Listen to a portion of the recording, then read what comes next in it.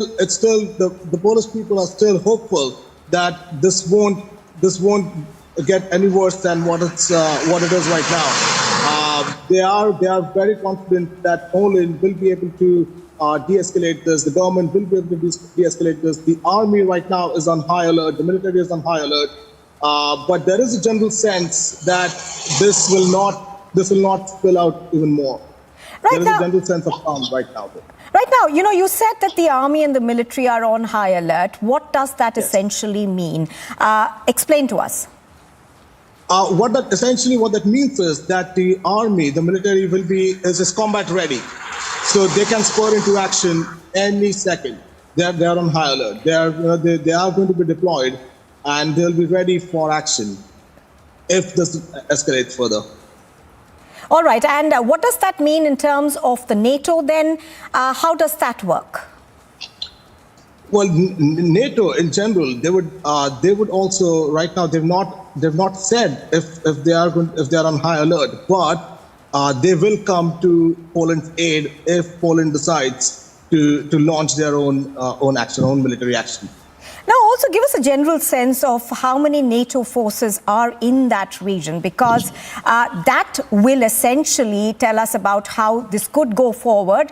At the moment, of course, everybody is hoping, and so are we, that this is going to scale down.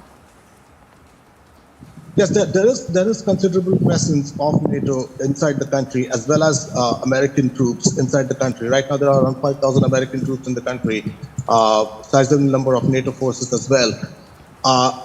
Even as we speak, though, ground action by NATO is not on the table as of now. So, but they are ready. They are combat ready. Even if something happens, if there was any combat, the Polish forces would be the first to spur into action, then followed by NATO. But it remains to be seen. It all depends upon the investigation the evidence that they come up with. Right, Ameya, at the start of this war between Russia and Ukraine, there was a lot of saber rattling, and we were reporting live from Poland, and we spoke to a large number of people there, and they seem to suggest that they're extremely worried, they're extremely scared of how, it could affect their daily lives. Now, is that sense of fear perhaps now coming back? You would have interacted with a lot of people around you. Is that now coming back?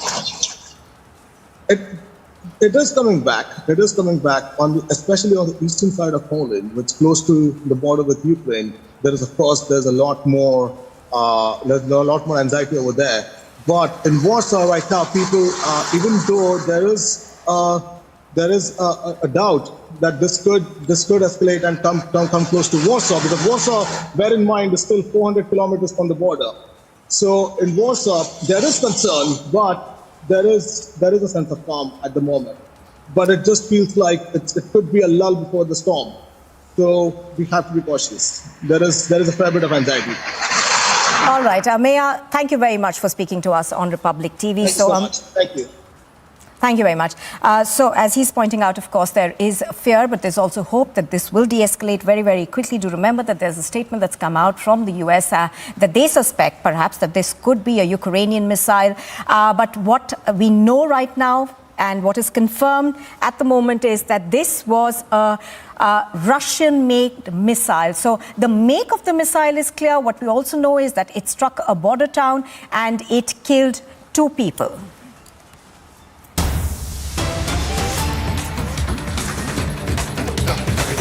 All right, we are now going to breaking news that we are getting. We are getting a breaking news report from Karnataka, where a BJP leader has allegedly been hacked to death in Kalburgi district. More details, of course, are still awaited. What we know so far is that this BJP leader was hacked to death in Kalburgi. He is Mallikarjun Muthia's death has been confirmed. Initial reports seem to suggest that his private parts were cut off. He was murdered even as he was working at his shop. So pictures on your screen are of what really happened. And Prajwal joins us live for more on this. Prajwal, explain to us what happened. What are the police saying?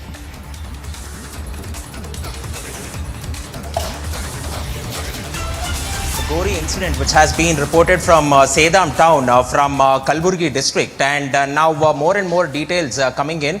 It is now being stated that Mallikarjun Mutyal was hacked to death last night, and his private parts were chopped off, and later he was also choked to death, is what the preliminary investigations of the cops are going on and stating. Now the cops are also suspecting 3 to 4 angles here, because of late there had been many incidents of thefts and burglary which had been reported from the district, and Mallikarjun Mutyal is also the owner of an electric shop, and daily he used to sleep in this particular shop, and this might be a case of burglary is what was being suspected. But surprisingly, there has been no sort of goods or electronic equipment which has been taken in. Now the local BJP MLA over there, Raju Patil Telkur, is going on and stating, he's suggesting that there might be a foul play and he has been murdered for some other reasons, is what he's stating, but the reasons are exactly not being known. And also it is being understood that Mallikarjun Mutyal had married 2 women, and there was already a property dispute going on between his first wife and second wife, and the children of both these wives used to always clash with each other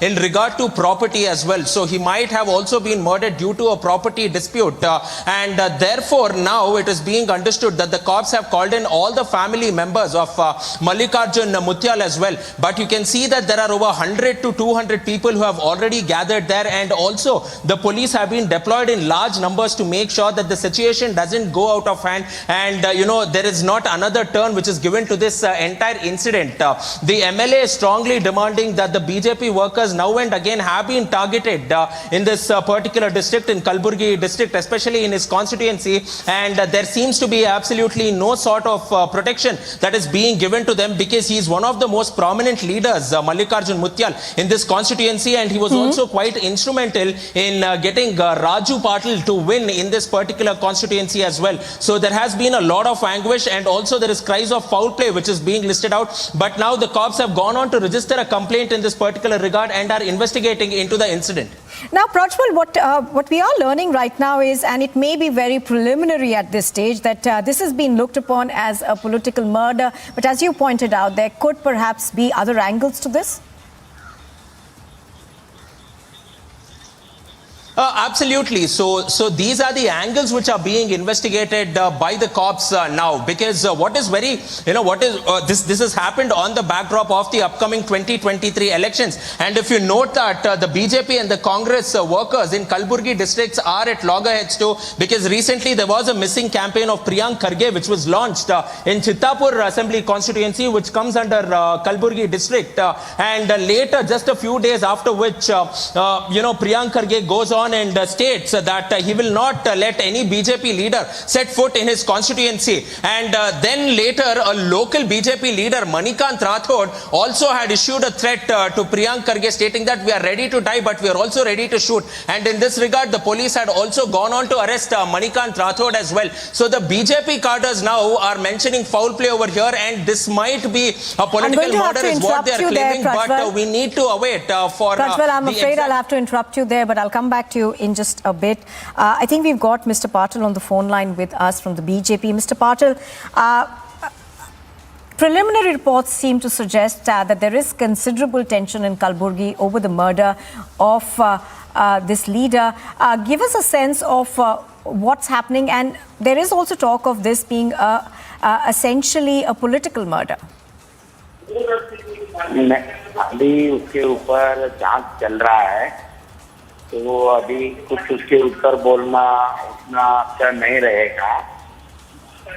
police पूरे उसके ऊपर जांच की team बिठाए हैं, और जो भी इसके लिए कारणीभूत है उसको तुरंत पकड़ के कार्रवाई करके उसको अंदर डालना जरूरी है। तो उसके जांच में अभी पुलिस वाले पड़े हैं, टीम भी बनाया है, तो ये 1-2 दिन के अंदर मालूम पड़ेगा ये पॉलिटिकल रिवाइवल है या पर्सनल है, ये पता नहीं है अभी। वो पता चलने के बाद कुछ बोल सकता है इसके ऊपर। जो भी हुआ है अच्छा नहीं हुआ है, ऐसे किसी आदमी किसी लोगों के साथ नहीं होना चाहिए। मैं ये इतना ही बोल सकता हूँ। ये इससे बहुत हमारे को तो बहुत चोट लगी है, ऐसा अच्छा कार्यकर्ता था सोना में, तो उसके ऊपर जांच चल रहा है। तो जांच के बाद जो भी हुआ है तो वो सामने आ जाएगा, देखेंगे क्या हो सकता है। जी बहुत बहुत शुक्रिया हमसे बात करने के लिए. So that was Raju Patil, the MLA, who says that the police is already investigating and also asking people to remain calm till we are given to understand that what has happened. I'm going to go back to Prajwal. Now, Prajwal, what are the police saying and how is the security situation in that area? You know, the security situation is a bit tense there because of the large number of people who have already gathered in, irrespective of communities. Let me tell you that there are many people, more and more number of people who have already come in there, and also KSRP platoons have also been deployed, and the cops are taking stock of the entire situation. So far, there has been only chants of demand for justice for Mallikarjun Mutyala, saying that the culprits, the offenders will have to be found immediately, otherwise they will go on and stage a dharna now. We are also getting to understand that the SP is also learning about this entire incident, and also all the top cops of the district are also present at Sedam town even as we are speaking.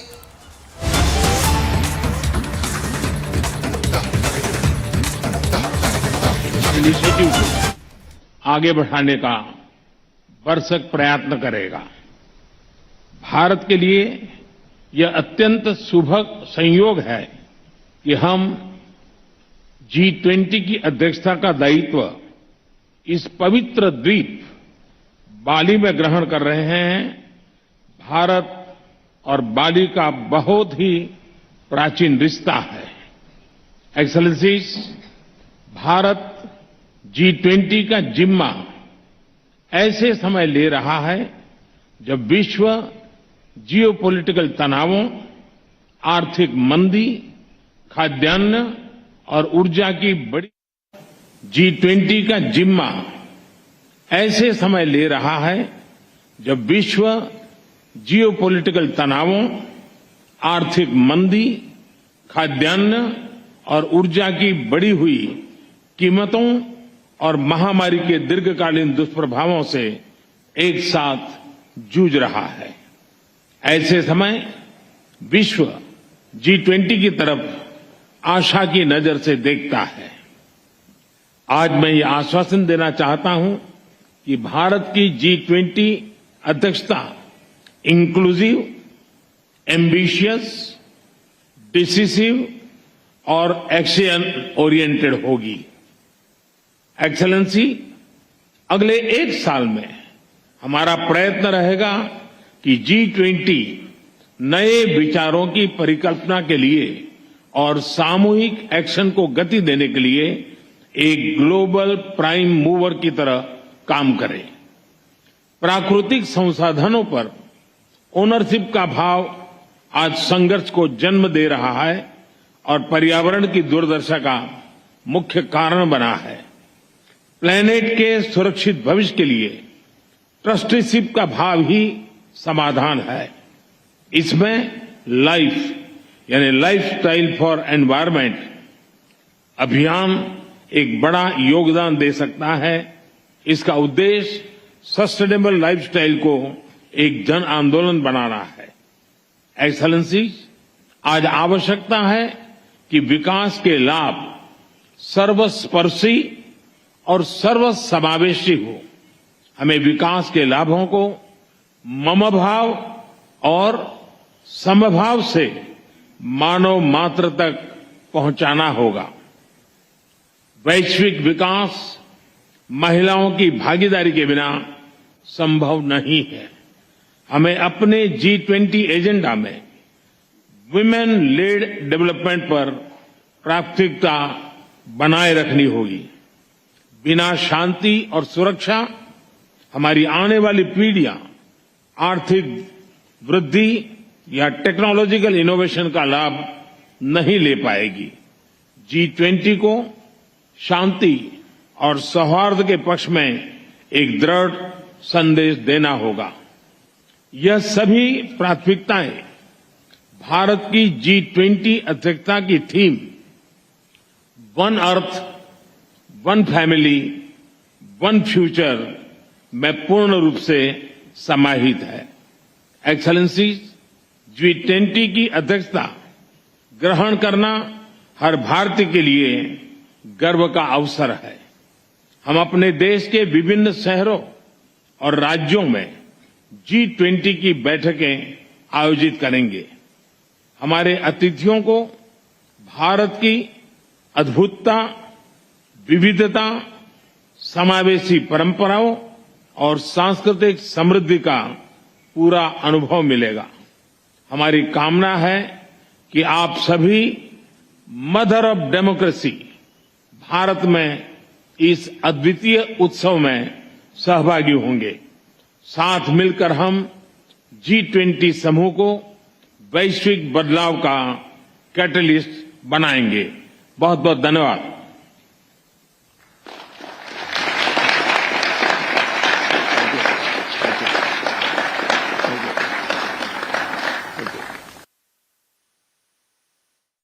Minister talking about India's priorities as India takes over the presidency of the G20, also outlining our agenda.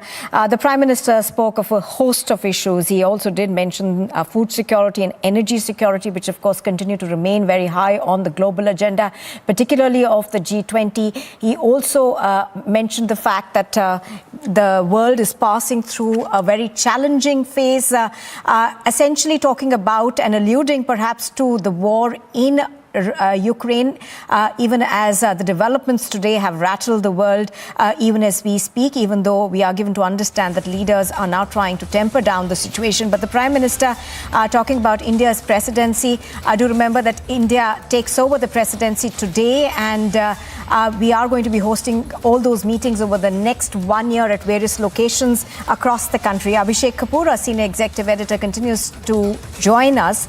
Now, Abhishek, the Prime Minister, of course, talking about key issues that we would want the G20 to focus on.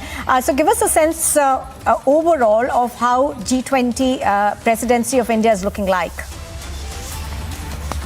Nipur, India's presidency of G20 takes time globally within the country as well. Within the country, because we are marking 75 years of India's independence, so it's an important benchmark as a nation, as a society, as a civilization. And globally, because of the kind of crisis the world is passing through post the COVID pandemic, the fragile economic recovery, made difficult by the Europe war and the disruptions in the global supply chains, the energy crisis, the veritable food insecurity that's panning out, the crisis in terms of world food supplies, and it's going to worsen given the inflation situation that's prevailing across the economies and across the regions. So I think India to be taking up the presidency, we have to be that much extra responsible and provide solutions. So I think the Prime Minister there mentioning that being the mother of democracies and a civilization, and the fact that in, for example, digital transformation on which this session was, India has made remarkable achievements over the last few years to a level where even the West, which is technologically much more advanced, looks at our models in terms of using digital platforms for government delivery, for example, and overall societal uplift. So we will contribute in those on those issues when over the next 1 year, over 200 meetings take place in about 55 cities across India, and of course the main summit in November next year in New Delhi. It's going to be a very important, fascinating time for Indian diplomacy, Indian diplomats, Indian society and the nation to be showcasing our Bharat और बाली का बहुत ही प्राचीन रिश्ता है। Excellencies, Bharat G20 का जिम्मा ऐसे समय ले रहा है जब विश्व जियोपॉलिटिकल तनावों, आर्थिक मंदी, खाद्यान्न और ऊर्जा की बढ़ी हुई कीमतों और महामारी के दीर्घकालीन दुष्प्रभावों से एक साथ जूझ रहा है। ऐसे समय विश्व G20 की तरफ आशा की नजर से देखता है। आज मैं ये आश्वासन देना चाहता हूं कि भारत की G20 अध्यक्षता इंक्लूसिव, एम्बिशियस, डिसिसिव और एक्शन ओरिएंटेड होगी। एक्सेलेंसी, अगले एक साल में हमारा प्रयत्न रहेगा कि G20 नए विचारों की परिकल्पना के लिए और सामूहिक एक्शन को गति देने के लिए एक ग्लोबल प्राइम मूवर की तरह काम करे। प्राकृतिक संसाधनों पर ओनरशिप का भाव आज संघर्ष को जन्म दे रहा है और पर्यावरण की दुर्दशा का मुख्य कारण बना है। प्लेनेट के सुरक्षित भविष्य के लिए ट्रस्टीशिप का भाव ही समाधान है। इसमें लाइफ यानी लाइफस्टाइल फॉर एनवायरमेंट अभियान एक बड़ा योगदान दे सकता है। इसका उद्देश्य सस्टेनेबल लाइफस्टाइल को एक जन आंदोलन बनाना है। एक्सेलेंसी, आज आवश्यकता है कि विकास के लाभ सर्वस्पर्शी और सर्वसमावेशी हो। हमें विकास के लाभों को ममभाव और समभाव से मानव मात्र तक पहुंचाना होगा। वैश्विक विकास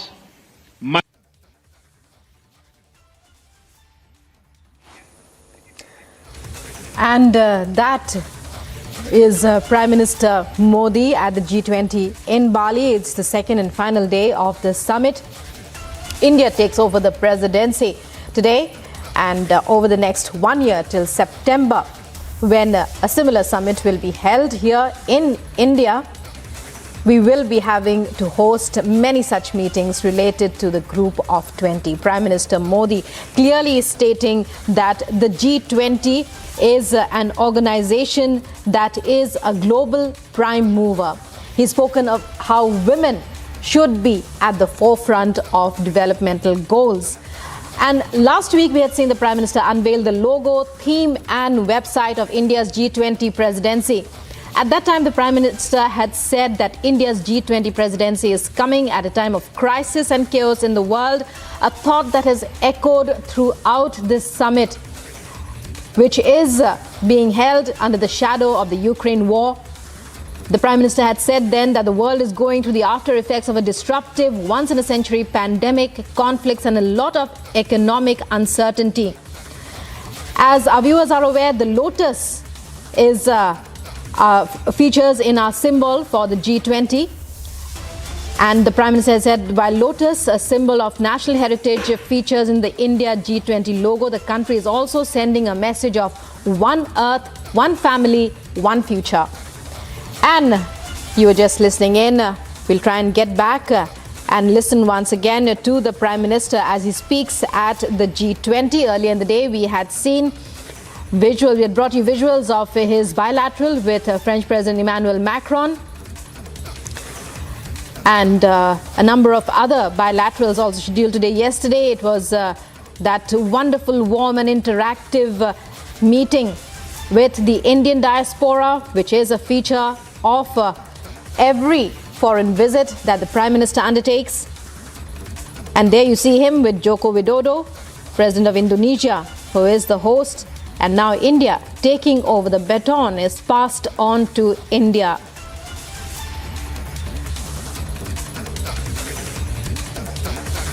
कौन होगा? ट्रोइका का मतलब ये होता है कि जो आउटगोइंग प्रेसिडेंसी होती है, जो करंट प्रेसिडेंसी होती है और जो इनकमिंग प्रेसिडेंसी हो जाती है। तो ये पहली बार होगा 1 दिसंबर 2022 से कि आउटगोइंग प्रेसिडेंसी यानी कि इंडोनेशिया, करंट प्रेसिडेंसी यानी कि इंडिया और जो इनकमिंग प्रेसिडेंसी यानी कि ब्राजील, ये तीनों ही जो अर्थव्यवस्थाएं, जो इकोनॉमीज हैं, ये डेवलपिंग या फिर इमर्जिंग मार्केट कह सकते हैं। तो डेवलपिंग कंट्रीज का जो पार्टिसिपेशन है इन मल्टीलैटरल प्लेटफॉर्म्स के ऊपर, इनकी जो आवाज सुनी जाती है, वो आप कह सकते हैं कि काफी बैलेंस्ड और ज्यादा होगी मल्टीलैटरल प्लेटफॉर्म्स के ऊपर। साथ ही साथ इस बात को And Abhishek Kapoor joining us on this. Abhishek, we're seeing those wonderful visuals, the baton passed on to India, and Prime Minister Narendra Modi there. You were just listening to him. Also, President Joko Widodo. A very significant moment as the Prime Minister outlined India's agenda at the G20 presidency. speaking about how it's a very challenging phase that the world is passing through. It's over to you to give us more insight, some perspective on the major takeaways of this 2-day very crucial summit that we witnessed.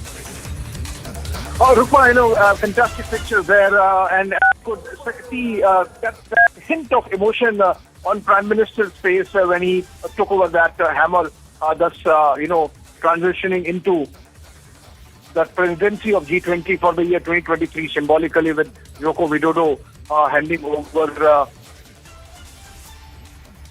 amid all the applause that's accompanying in the pictures, as we can see. It's a significant moment for the country, for the nation, and for the society that in the 75th year of independence, we are helming an organization which accounts for 85% of global trade, 75% of GDP, and 2/3 of the world population. A very decisive organization, unlike United Nations, which is clumsy, about which Prime Minister mentioned in his opening remarks yesterday when he said that not much decision-making happens in the United Nations as it exists today and needs important reforms.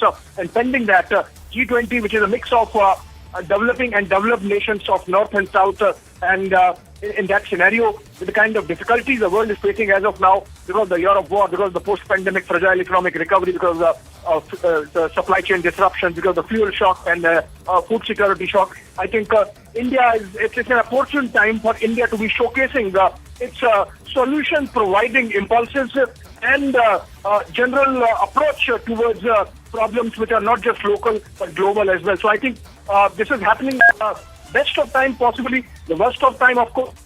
It challenges, but then as it is said, opportunities and challenges come together, and it is an opportunity for the nation to really rise together and to meet this challenge of providing global leadership on a platform which is relevant, which is significant, which can provide solutions, be it climate change, be it food security, be it energy supplies, and India's position has been well appreciated, and that can be seen in the fact that the G20 communique, which was released, mentioned Prime Minister's 5 words that were made to President Putin, that this is not an era of war. So I think a message being sent across and in these pictures, and which would be strengthened over the next 1 year as India's presidency of G20 pans out, that we are here as solution providers. We are a civilizational nation state which has answers to global problems if you listen and if you execute them. And Prime Minister underscoring one very important aspect in his closing remarks when he said that we are going to provide an action-oriented presidency for G20, which is driven by solutions. So I think significant moment there, and as I mentioned, the Prime Minister, showing that hint of emotion on his face, because it's a big moment for the nation as a whole that we are taking over presidency of G20, and as a coincidence also in the 50th year of India's independence. In fact, we were supposed to take over presidency of India in 2022, but then a swap. It should be in 2023 because that's the year we will be marking our 75th year of independence. So those two moments should coincide.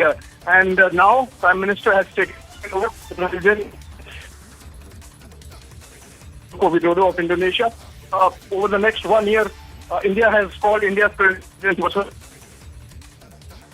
one people, and the solutions to all the global problems would be discussed spread over the entire year. 200 meetings, big and small, spread across 55 cities across the country. It's not just Delhi-centric, New Delhi-centric, and all these leaders who will be traveling, and the global decision-making community, influencer community that would be traveling to India over the next 1 year.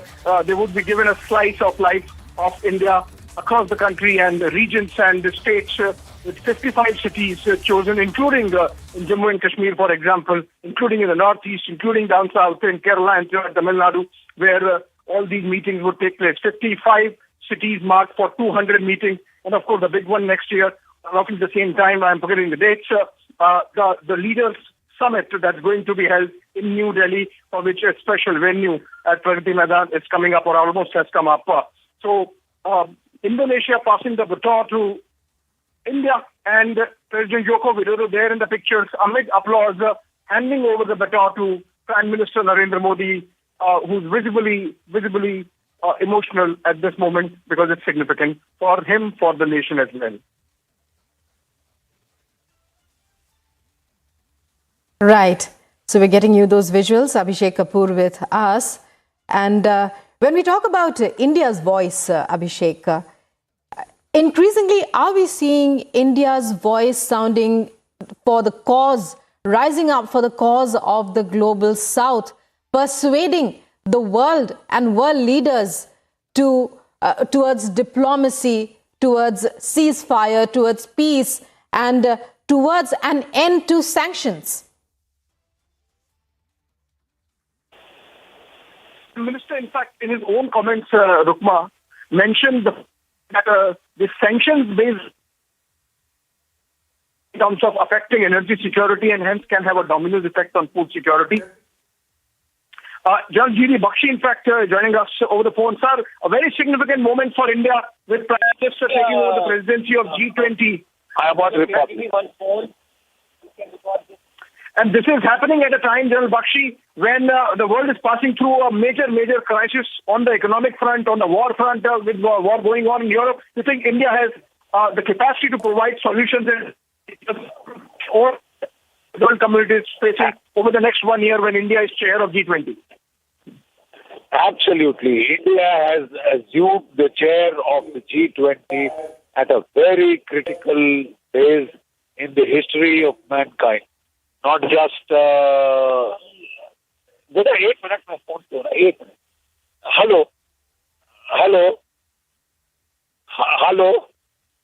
Hello? Yes, sir. Please go ahead. Please go ahead.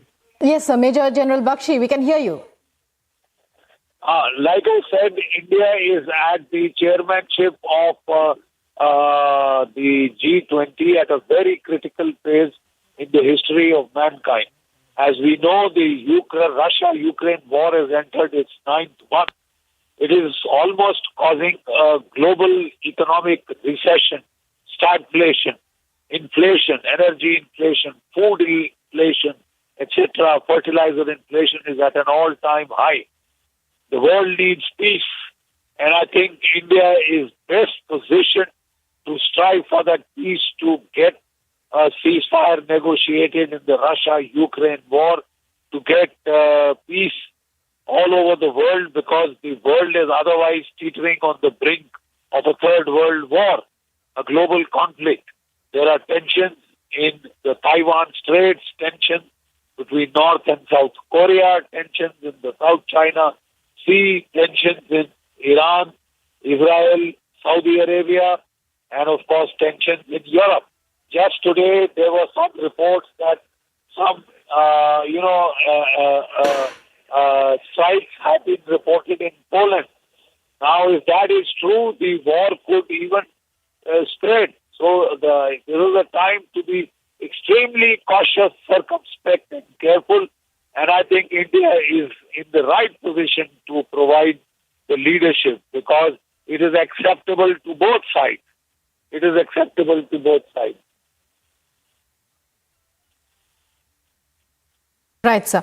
So, General Bakshi, Major General Bakshi, when we talk about the other pull side, the other very significant pull side between China and the United States, the statements coming in were that from Joe Biden was that there is no change as far as the United States is concerned in the Taiwan stance.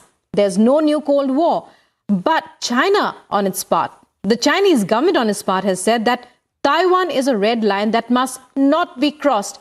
In view of all that's gone on in the G20, what do you think these statements mean? These statements mean precisely, they say, China was feeling very humiliated when Nancy Pelosi visited Taiwan, despite all its breathing hot and cold, despite all its threats and, threats to ramp up the conflict. The visit went ahead, and then it was followed by a flurry of visits by senior American officials to Taiwan.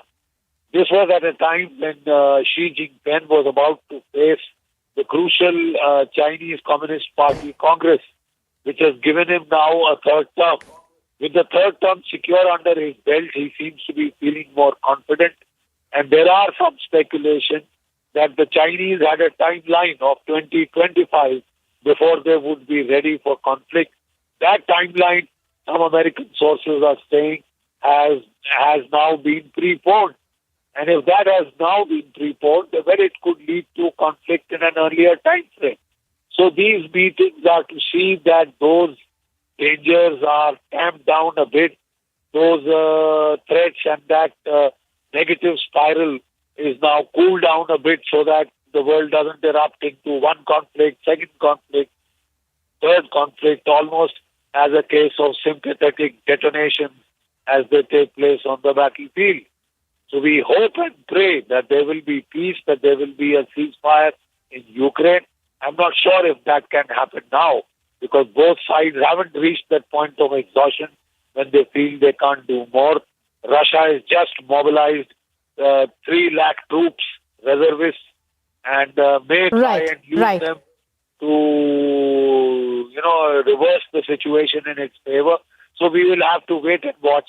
But within a couple of months, that crucial point will come where the sides will be exhausted and will be looking for a way out and off-ramp from the conflict for Putin, for Zelensky, for the West. Right, sir. Many thanks for speaking with Republic and sharing your thoughts with us. Thank you very much for joining us. And so, as we were telling you, it's a very big moment for India. As Abhishek, our senior executive editor, was saying, Prime Minister Modi there somewhat emotional as India is handed over the baton to as the president.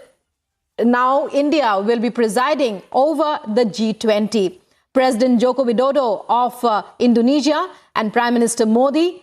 And Prime Minister Modi in his speech spoke about the vision that India has for the G20.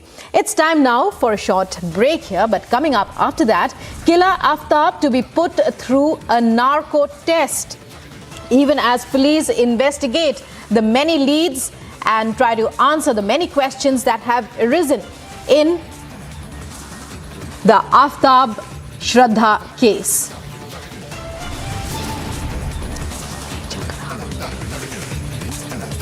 Also coming up, cash for ticket scandal in the national capital as Delhi heads for MCD polls.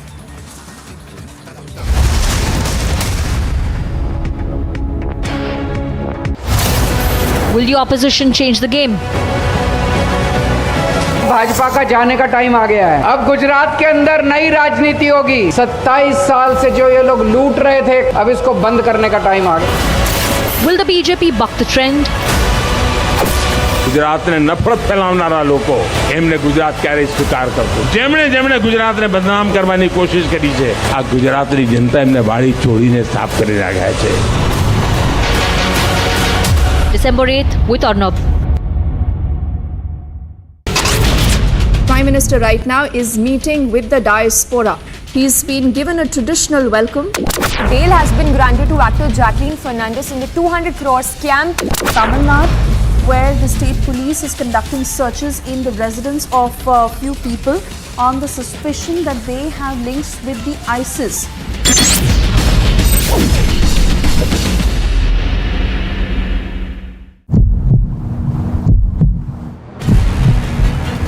यहीं पर आफ्ताब पूनावाला आता था और रात के 2 बजे लगातार वो 20 दिनों तक यही करता था।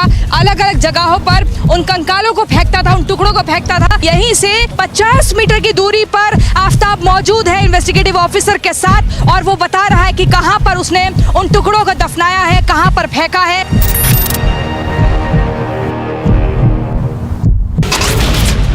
Security forces have busted a major plot of the terror groups to carry out a major terror strike within the Jammu city, and 2 IDs have been busted by the Jammu police. IT department is conducting search in Greater Kailash 2, which is in the national capital. Now, rupees 1 crore cash has been seized. First pictures of Aftab inside the prison in connection with the horrific murder that took place in the national capital.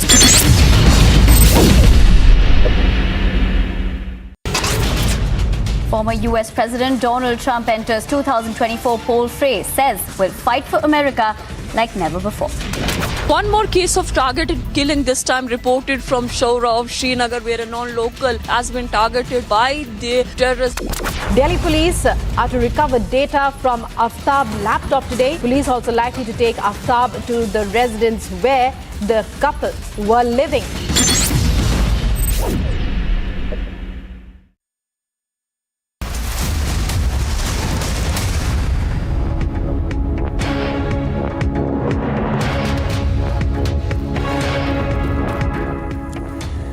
And India takes the lead in G20, as we've been covering and showing you through those visuals. These are visuals, the latest visuals from the G20 summit underway in Bali in Indonesia. A visibly emotional Prime Minister Modi taking over the presidency from President Joko Widodo of Indonesia.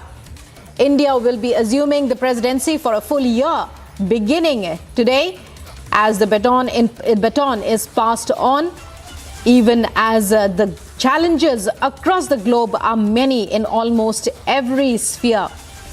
Meanwhile, today is the second and final day of the G20 summit. It's the 17th G20 summit that's underway.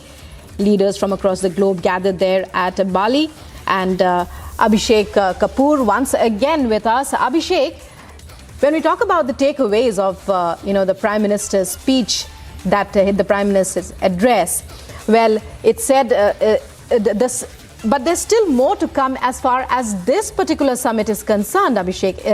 Am I not wrong? Because, we are expecting the leaders' declaration to support the acceleration of the world's recovery. That's one thing. And also, are there more bilaterals to come? Yes, Rukma. So the G20 communique is already out, and it has a substantial imprint of what Prime Minister Modi has said over the last 2 days while he has been in Bali. And of course, the bilaterals going on as we speak with Singapore, and later also lined up between Prime Minister Modi and the leaders of Germany, Italy, Indonesia, Australia and the United Kingdom, the last being with Rishi Sunak. Let's on that note go to Aarti Tikku Singh. She's in fact joining us live from Bali. Aarti, you have been there for 2 days. Just a couple of things that come to mind, and if you can throw some light on them. The G20 communique, it shows or reflects some fissures that exist between the leaders themselves, apart from the fact that Russian President Vladimir Putin decided to absent himself and sent in Sergei Lavrov, who in fact left midway, clearly suggesting the kind of stalemate that exists between the West and Russia. Apart from that, also the language itself is suggestive that when the dialogue would have taken place between the leaders, there have been a lot of differences and the difference of opinion. If you can throw some light on what scale of differences were there and what was the role the Indian side played in bringing together the leaders and the fact that a communique could actually come out.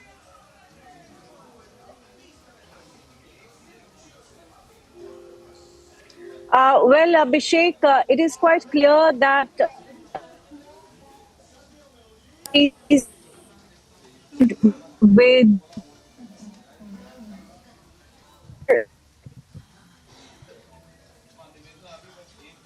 Go ahead, Aarti. If you are getting me, please go ahead.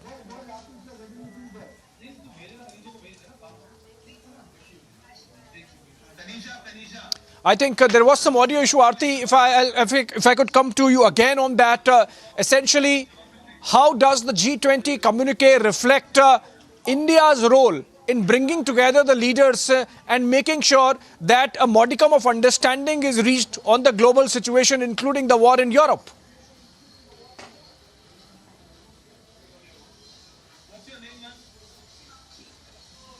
Okay, I think we are having some network issue there, and that's the reason why we couldn't hear Aarti. She's there in Bali, and she was reporting live with us, and she joined live with us. But let's try and reconnect again if the connectivity issue can be sorted. But important 2 days for Indian diplomacy, and in fact, they are going to be important one. It's going to be important 1 year for Indian diplomacy as India takes over as president of G20.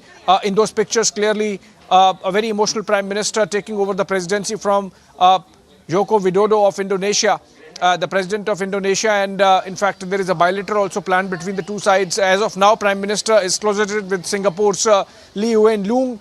And After that, he would be meeting leaders of Germany, Chancellor Olaf Scholz, and the last being with Rishi Sunak, the Prime Minister, or the new Prime Minister of the United Kingdom. Prime Minister already has had bilaterals with the French President Emmanuel Macron, the pictures of which beamed earlier in the day. And apart from that, he has participated in 3 sessions, one each on food security, energy security, and digital transformation that are taking place. But that's a small part of the overall mechanism that G20 really helps. The G20 communique, of course, talking about the challenges that the world community is facing. On that note, I hand it over back to Rukma. Of course, we'll come back if we can connect again with Aarti, who's there in Bali for us.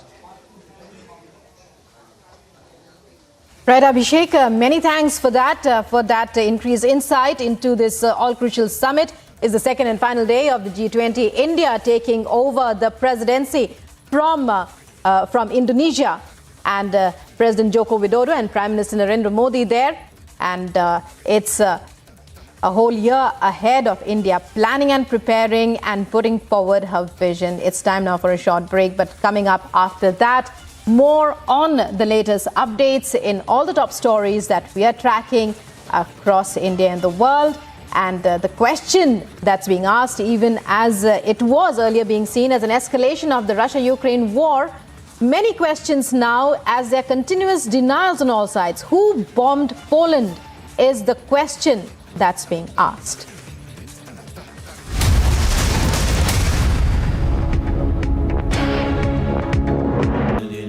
Amity has been ranked India's #1 not-for-profit private university for 10 years, with top 10 ranked institutions in management, engineering, biotech, law, mass comm, telecom, hospitality, fashion and more. Yet another top ranking for Amity University. यहीं पर आफ्ताब पूनावाला आता था और रात के 2 बजे लगातार वो 20 दिनों तक यही करता था। अलग अलग जगहों पर उन कंकालों को फेंकता था, उन टुकड़ों को फेंकता था। यहीं से 50 मीटर की दूरी पर आफ्ताब मौजूद है इन्वेस्टिगेटिव ऑफिसर के साथ, और वो बता रहा है कि कहां पर उसने उन टुकड़ों को दफनाया है, कहां पर फेंका है।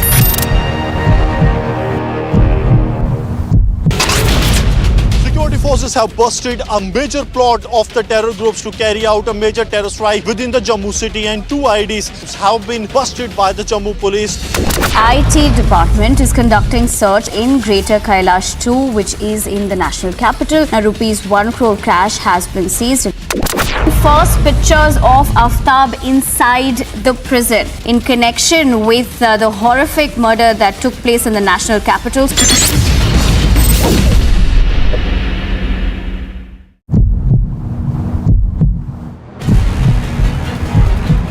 श्रद्धा को क्यों मारा? आफ्ताब श्रद्धा को क्यों मारा? आफ्ताब बता, देखो आफ्ताब दिख रहा है, देखो मुंह छिपा रहा है अपना, कुछ भी बोल नहीं रहा है, मुंह छिपा रहा है। अभी से पछतावा हो रहा है आफ्ताब को, लेकिन कुछ बोलने से बच रहा है।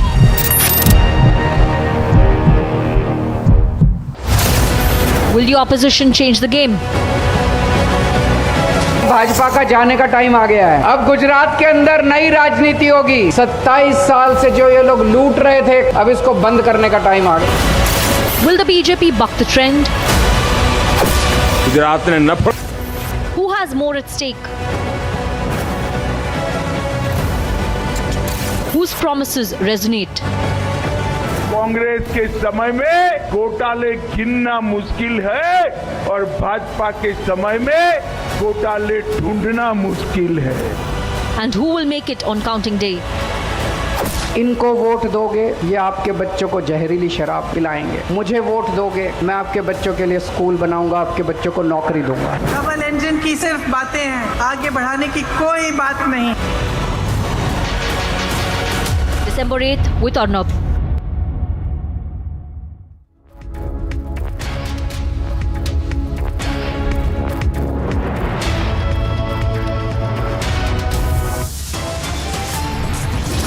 Top headlines at 1 p.m. India takes the lead at G20. Back-to-back engagements and bilaterals at G20 for Prime Minister Modi. The picture that speaks 1,000 words about India's stature as world leaders salute India's leadership.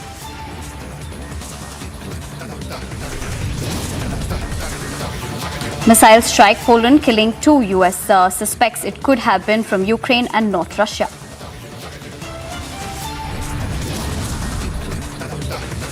Donald Trump makes it official. He will run against Biden in the 2024 US presidential polls.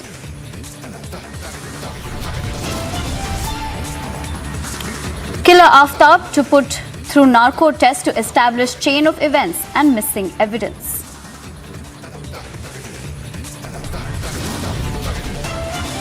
Cash for ticket scandal hits AAP ahead of MCD elections. AAP MLAs, family members and associates arrested.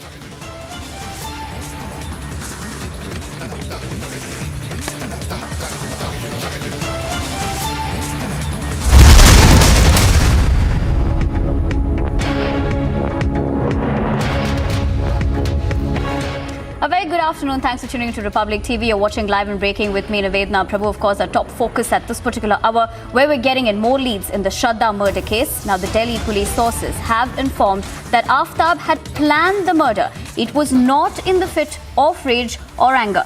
Now, remember, this is as, of course, the Delhi police are investigating this particular matter and the angle of others who regularly came and the crime scene even after Shraddha's murder.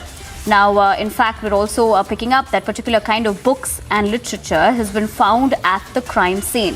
So police are also probing role of other suspects. Now, of course, there are more details that are emerging from the Shraddha murder case.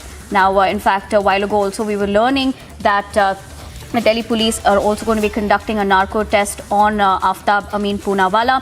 Now, the latest that we're learning in this is that the Delhi police sources have informed that Aftab had planned the murder and it was not in the fit of rage or anger. In fact, we have our executive editor Aishwarya Kapoor also joining us from the Delhi newsroom to give us more details about this. Aishwarya, of course, this was all along something that the police were also probably looking at with the fact of the chain of sequence of events. If you were to talk about the fact that the couple was initially from Mumbai, then they went on this trip to Himachal Pradesh, and then, of course, they were living in this particular place in Chhatarpur. And now with the fact that the angle that is coming out, that it was not in the fit of rage or anger, this could have pretty much been a well-planned murder. Well, absolutely, Nivedna. That is what we are being clearly told by our sources, that it was a well-planned murder. It was planned at least a week prior. That is what has come after the preliminary interrogation of Aftab, the man behind this monstrous murder. And not only this, there is no remorse. Delhi police, according to our sources, is going to mention in its report that there is no remorse. There is no remorse. He's not feeling sad. And hence they feel, and also there are certain other particular tips and information which they have gathered after the interrogation of Aftab, that this was a premeditated murder. It was a well-planned murder, not in any fit of rage, anger, as it was being told initially. No. Also the 3 individuals, in which there is 1 female and 2 male, who were regularly coming to this crime scene even after the murder of Shraddha. The Delhi police is going to continue their investigation in this regard, because according to our sources, they are still not convinced. Though Aftab is denying that anyone else was not even involved but not even aware, but Delhi police is still investigating that angle according to our sources, because there were at least 3 individuals who were regularly coming to the crime scene, and to miss the stinge, to miss the blood spots, because the information coming in that he was still taking out food and water from the same fridge. So how can this 1, 2 or 3 individuals who were regularly coming to the crime scene, to this flat where the murder, the monstrous murder, the inhuman act took place, were not aware? They did not notice. So Delhi police is just not ready to accept a no, which Aftab is saying, because yes, he has accepted to the crime, but simultaneously our sources are clearly telling us that there is no remorse on his face or his emotions, and he has not expressed any remorse. The indications are that it was a well-planned murder to the point that the weapons were bought at least a week prior, the money for the fridge. So all of those details are coming out, which suggests that it was a well-planned murder. But the only angle which the investigation is going to continue at this very point is that those 3 individuals who were regularly coming to the crime scene to this flat, how can they miss the blood spots which are still present in the kitchen? How can they miss the stench, the smell of a body being kept in a normal fridge? How can they miss? They cannot. And that's why police will continue the investigation according to our sources. And also, yes, a lot of books, particular kind of literature has also been recovered and is in police custody at this point of time. Back to you, Nivedna. Right, Aishwarya, of course, as you're pointing out, the Delhi police is investigating now. The other big breakthrough in this was that the narco test will be also conducted. So in a way for the police, as with Aftab, on one hand is changing his statements frequently. So obviously the narco test in some way would aid the police to get further leads.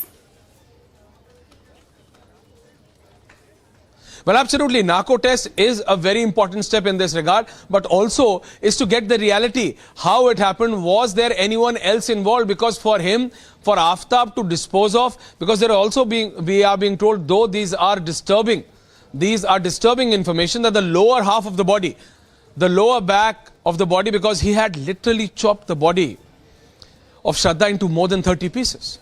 So the lower half of the body has been found, a part has been found in the drain. So he was desperate to get rid of the evidence of the body.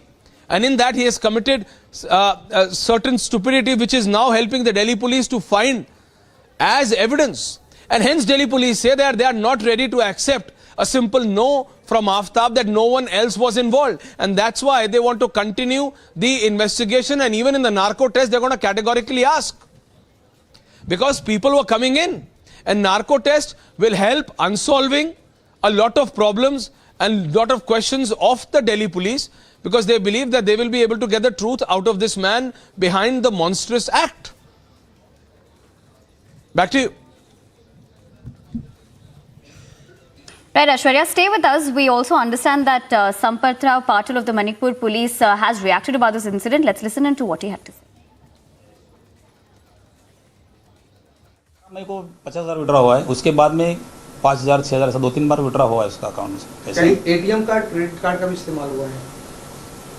नहीं, वो bank account details उसके साथ से खाली withdrawal का अपने पास information है। वो ये श्रद्धा और वो आफ्ताब दोनों का मोबाइल हमने एनालिसिस किया था, मोबाइल का तांत्रिक विश्लेषण किया था, बैंक डिटेल्स दिया था, जो नाडर है उसका स्टेटमेंट रिकॉर्ड किया था, आफ्ताब को बुलाया था उसका स्टेटमेंट रिकॉर्ड किया था। ये जो सारी चीज़ सामने हमारे आए और जब हमें लगा कि विसंगति उसमें है, पैसा विड्रॉ हुआ है, जो मोबाइल 2.5-3 महीने से मोबाइल बंद है, वो हिसाब से हमें किधर ना किधर हमें डाउट लग रहा था। Aishwarya, back to you. Of course, now the fact that the police is also pointing out these financial details and angles to it, if you could give us more details on that front that are now emerging. Well, the fridge was bought via online payment. Police is also looking in that whether Aftab used Shraddha's account, Shraddha's money after killing her. So all of these details are being found out, because what we are being told initially that Aftab had the details, the PIN, the password, whatever is the required information to use Shraddha's account. So how much money was used by Aftab? Because money...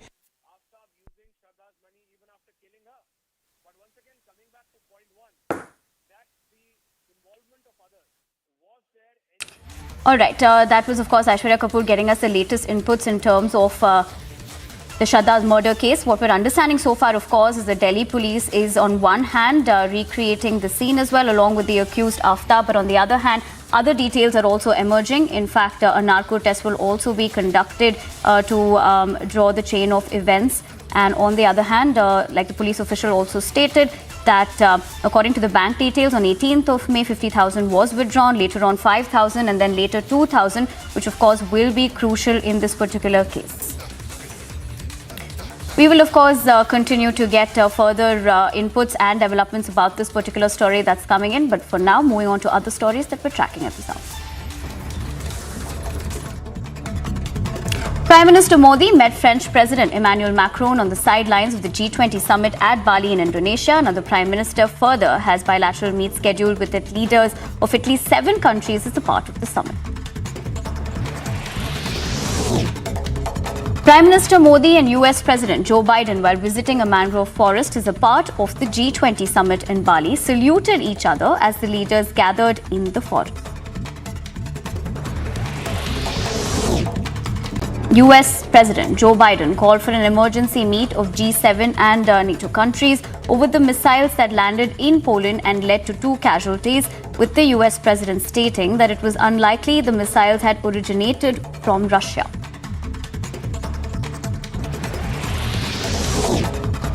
The Russian Defense Ministry released a statement denying responsibility for the missiles that hit Poland, further calling such statements by the Polish media statements deliberate provocation aimed at escalating the situation. Ukrainian President Zelensky called the missile attack in Poland a significant escalation owing to Poland being a NATO country. The Ukrainian president further announced Ukraine's support for Poland, stating that Ukraine was aware that the violence would not be limited to the country's borders, as was the case of Moldova. Former US President Donald Trump has announced his plans to run for president in the 2024 presidential elections, with the campaign being his third for the position. Hitting out at the current US President Joe Biden as he announced his candidacy, Donald Trump hit out at the current US administration's economic policies, further stating that Joe Biden has destroyed the economy of the United States.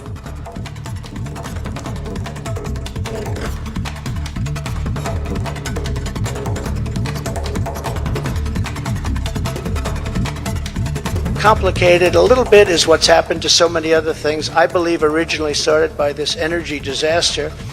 We were $1.87 a gallon for gasoline, and now it's hitting $5, $6, $7, and even $8, and it's going to go really bad.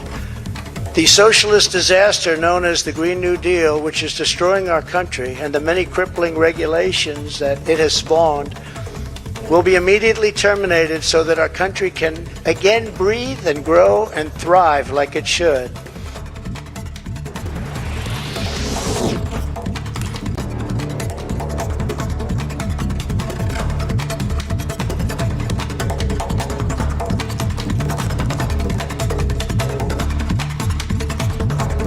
Hitting out the current US President Joe Biden has announced his candidacy in a Donald Trump hit out at the current US administration's economy policies, further stating that Joe Biden had destroyed the economy of the United States.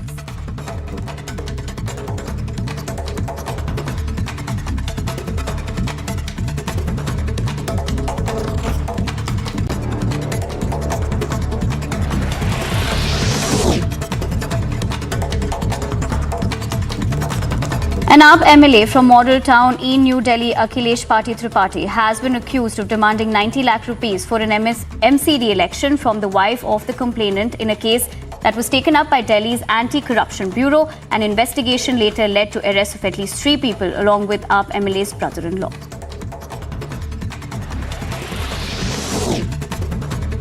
At least 10 pieces of bone have been found amid the investigation in Shraddha's murder, with the police further having found bloodstains in the kitchen of the house.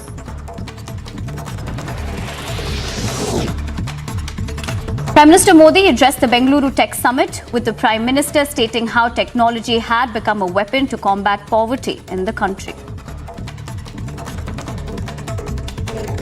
India is using technology as a weapon in the war against poverty.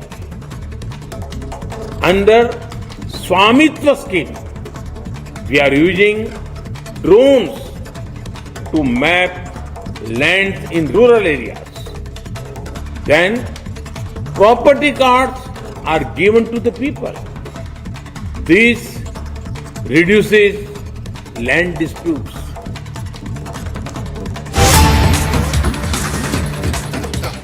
Moving on to more breaking news that's coming in. Republic is learning that more gelatin sticks have been recovered from Udaipur. Now, this comes after Rajasthan police stated that the railway track explosion case is an act of terror. Now, remember, even the NSG had stepped in to take cognizance of this incident, and investigation was currently underway.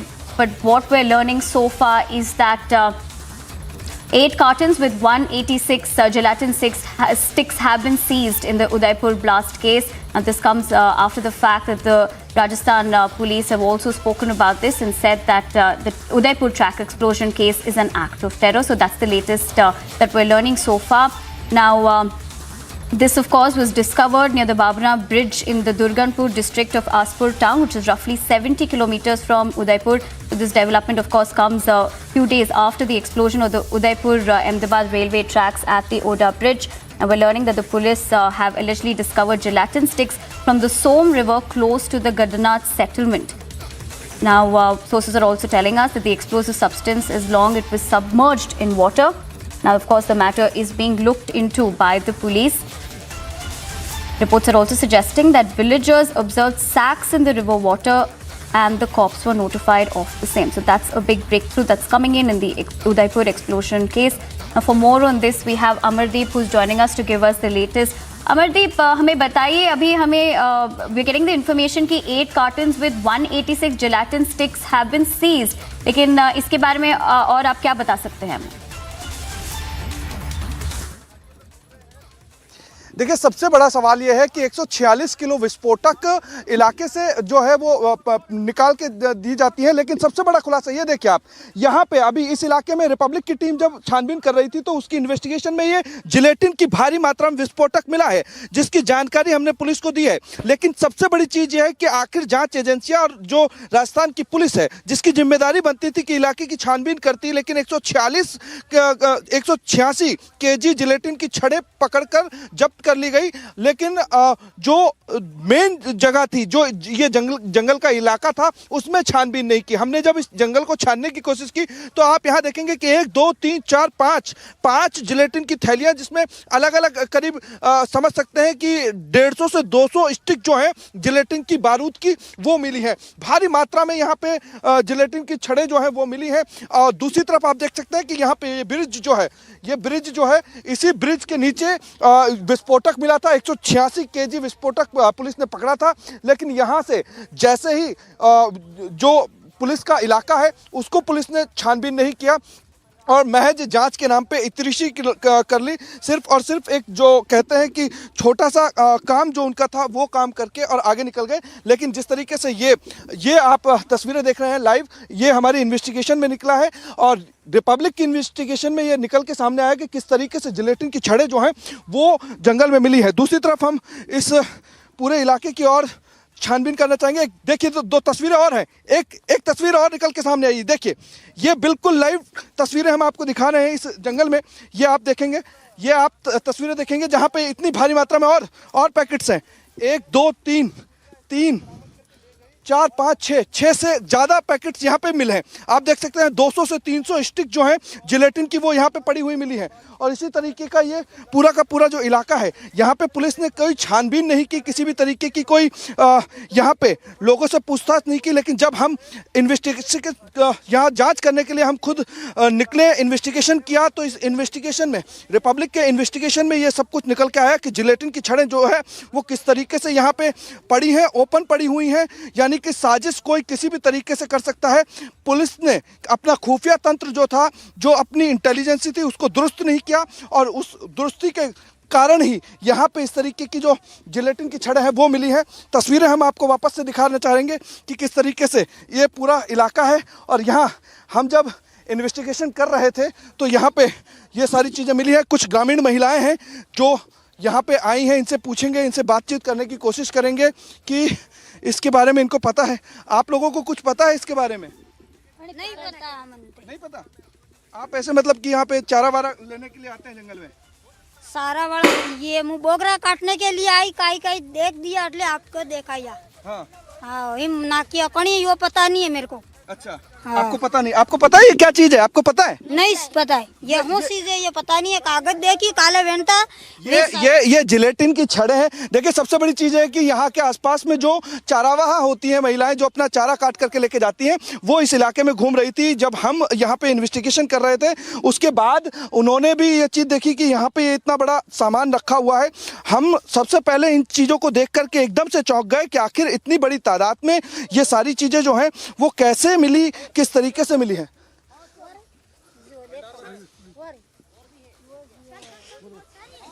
अरे यार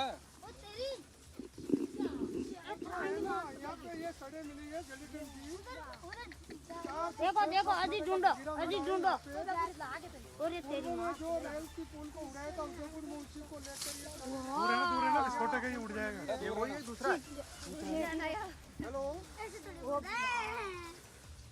यहाँ से ये नहीं देखा था ये नहीं मिल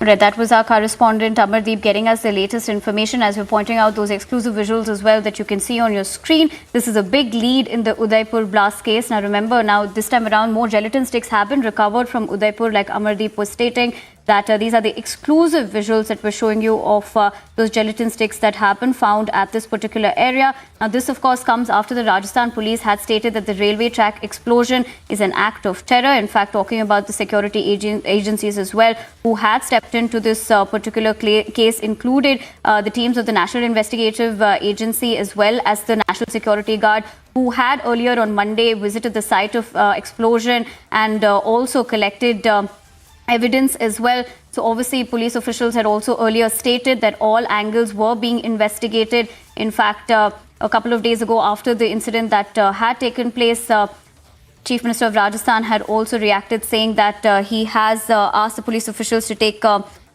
cognizance of the matter and swift action as well. But now these are of course the visuals that we are showing you right now exclusively on Republic, where we're understanding that 200 kg of gelatin and in 7 sacks have been recovered 70 kilometers away from the explosion site. This is of course a big breakthrough in this particular case.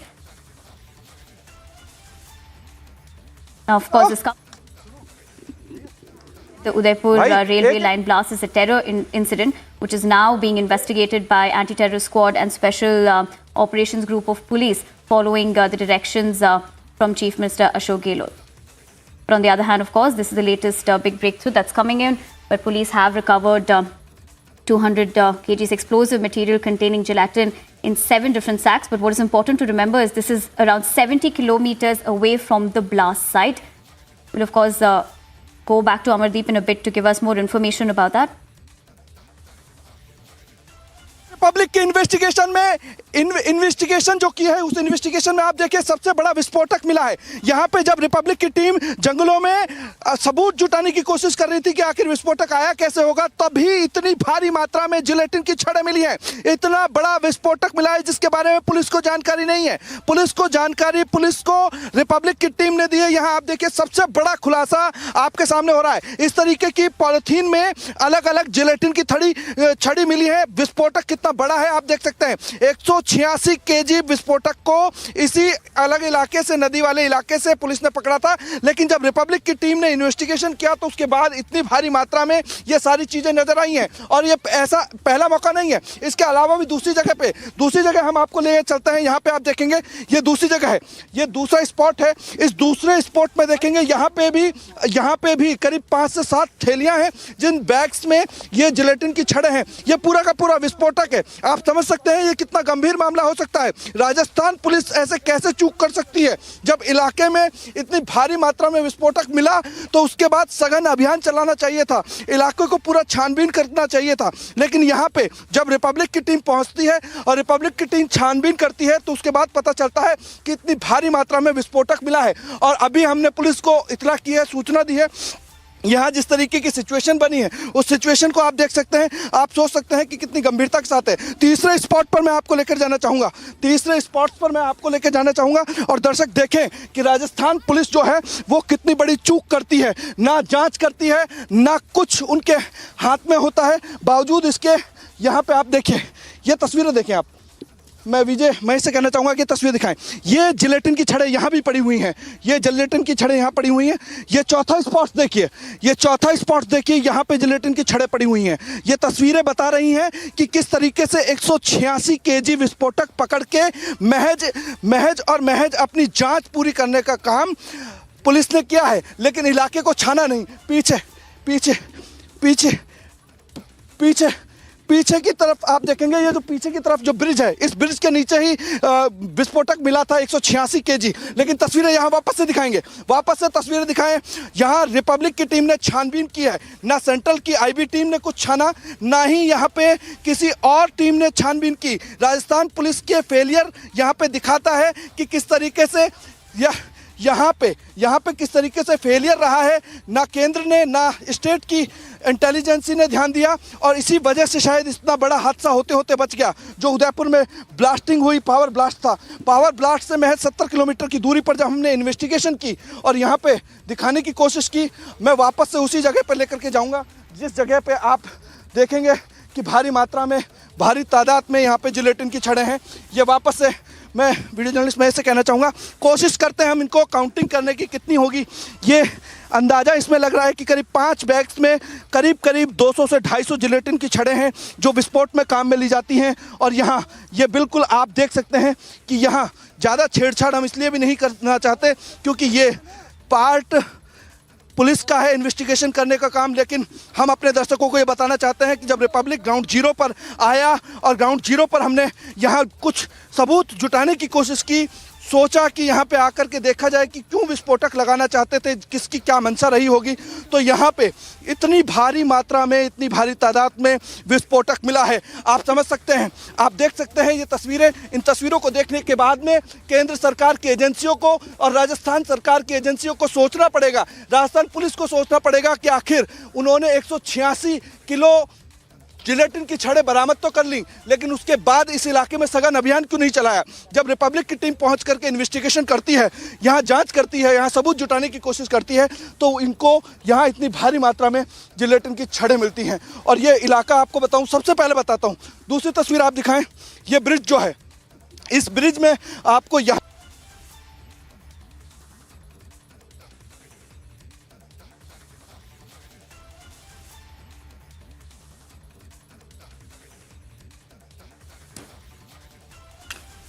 Well, that was Amardeep, of course, getting us the latest inputs. And Republic, of course, is the only channel to be reporting live from this recovery site in Udaipur, where an alarming development has happened in the Udaipur case. We'll, of course, keep going back to him to get the latest developments on that particular story. But moving on to more breaking news that's coming in right now.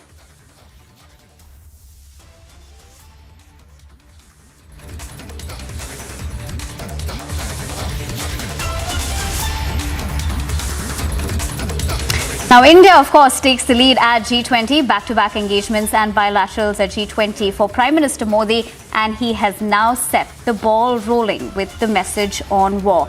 Now, of course, we did see Prime Minister Modi also make that statement yesterday, but on the broadcast right now, we also have Aarti Tikku Singh, senior journalist as well as co-founder of the New Indian, joining us live from Bali, Indonesia. Aarti, thank you for joining us on Republic TV. A very good afternoon to you.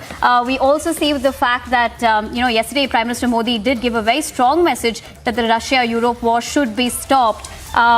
This, of course, is great news for India on an international platform, but to kind of see how this message is being taken very well.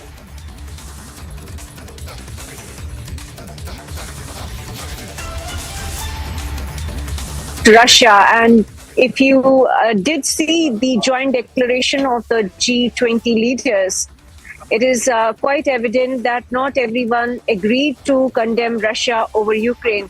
We don't know who are the member countries of the G20 grouping which did not agree, but one, of course, is very sure that Russia did not agree condemnation against itself, and that is why Russia's Foreign Minister Lavrov left G20 summit midway. We also know that most of the member states of the G20 grouping did condemn Russia against its aggression it has been showing towards Ukraine. And I think that you can say by and large, most of the countries have sort of backed the United States and the NATO countries, the West, in fact, over the war in Ukraine. And I think it's also in tune with what Prime Minister Modi has been asking repeatedly for several months now to the leadership in Moscow as well as Kyiv. In fact, India has taken a very balanced approach and balanced stand on the issue and asked both sides to stop the war and sit across the table to resolve the issue through dialogue. I think this message clearly sounded, had a lot of backing, lot of support at the G20 summit. But sure, Russia and perhaps some more countries were not in agreement. Aarti, since you mentioned that some of the countries were not in agreement, in fact, I can see that there were some fissures within the grouping on the wording of the communique itself. Remember, the leaders summit of the finance ministers of G20, of the health ministers of G20, of the foreign ministers of G20. In none of those summits, any communique or joint communique could be issued. But this time, I think we have succeeded, despite the fact that Para 3, for example, observes that there were differences within the leaders as to how much to really criticize Russia or pan-Russia for the Europe war. But still, I think some deft diplomacy happened and a communique could come out. How much role you think India played in that, Indian diplomats played in that? The fact that Prime Minister Modi's 5 words to President Putin, this is not an era for war, also find mention in the communique. Aarti. Well, clearly you can see the imprint of Indian influence on the communique. You can see that India has, actually we know that India has very good relationship with both sides of the war. In fact, India's relationship with the United States and its historic relationship with Russia clearly gave India an advantage to influence the outcome of the G20 summit.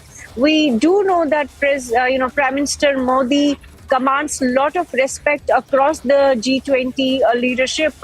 In fact, if you remember, even President Putin, while not actually agreeing to end the war with Ukraine, during his meeting with Prime Minister Modi, he was quite deferential, and he did mention in that meeting with the Prime Minister also that we hear you and we understand your concerns and anxiety, but it's the NATO, it's the West which is not agreeing to ending the war in Ukraine. But I think today at the G summit, as you rightly pointed out, that there is a certain amount of success in bringing out a joint declaration, even though the wording is very careful, because not everyone was on the same page as most of the countries were. So I think by and large, the positive outcome from the G20 summit, you can certainly credit it to India, because India has persistently maintained the line that the two sides should call for a ceasefire and come to the table for a dialogue. Well, yes, Aarti, quickly another question, and that is very important. Apart from India's imprint being there on the joint communique, what was the scene like on the ground since you have been there for the last 3 days? The kind of energy, the kind of chemistry that the leaders shared, anything specific that you would want viewers in India to know? How Prime Minister engaged with other leaders, how he was treated by, we have seen him we have seen him engaging with President Joe Biden, for example, and Emmanuel Macron of France, but with other leaders. For example, did Prime Minister bump into Mohammed bin Salman, who was in fact slated to be in New Delhi just ahead of the G20 summit? And how does the picture look there on the ground in terms of India's upcoming presidency? Well, clearly, if you noticed Prime Minister Modi's body language, he exuded a lot of confidence, exuded assertiveness, and at the same time exuded cooperation with the entire G20 leadership. And we saw the pictures and the video clips that emerged from the summit since yesterday. We saw that he was greeted with a lot of warmth, with a lot of respect from the entire leadership. Even as, there are clear tensions between the United States and Turkey, the United States and Russia, and other countries as well. But Prime Minister Modi was in a very good spot. He managed to have great, he exchanged pleasantries even with Xi Jinping, with whom he has not had any bilateral and with whom he has not actually spoken since the standoff at the line of actual control in Ladakh. But having said that, I think it was quite clear that even as there is an economic slowdown, which is quite, troublesome for the US, for Europe. We know that Europe's economy has taken a major hit. We also know the United Kingdom is in a serious economic crisis. And yet, at the B20 summit, the Business 20 summit, one could see that there was a lot of energy, a lot of enthusiasm of startups, of young entrepreneurs. And we could also see that the G20 leadership seems to not as worried as, one would think that they should be. Clearly, the projection of future seems to be bright and not gloomy. And even as the IMF has, come up with its projections showing that there will be an economic slowdown in the US and even in Europe. But that did not seem to have any impact on the G20 summit. There was a lot of energy and vibrancy at Bali this time. All right, Aarti Tiku Singh joining us there live from Bali, Indonesia, covering the G20 summit. Thank you so much, Aarti. They are telling us how the mood was upbeat and confident that the world can come together and deliver solutions. Of course, now India taking over the presidency of G20. Thank you, Aarti, for joining us live from Bali. Thanks.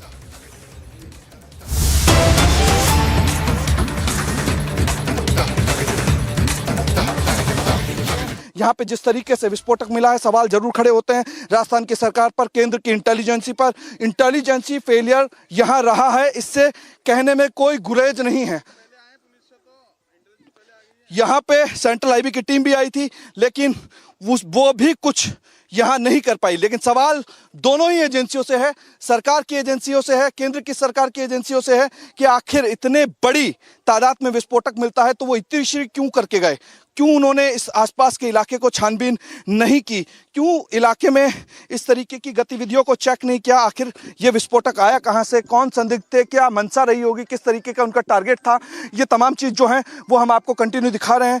दर्शक हमारे देख रहे हैं कि यहाँ पे अभी CID की जो टीम है वो पहुंची है और वो अब यहाँ से जानकारी जुटा रही है।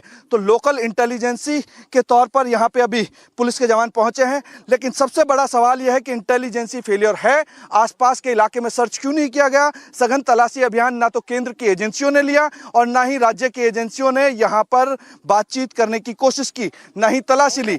पीछे की तरफ आप जो इलाका देख रहे हैं, ये तमाम इलाका जो है, इससे समझ में आता है कि किस तरीके से यहाँ सवाल खड़े होते हैं।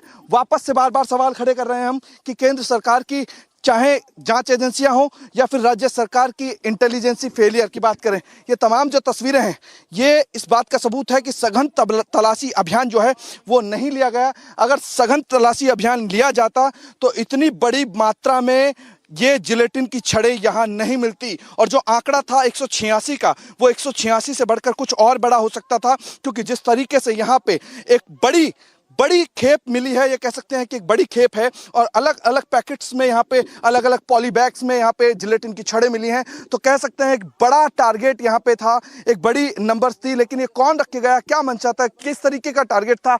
ये पीछे जो मेरे ब्रिज देख रहे हैं, इसी ब्रिज के ठीक नीचे 186 किलो विस्फोटक जिलेटिन की छड़ें पुलिस ने बरामद की। और बरामद कब की? जब ग्रामीणों ने पुलिस को सूचना दी, उसके बाद।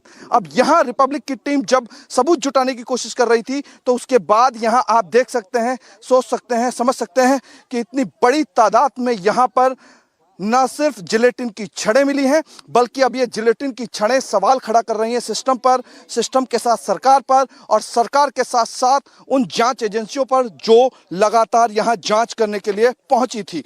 उदयपुर में पावर ब्लास्ट होता है, पावर ब्लास्ट के बाद में खुद एडीजी इंटेलिजेंस जो है एस सेंगाथिर वो कहते हैं कि एक बहुत बड़ा आतंकी हमला था, इसे कहना सिर्फ और सिर्फ गंभीरता से नहीं लेना, इससे हम कॉलम पूर्ति नहीं कर सकते। लेकिन यहाँ पे अभी आप देख सकते हैं कि किस तरीके से आप छानबीन करने में लगे हुए हैं।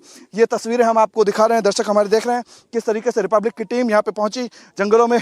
यहाँ खूब सारी सबूत जुटाने की कोशिश की, आखिर क्यों लोग यहाँ पे बातचीत करने से बच रहे थे, इसका अंदाजा हमने लगाया। बातचीत की तो पता लगा कि यहाँ जगह जगह इसी तरीके का विस्फोटक जो है वो छुपाया गया है। किस तरीके से विस्फोटकों की अब छानबीन करने के लिए सीआईडी की टीम पहुंची है, और सीआईडी की टीम के बाद अब सवाल यह है कि बड़े अधिकारी कब मौके पर पहुंचेंगे, क्यों अब तक नहीं पहुंच रहे हैं, किस तरीके से बड़े अधिकारी अब तक नहीं पहुंचे हैं। आप देख सकते हैं सवाल केंद्र की जांच एजेंसियों से भी है और सवाल उन लोगों से भी है जो लोग जिम्मेदारी से यहाँ काम करना चाहिए था, जिनकी ड्यूटी बनती थी, लेकिन अब तक किसी भी तरीके की कोई जांच एजेंसी नहीं पहुंची है। खबर दिखाने के बाद सीआईडी के जवान जरूर पहुंचे। तस्वीरें एक बार दिखाइए विजय, महेश से कहना चाहूँगा कि एक बार तस्वीरें दिखाइए। ये सामने आप देखेंगे पॉली बैग पर यहाँ अलग अलग जिलेटिन की छड़ें हैं, और यहाँ पीछे की तरफ यानी कि 5 स्पॉट्स ऐसे हैं जहां पे पॉली बैग के अंदर विस्फोटक मिला है, और विस्फोटक जो है वो लगातार यहाँ पे आप देख रहे हैं। ये तस्वीरें हम आपको दिखा रहे हैं, ये सुपर एक्सक्लूसिव तस्वीरें हम अपने दर्शकों को दिखा रहे हैं कितनी भारी तादाद में। ये तस्वीरें देखने के बाद आप समझ सकते हैं सवालिया निशान खड़े होते हैं सिस्टम पर, इंटेलिजेंसी पर, यहाँ के लोकल इनपुट्स पर, पुलिस पर, केंद्र की जो एजेंसियां हैं उन पर, कि कितनी सारी चीजें यहाँ पे मिली हैं। यहाँ पे जिलेटिन की इतनी भारी मात्रा में, भारी तादाद में विस्फोटक का मिलना, यानी कि कह सकते हैं सवालिया निशान तो खड़े होते हैं। दूसरी तरफ यहाँ पे अब छानबीन करते हुए सिर्फ राजस्थान सीआईडी के जो जवान हैं वो आपको दिखाई देंगे, और मेरे पीछे झाड़ियाँ हैं, अभी इसी झाड़ियों में राजस्थान पुलिस के जवान जो हैं वो अंदर छानबीन कर रहे हैं। लेकिन सबसे बड़ा सवाल उठता है कि जांच एजेंसियों का एपिसेंटर अभी उदयपुर बना हुआ है। उदयपुर पावर ब्लास्ट वाली जगह से महज 70 किलोमीटर की दूरी पर रिपब्लिक की टीम तब पहुंची थी जब 186 किलो जो पूरा का पूरा विस्फोटक था वो यहाँ पे मिला था, इस ब्रिज के नीचे से मिला था। और इस ब्रिज के नीचे जब हम पहुंचे तो उसके बाद हमने यहाँ आसपास के इलाके को छानबीन करना शुरू किया, क्योंकि यहाँ जांच एजेंसियां आने वाली थी। लेकिन जांच एजेंसियां आने वाली थी उसके बावजूद यहाँ पे जब हमने झाड़ियों में ढूंढ के इस विस्फोटक को निकाला है तो सवाल खड़े होते हैं। आप देख सकते हैं ये सारी की सारी झाड़ियां हैं, इन झाड़ियों में ये विस्फोटक जो है ये समझ में आता है कि कितना खतरनाक हो सकता था, किसकी क्या मंशा रही होगी, किस तरीके से सारी चीज़ें ये यहाँ पे छुपाई गई थी।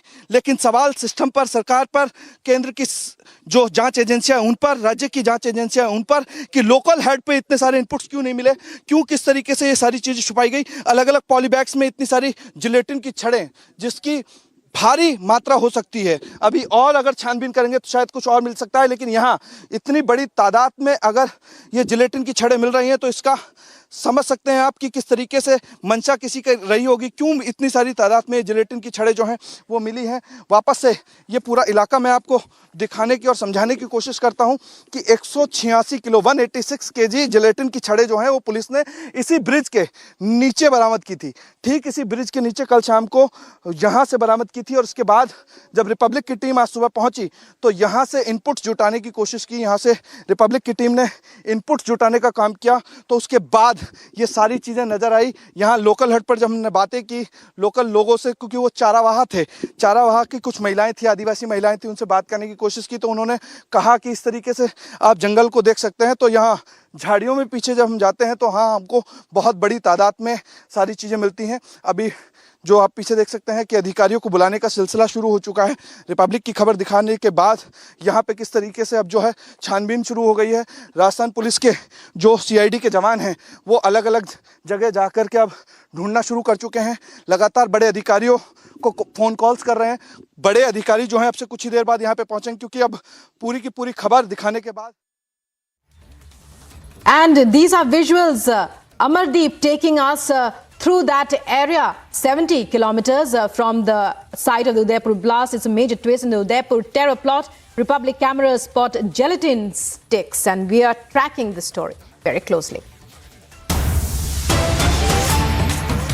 And moving on to other breaking news coming in now. In the Shraddha murder case, the court has allowed narco test on Aftab. It's a major breaking news that's coming in, even as immense stress is being paid being laid on the fact that the police have a huge task ahead of them to present a watertight case before the court in order to ensure that Shraddha's killer is brought to book. Delhi court has allowed narco test on Aftab.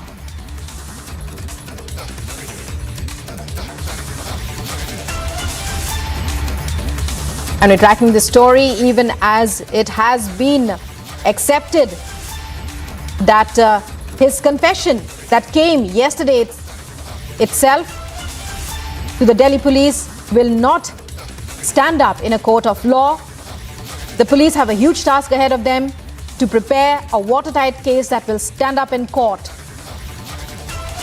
Aftab Poonawalla, the alleged killer of Shraddha, who has confessed to the killing of his live-in partner, Shraddha, now to undergo narco test, says Delhi court.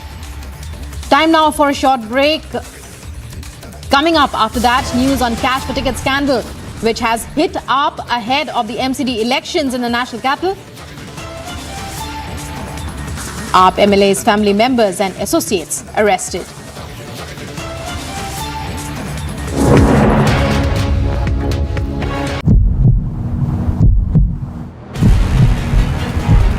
Aftab श्रद्धा को क्यों मारा? आफ्ताब श्रद्धा को क्यों मारा?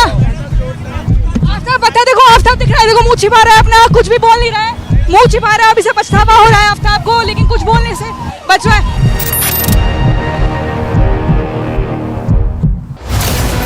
Will the opposition change the game?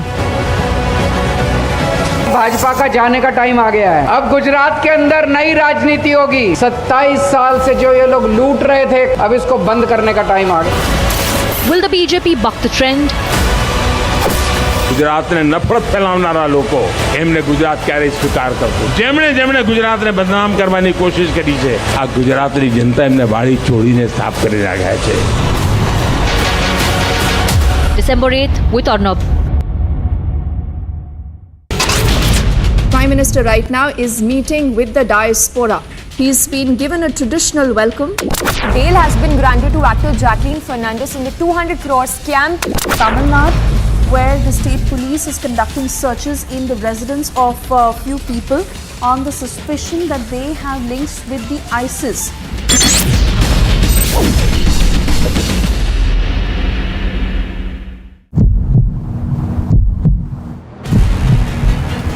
यहीं पर आफ्ताब पूनावाला आता था और रात के 2 बजे लगातार वो 20 दिनों तक यही करता था।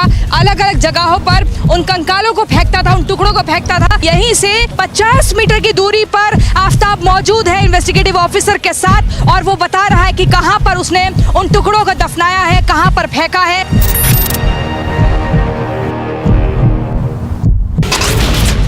Security forces have busted a major plot of the terror groups to carry out.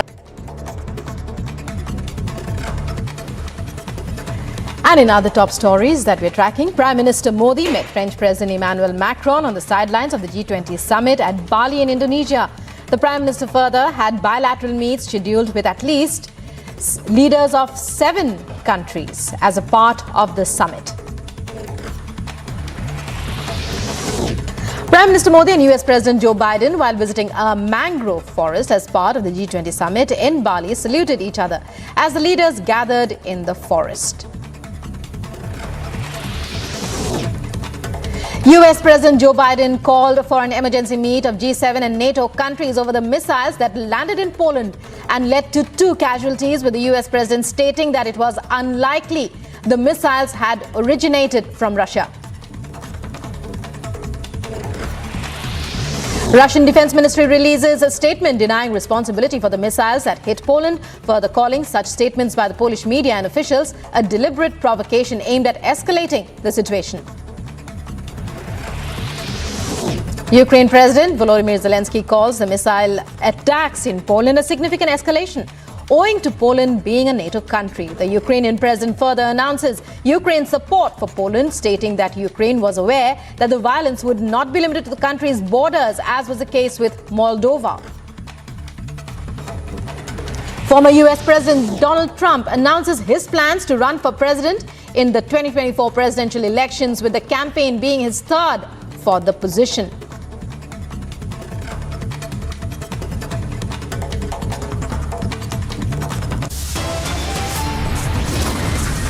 And time now for a very short break. India takes the lead at G20. Back-to-back engagements and bilaterals at the summit for Prime Minister Modi. Coming up after this. Stay tuned.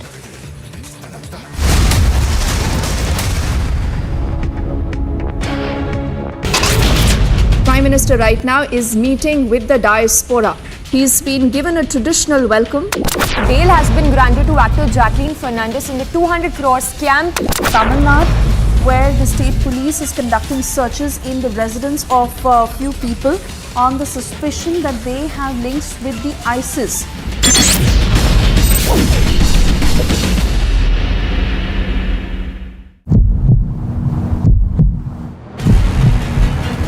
यहीं पर आफ्ताब पूनावाला आता था और रात के 2 बजे लगातार वो 20 दिनों तक यही करता था। अलग अलग जगहों पर उन कंकालों को फेंकता था, उन टुकड़ों को फेंकता था। यहीं से 50 मीटर की दूरी पर आफ्ताब मौजूद है इन्वेस्टिगेटिव ऑफिसर के साथ और वो बता रहा है कि कहां पर उसने उन टुकड़ों को दफनाया है, कहां पर फेंका है।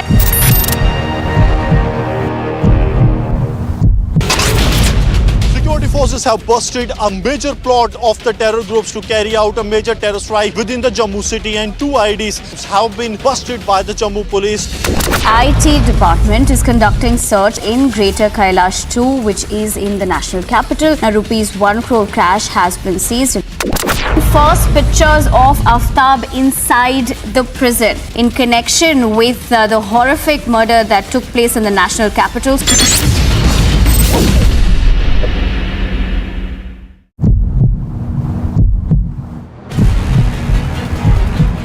श्रद्धा को क्यों मारा? आफ्ताब श्रद्धा को क्यों मारा? आफ्ताब बता, देखो आफ्ताब दिख रहा है, देखो मुंह छिपा रहा है अपना, कुछ भी बोल नहीं रहा है, मुंह छिपा रहा है। अभी से पछतावा हो रहा है आफ्ताब को, लेकिन कुछ बोलने से बच रहा है।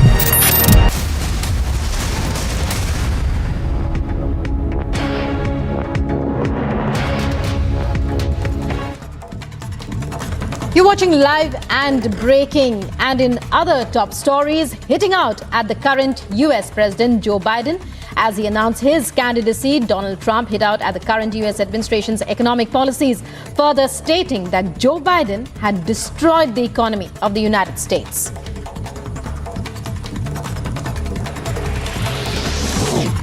An AAP MLA from Model Town in New Delhi, Akhilesh Tripathi, accused of demanding 90 lakh rupees for an MCD election ticket from the wife of the complainant in a case that was taken up by Delhi's Anti-Corruption Bureau.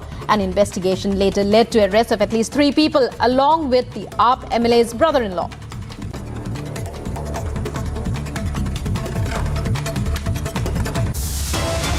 And time now for a short break. And Delhi court has allowed killer Aftab to undergo a narco test to establish chain of events and missing evidence.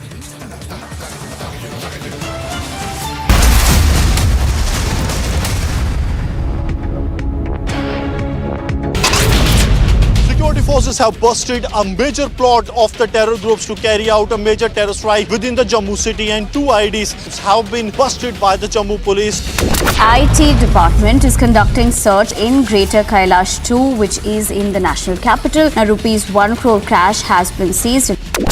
First pictures of Aftab inside the prison in connection with the horrific murder that took place in the national capital.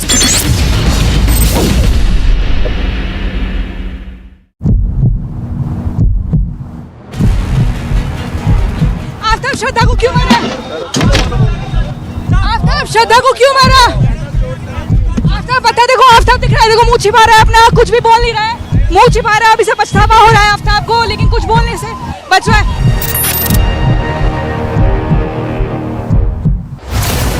Will the opposition change the game? Bhajpa का जाने का time आ गया है। अब गुजरात के अंदर नई राजनीति होगी। 27 साल से जो ये लोग लूट रहे थे, अब इसको बंद करने का टाइम आ गया। Will the BJP buck the trend? ગુજરાતને નફરત ફેલાવનારા લોકો એમને ગુજરાત ક્યારે સ્વીકાર કરતું? જેમણે ગુજરાતને બદનામ કરવાની કોશિશ કરી છે, આ ગુજરાતની જનતા એમને વાળી છોડીને સાફ કરી નાખ્યા છે। December 8th with Arnab. Prime Minister right now is meeting with the diaspora. He's been given a traditional India jumped the 40th rank in the Global Innovation Index in this year. In 2015, we were ranked 81. The number of unicorn startups in India had doubled since 2021. We are now the third largest startup hub in the world. We have over 81,000 recognized startups. India is using technology as a weapon in the war against poverty. Under Swamitva scheme, we are using drones to map lands in rural areas. Then property cards are given to the people. This reduces land disputes.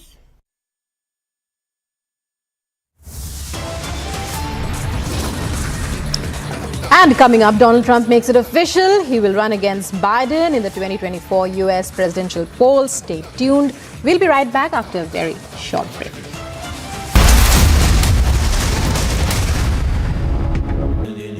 Amity has been ranked India's #1 not-for-profit private university for 10 years, with top 10 ranked institutions in management, engineering, biotech, law, masscom, telecom, hospitality, fashion and more. Yet another top ranking for Amity University. Will the opposition change the game? Bhajpa का जाने का time आ गया है। अब गुजरात के अंदर नई राजनीति होगी। 27 साल से जो ये लोग लूट रहे थे, अब इसको बंद करने का टाइम आ गया। Will the BJP buck the trend? ગુજરાતને નફરત ફેલાવનારા લોકો એમને ગુજરાત ક્યારેય સ્વીકાર કરતું જેમણે ગુજરાતને બદનામ કરવાની કોશિશ કરી છે આ ગુજરાતની જનતા એમને વાળી ચોળીને સાફ કરી નાખ્યા છે. December 8th with Arnab. Prime Minister right now is meeting with the diaspora. He's been given a traditional welcome. Bail has been granted to actor Jacqueline Fernandez in the 200 crore scam. Tamil Nadu, where the state police is conducting searches in the residence of a few people on the suspicion that they have links with the ISIS.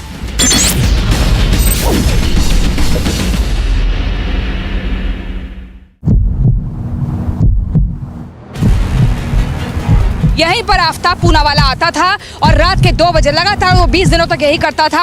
अलग अलग जगहों पर उन कंकालों को फेंकता था, उन टुकड़ों को फेंकता था। यहीं से 50 मीटर की दूरी पर आफ्ताब मौजूद है इन्वेस्टिगेटिव ऑफिसर के साथ और वो बता रहा है कि कहां पर उसने उन टुकड़ों को दफनाया है, कहां पर फेंका है। हम सब जानते हैं कि सामाजिक मुद्दा था लास्ट टाइम और उसका फायदा विपक्ष को भी बड़े पैमाने पे मिला था, लेकिन कांग्रेस की जिम्मेवारी जो गुजरात के लिए होनी चाहिए उस गुजरातियों के लिए उन्होंने जिम्मेवारी निभाई नहीं है और इसी कारण इस बार कहीं पर भी कांग्रेस आपको दिखाई नहीं देगी।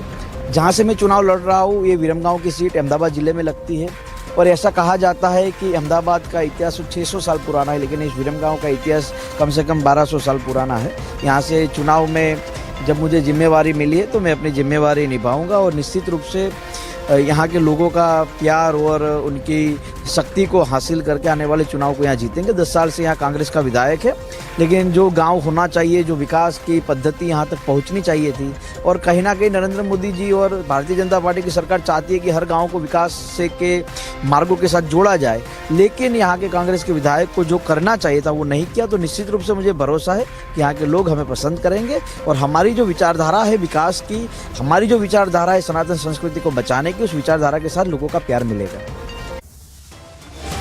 Killer Aftab to be put through narco test to establish chain of events and missing evidence. Coming up here on the broadcast, stay tuned to Republic.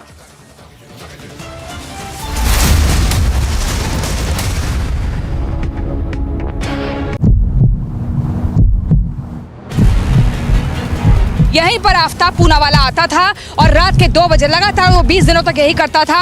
अलग अलग जगहों पर उन कंकालों को फेंकता था, उन टुकड़ों को फेंकता था। यहीं से 50 मीटर की दूरी पर आफ्ताब मौजूद है इन्वेस्टिगेटिव ऑफिसर के साथ और वो बता रहा है कि कहां पर उसने उन टुकड़ों को दफनाया है, कहां पर फेंका है।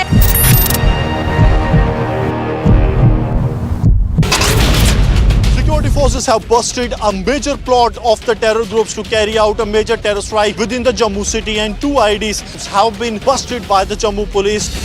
IT department is conducting search in Greater Kailash 2, which is in the national capital. Now, rupees 1 crore cash has been seized. First pictures of Aftab inside the prison in connection with the horrific murder that took place in the national capital.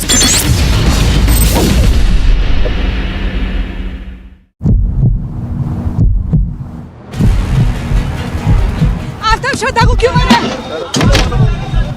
Aftab श्रद्धा को क्यों मारा? आफ्ताब बता, देखो आफ्ताब दिख रहा है, देखो मुंह छिपा रहा है अपना, कुछ भी बोल नहीं रहा है, मुंह छिपा रहा है। अभी से पछतावा हो रहा है आफ्ताब को, लेकिन कुछ बोलने से बच रहा है।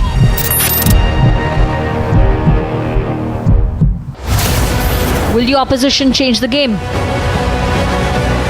भाजपा का जाने का टाइम आ गया है। अब गुजरात के अंदर नई राजनीति होगी। 27 साल से जो ये लोग लूट रहे थे, अब इसको बंद करने का टाइम आ गया। Will the BJP buck the trend? ગુજરાતને નફરત ફેલાવનારા લોકો એમને ગુજરાત ક્યારેય સ્વીકાર કરતું જેમણે જેમણે ગુજરાતને બદનામ કરવાની કોશિશ કરી છે, આ ગુજરાતની જનતા એમને વાળી છોડીને સાફ કરી નાખ્યા છે. Who has more at stake? Whose promises resonate? Congress के समय में घोटाले गिनना मुश्किल है और भाजपा के समय में घोटाले ढूंढना मुश्किल है. And who will make it on counting day? इनको वोट दोगे, ये आपके बच्चों को जहरीली शराब पिलाएंगे। मुझे वोट दोगे, मैं आपके बच्चों के लिए स्कूल बनाऊंगा, आपके बच्चों को नौकरी दूंगा। डबल इंजन की सिर्फ बातें हैं, आगे बढ़ाने की कोई बात नहीं। December 8th with Arnab.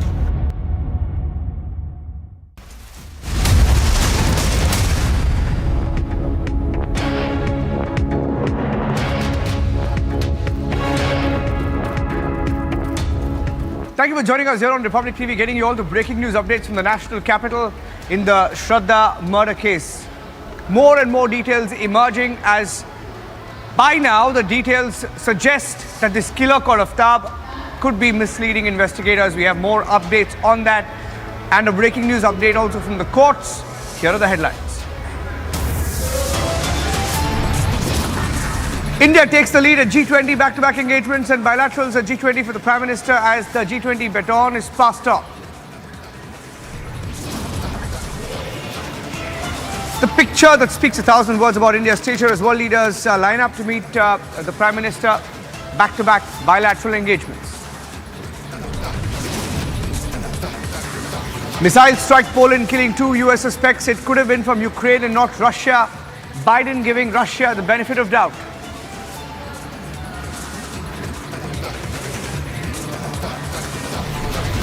In order to make America great and glorious again, I am tonight announcing my candidacy for President of the United States.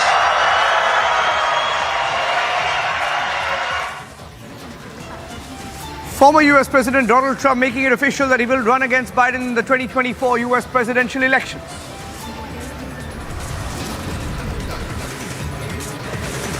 Killer Aftab will be put through a narco test to establish the chain of events and the missing evidence in the case, as his claims don't add up.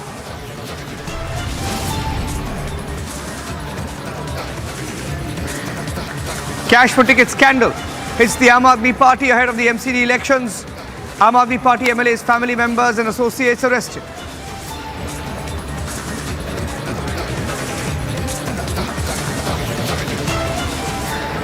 Getting in more details here on Republic TV of the Aftab investigation, the Shraddha murder, the court in Delhi has given the police the permission to carry out the narco analysis, the narco test on Aftab Amin Poonawala, the killer of Shraddha. And that's the breaking news update. The police believe that there were missing evidences, missing links in the case for which they needed Aftab to be put through a narco test, and the Delhi court has now given them that permission.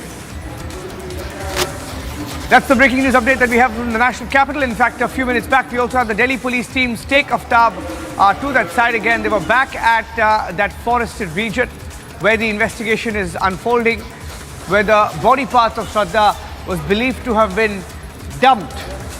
And as we stay with the breaking news updates from the national capital, getting in more details of how 10 body parts were found. I repeat, 10 body parts were found this morning. The police making it official that 10 parts were found, among them a large bone from the lower back, adding more details to the investigation about how the body of Shraddha was chopped inside the bathroom and how the shower was kept running when this act took place of dismembering Shraddha's body. That's the breaking news update also that we gathered this morning. As we get you the more details, the other details of the investigation so far, the police wanted to question Aftab and take him through the narco analysis, the narco test, and they had approached the court over the weekend for that narco test, for a permission for the narco test. I have Anuj joining us with the details. He's at the court getting us the details. We're quickly getting a word from Anuj. I'll also go across to Shavan and Aishwarya joining us on the story as well. Anuj, what's the update this morning? Well, at this point in time, Niranjan, I'm reporting from the Mehrauli police station where Aftab is, and as you pointed it out very rightly, that this was a permission which was sought by the Delhi police personnel regarding the narco test, and the permission has been given. The latest is that the permission by the Saket court has been given. So it is going to happen today, because tomorrow is the date when Aftab will be produced in front of the Saket court itself. So going through the investigation, we have seen the evidences that has been collected by the Delhi police personnel till now, going again forward toward the investigation now, and this is the narco text which is going to happen. We are just waiting for the update if it is going to happen here in the police station, whether he will be taken out somewhere, because a few minutes back this was the SHO and the ACP who just left from the police station from where I am reporting. This is the Mehrauli police station, but Aftab is still inside. And let me also tell you that we have been told that the police personnel is there on the ground where at the forest where the body parts was thrown, where at the residence also the police is there, what we have been told, and it was in planning.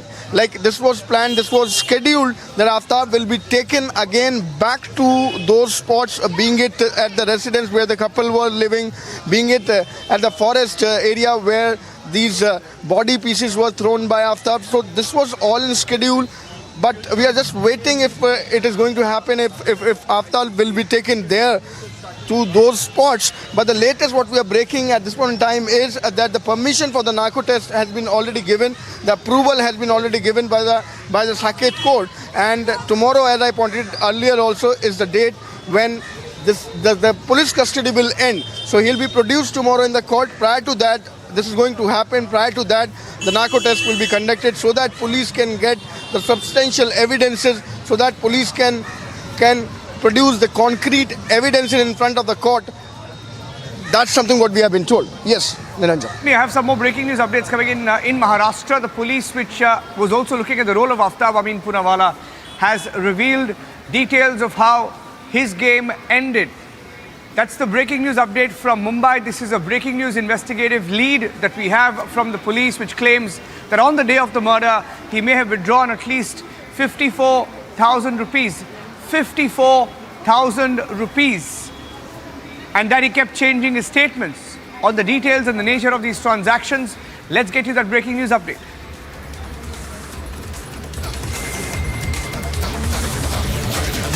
From Maharashtra to Delhi, there are more details coming in of why Aftab's versions are not adding up.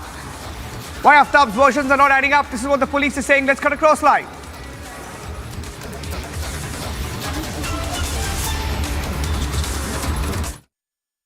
बाद में 5,000 6,000 ऐसा 2-3 बार withdraw हुआ है उसका account से। ATM card credit card का भी इस्तेमाल हुआ है?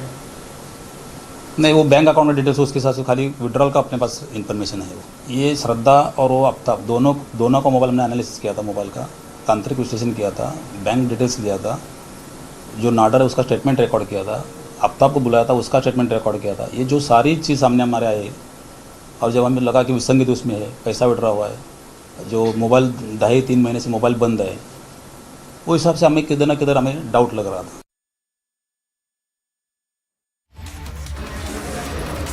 Let's once again listen into what the police has said. That was the police in Maharashtra which gave out details of the transactions. Let's play out that soundbite of the police once more. 18 मई को 50,000 withdraw हुआ है, उसके बाद में 5,000, 6,000 ऐसा 2-3 बार withdraw हुआ है उसका अकाउंट से। एटीएम कार्ड, क्रेडिट कार्ड का भी इस्तेमाल हुआ है? नहीं, वो बैंक अकाउंट में डिटेल्स उसके साथ खाली विड्रॉल का अपने पास इंफॉर्मेशन है। वो ये श्रद्धा और वो आफ्ताब दोनों का मोबाइल हमने एनालिसिस किया था, मोबाइल का तांत्रिक विश्लेषण किया था, बैंक डिटेल्स दिया था, जो नाडर है उसका स्टेटमेंट रिकॉर्ड किया था, आफ्ताब को बुलाया था उसका स्टेटमेंट रिकॉर्ड किया था। ये जो सारी चीज़ सामने हमारे आए और जब हमें लगा कि विसंगति उसमें है, पैसा विड्रॉ हुआ है, जो मोबाइल 2.5-3 महीने से मोबाइल बंद है, वो हिसाब से हमें किधर ना किधर हमें डाउट लग रहा था। 18 मई को 50,000 विड्रॉ हुआ है, उसके बाद में 5,000, 6,000 ऐसा 2-3 बार विड्रॉ हुआ है उसका अकाउंट से। एटीएम कार्ड, क्रेडिट कार्ड का भी इस्तेमाल हुआ है?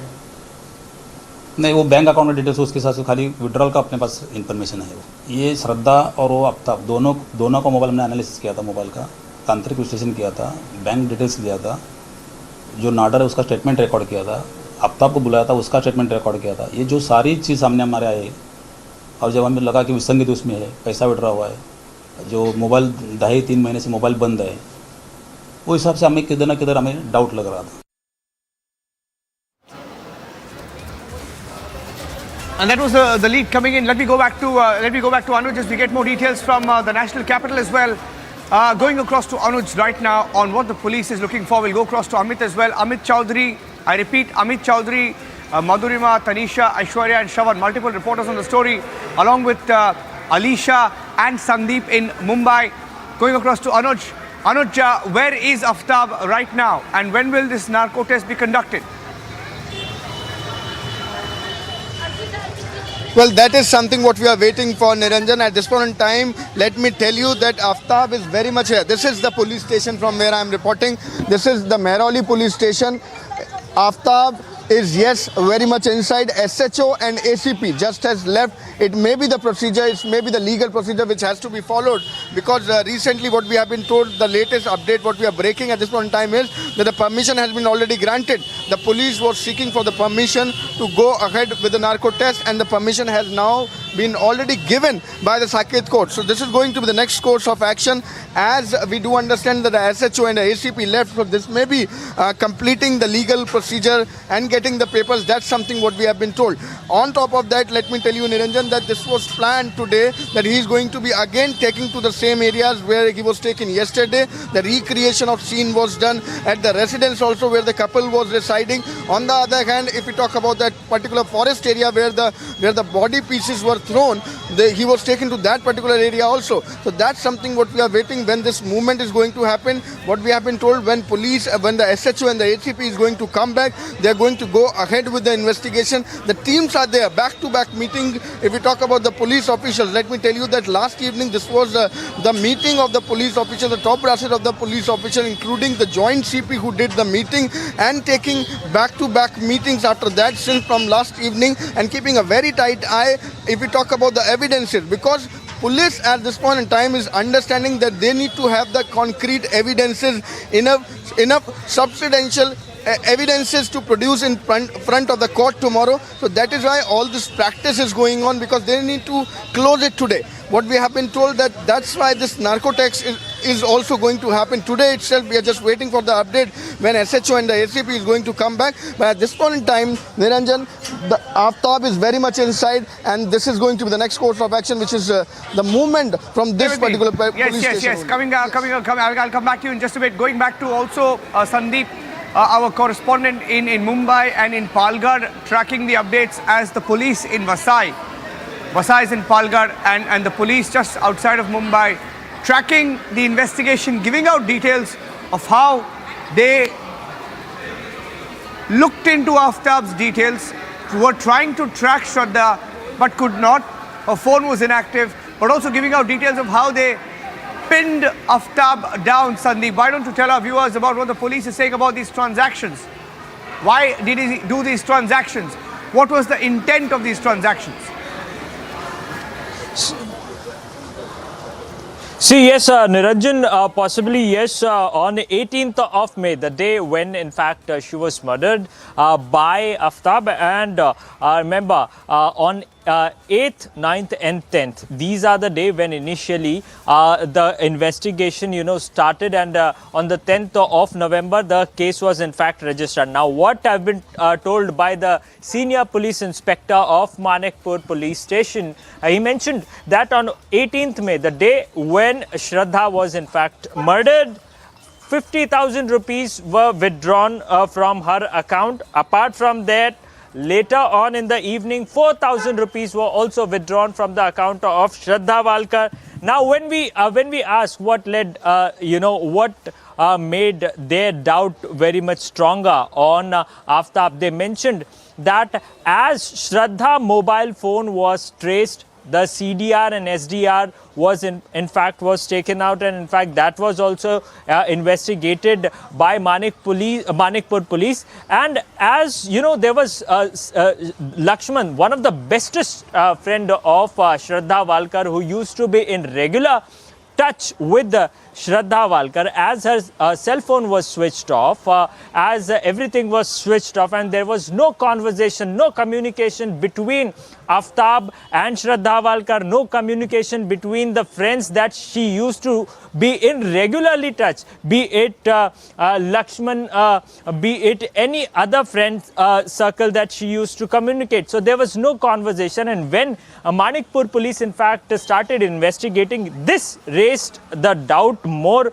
on Aftab, and in fact initially they took Aftab on 8th of November to Delhi, and on the 9th it was in fact finalized, the doubt was in fact very much finalized, and on the 10th of November, the FIR was in fact lodged at in Delhi. So definitely these are the puzzles, and this is how Manekpur police was in fact connect the each and every puzzles in regards to the case. The blocking dots were in fact connected by Manekpur police station, and later on. Some breaking news right now. I'm just going to wait right now. I'm getting in some breaking news.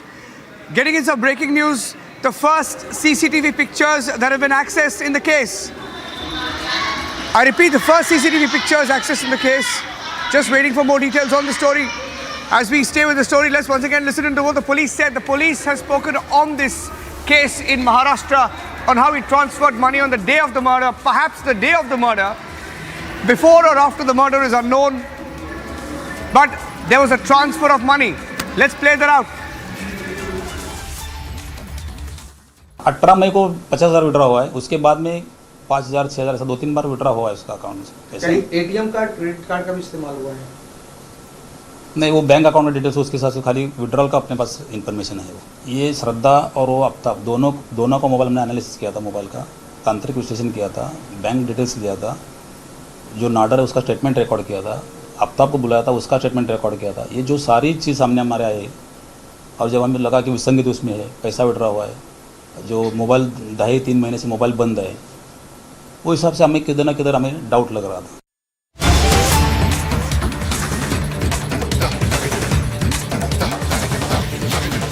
In fact, getting in some videos. Let's cue up that video. First CCTV pictures emerging. In fact, in the case, telling you details about the investigation of how the police recovered a few items from Aftab's residence, and seen in these pictures, the CCTV videos right now. First pictures of the Delhi police taking away a few items from Aftab's rented flat in Chhattisgarh. So, one of the pictures that we're getting in from the national capital, of the police probing the case. The Delhi police at his residence find some items. They have retrieved these items and they have taken it away with them. Piyush Ori, my colleague, has accessed these pictures and sharing the details of that, of the Delhi police carrying away a few items from Aftab's rented apartment in Chhatarpur in the national capital. The Delhi police have been saying, maintaining that his statements have been inconsistent. There are many missing links in the case, missing evidences. They believe what he has said doesn't match up.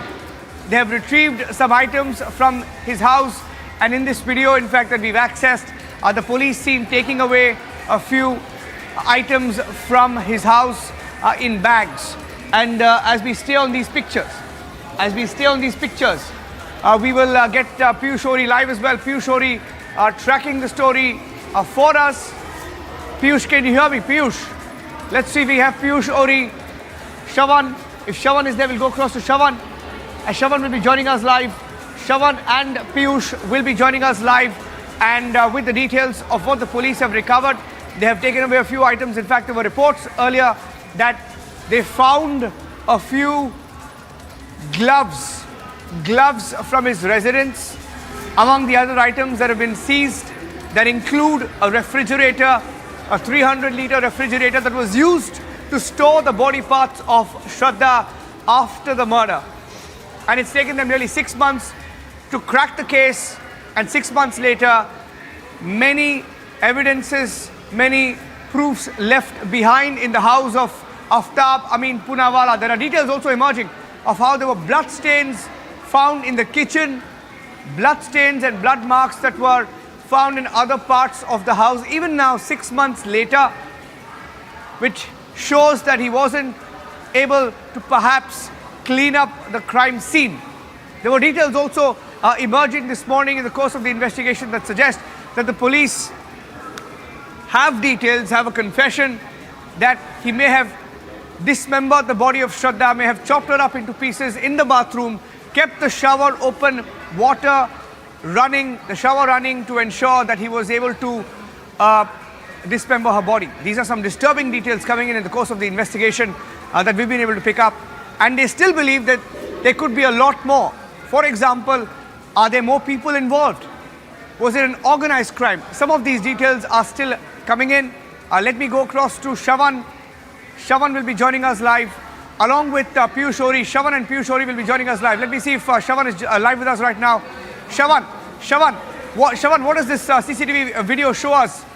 What's in this tape, and what does it show about the manner in which the police has gone about the investigation?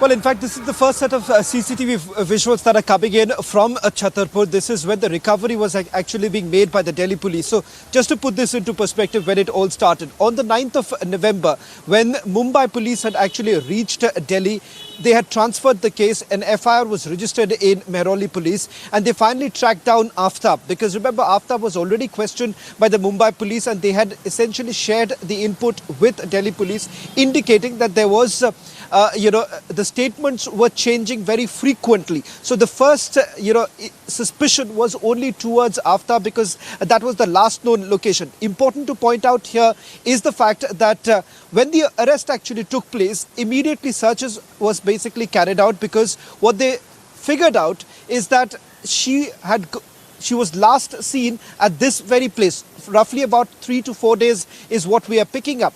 Now, what thereafter transpired is that they recovered some elements, some recoveries that were made from the rented apartment. It turns out what you see right now on your screens, the CCTV footage, is of the recovery that was made by the Delhi police from the Chhatarpur residence. In fact, there are certain reports that are suggesting that bones were also recovered from that very rented apartment of Aftab. Now, that is yet to be verified by the Delhi police. But what we are getting to you right now is that first set of visuals, the CCTV image of that recovery that was made by the Delhi police. Now, what is it that we know so far? It's fast-paced developments are taking place in this entire matter. One of the biggest challenges that the Delhi police is right now facing is making the recovery in terms of bones, parts of Shraddha's body, because remember, it was, as you pointed out, chopped off into about 30 to 35 pieces. So far, only about 12 to 13 pieces have been recovered. It's turning out to be very challenging, because remember, what essentially happened was that every night between 1 o'clock and 2 o'clock in the morning, that's when he was trying to dispose of the body parts. And large amount of the body parts were basically being disposed of in the Mehrauli forest, which turns out to is quite dense, and the fact that it has got multiple exits, that is the reason why they're finding it extremely difficult. It's also important to point out is that in terms of the trial at a later stage, they will have to also prove the fact that whatever recovery has been made, that is of a female body. So far, the recoveries that they have made is essentially of bones, the limb, and not really the body, not really the torso or the head. And not just that, also the murder weapon. A sword that was basically used, a meat cleaver that was used by Aftab, that hasn't been recovered so far. He's trying to mislead the police, and that is exactly why the decision essentially being taken by the Delhi police that there is a need to do a narco test. Court order is expected to come in, and only after that the narco test would be conducted, because it turns out that there is an inconsistency in this entire statement that has been recorded so far. In fact, the Mumbai police has also indicated the same, that the statements that they have recorded, at least 2 sets of statements that have been recorded of Aftab, there are inconsistencies in this entire matter. And that is exactly why the Delhi police now essentially focusing on a narco test, and also the fact that last evening is when he was taken to Mehrauli forest, and there is a possibility that he would be brought to the Chhatarpur rented apartment, because that's where the murder was committed. That's where the dismembered parts of Shraddha's was kept there for roughly about 15 to 18 days is what we are picking up at this point in time. So the investigation is still underway. They're also looking at the possibility that whether at all there were any accomplices or not, because it turns out that even after the murder, Aftab had certain visitors coming to his rented apartment in Chhatarpur, and that is the reason why it's raising the other concern. That in fact, this is the first. In this video, in fact, if I'm not wrong, there are at least, Shravan, there are at least 10 to 15 police officers, and this seems to be the moment when he was picked up on the 12th of November, because the police in this video is seen taking him away. I repeat, the police is seen taking him away. He's masked. They put a mask over his head, and he's perhaps been seen taken away. Being taken away from his residence. They're also carrying what looks like a few items from his residence, a few packets. So this seems like the moment of arrest. Shravan, more than taking away a few items, it seems like this was the very moment when he was picked up, or when he was taken back, perhaps. To collect some evidence back in the house.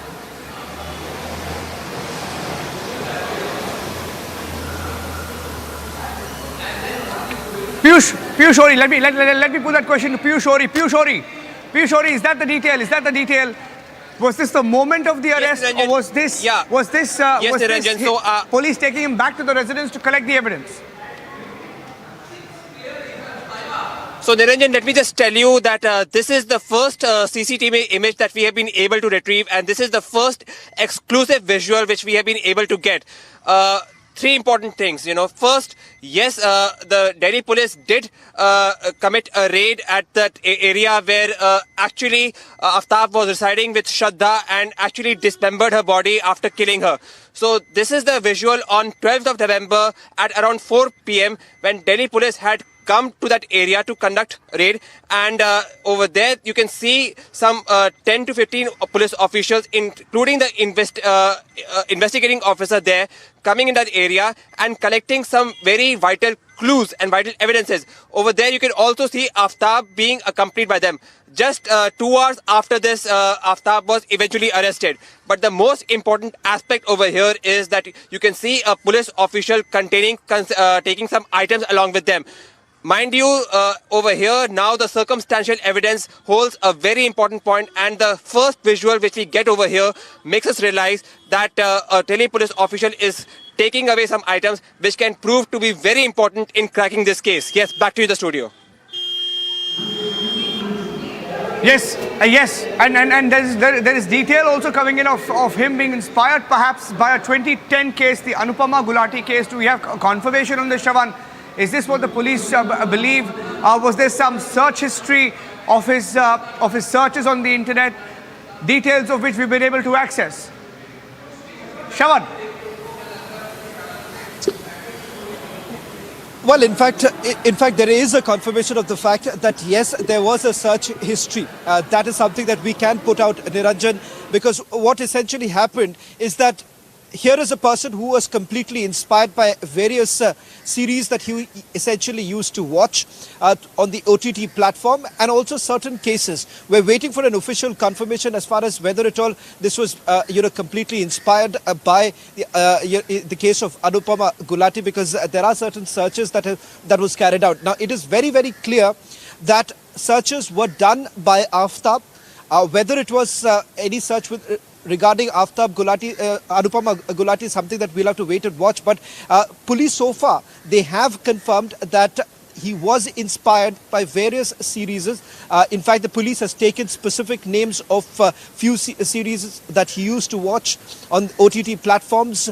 That is a confirmation we have, and there is also a confirmation of the fact that certain searches were made on the internet by Aftab. The search history is something that we are just looking at, an official confirmation to come in from the Delhi police. But the fact of the matter is that it does appear so far from, if you put together this entire jigsaw puzzle, it becomes a clear picture is basically emerging that one, he's deliberated upon how exactly would he dispose of the body. What would he really do with the body?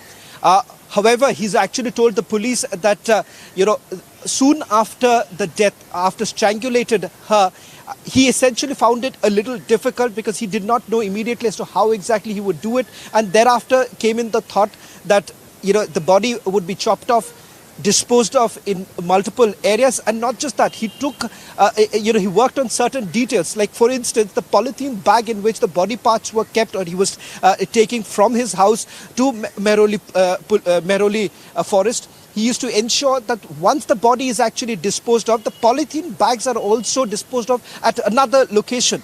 That is the kind of detail that he worked on. So it's an indication that something that he has planned over a period of time. Only the part that is still not very clear, that whether at all this was pre-planned or not. The very fact that they had moved to Delhi, before that they went to Himachal. Now, there are certain speculations that are doing the rounds. We have yet to get an official confirmation from the Delhi police whether at all this was a pre-planned conspiracy or not. Because remember, what has essentially happened so far is that some details essentially coming in, that there was a proposal for marriage from Shraddha's side, which was essentially, which was basically rejected by Aftab. There were altercations that were taking place between both of them, and that became quite frequent. On the 18th itself, there was one altercation which obviously didn't go well, and that led to the strangulation of Shraddha. These are some of the details that we are getting in. But the bigger question that one is raising at this point in time, whether at all this was pre-planned, whether at all this was a pre-planned conspiracy or not, that's an angle that the Delhi police is also looking at. Absolutely, and there are so many inconsistencies in this particular case. And as we have a team of reporters, Shravan leading the investigation along with Piyush, Anuj, Madhurima, and all our reporters on the ground there in Delhi and also in Mumbai, Sandeep and Alisha tracking the story very closely. Many questions that continue to remain. Was there only one killer, or were there multiple killers?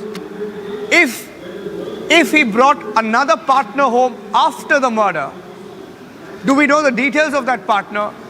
Who came home when the body parts of Shraddha were still in the house, and did that partner have a role in disposing or helping Aftab disposing these parts in different parts of the national capital? These are some of the questions, the answers to which the Delhi police does not have at this moment. And that is why they believe they have to do the narco test. Let me go across to Piyush Ohri once more. Piyush Ohri and Shravan, along with Anuj. Anuj is outside the court. Going back to Piyush Ohri.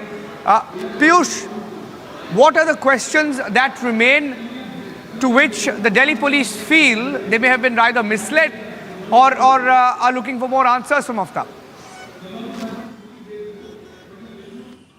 So you rightly mentioned, Niranjan, that yes, there are several inconsistencies in this case.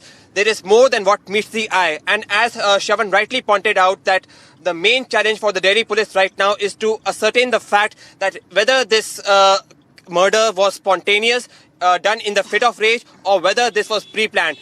On the looks of it, it seems that all angles which we are investigating, it seems that this was a pre-planned. This man had some monstrous mindset. The way he had conducted this murder, the way he acted after conducting this ghastly act, it seems that it may be pre-planned. But yes, this is all going to be investigated by the Delhi police. The second major aspect which is very important for the Delhi police to now ascertain is that was this act conducted by him, Aftab, alone, or was there some other accomplices also who had helped him? Now, what we have come to know is that he was helped by several people of him taking this flat at Chhatarpur. He was working in Gurgaon, where he may have had a lot of people, his friends. So we are trying to find his friends, and we are trying to find his accomplices who may have helped him in leading a normal life after conducting this ghastly act. And the third major aspect, which again has to be highlighted, is that why actually did he feel like living in Chhatarpur? Now, this area where he resided is not a very great area to live in. And looking at his lifestyle, his speaking style, he could have chosen some other areas also, especially at a time when he's working in Gurugram. He could have lived over there nearby, but he chose to live over here in Chhatarpur. Was it because he wanted to conduct this murder and dispose the body in forest nearby, which was very close to Chhatarpur? So all these aspects now need to be investigated by the Delhi police. And yes, there is more than what meets the eye. There are several inconsistencies in this case, and yes, a lot of hard work would now have to be done by the Delhi police. Back to you in the studio.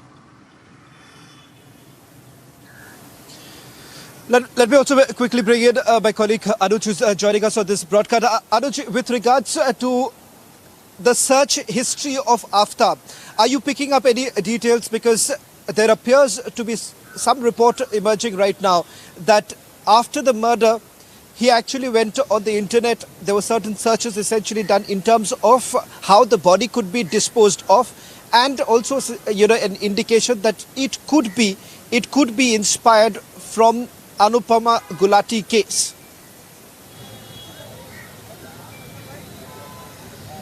Well, Shravan, this would be a bit early to say whether it was that he was inspired only by Anupama Gulati case, because let me tell you that there were certain books which has been recovered by the Delhi police from the same flat where the couple was residing. So he was going through certain books. As you talk about the search history, then yes, this has been also informed to the police, or other sources in the police has informed us that yes, he was going through those searches in which he was trying to get a knowledge that how to dispose the body or how to go further with the things what he has done. So this was all in the part of the search history what we have been told.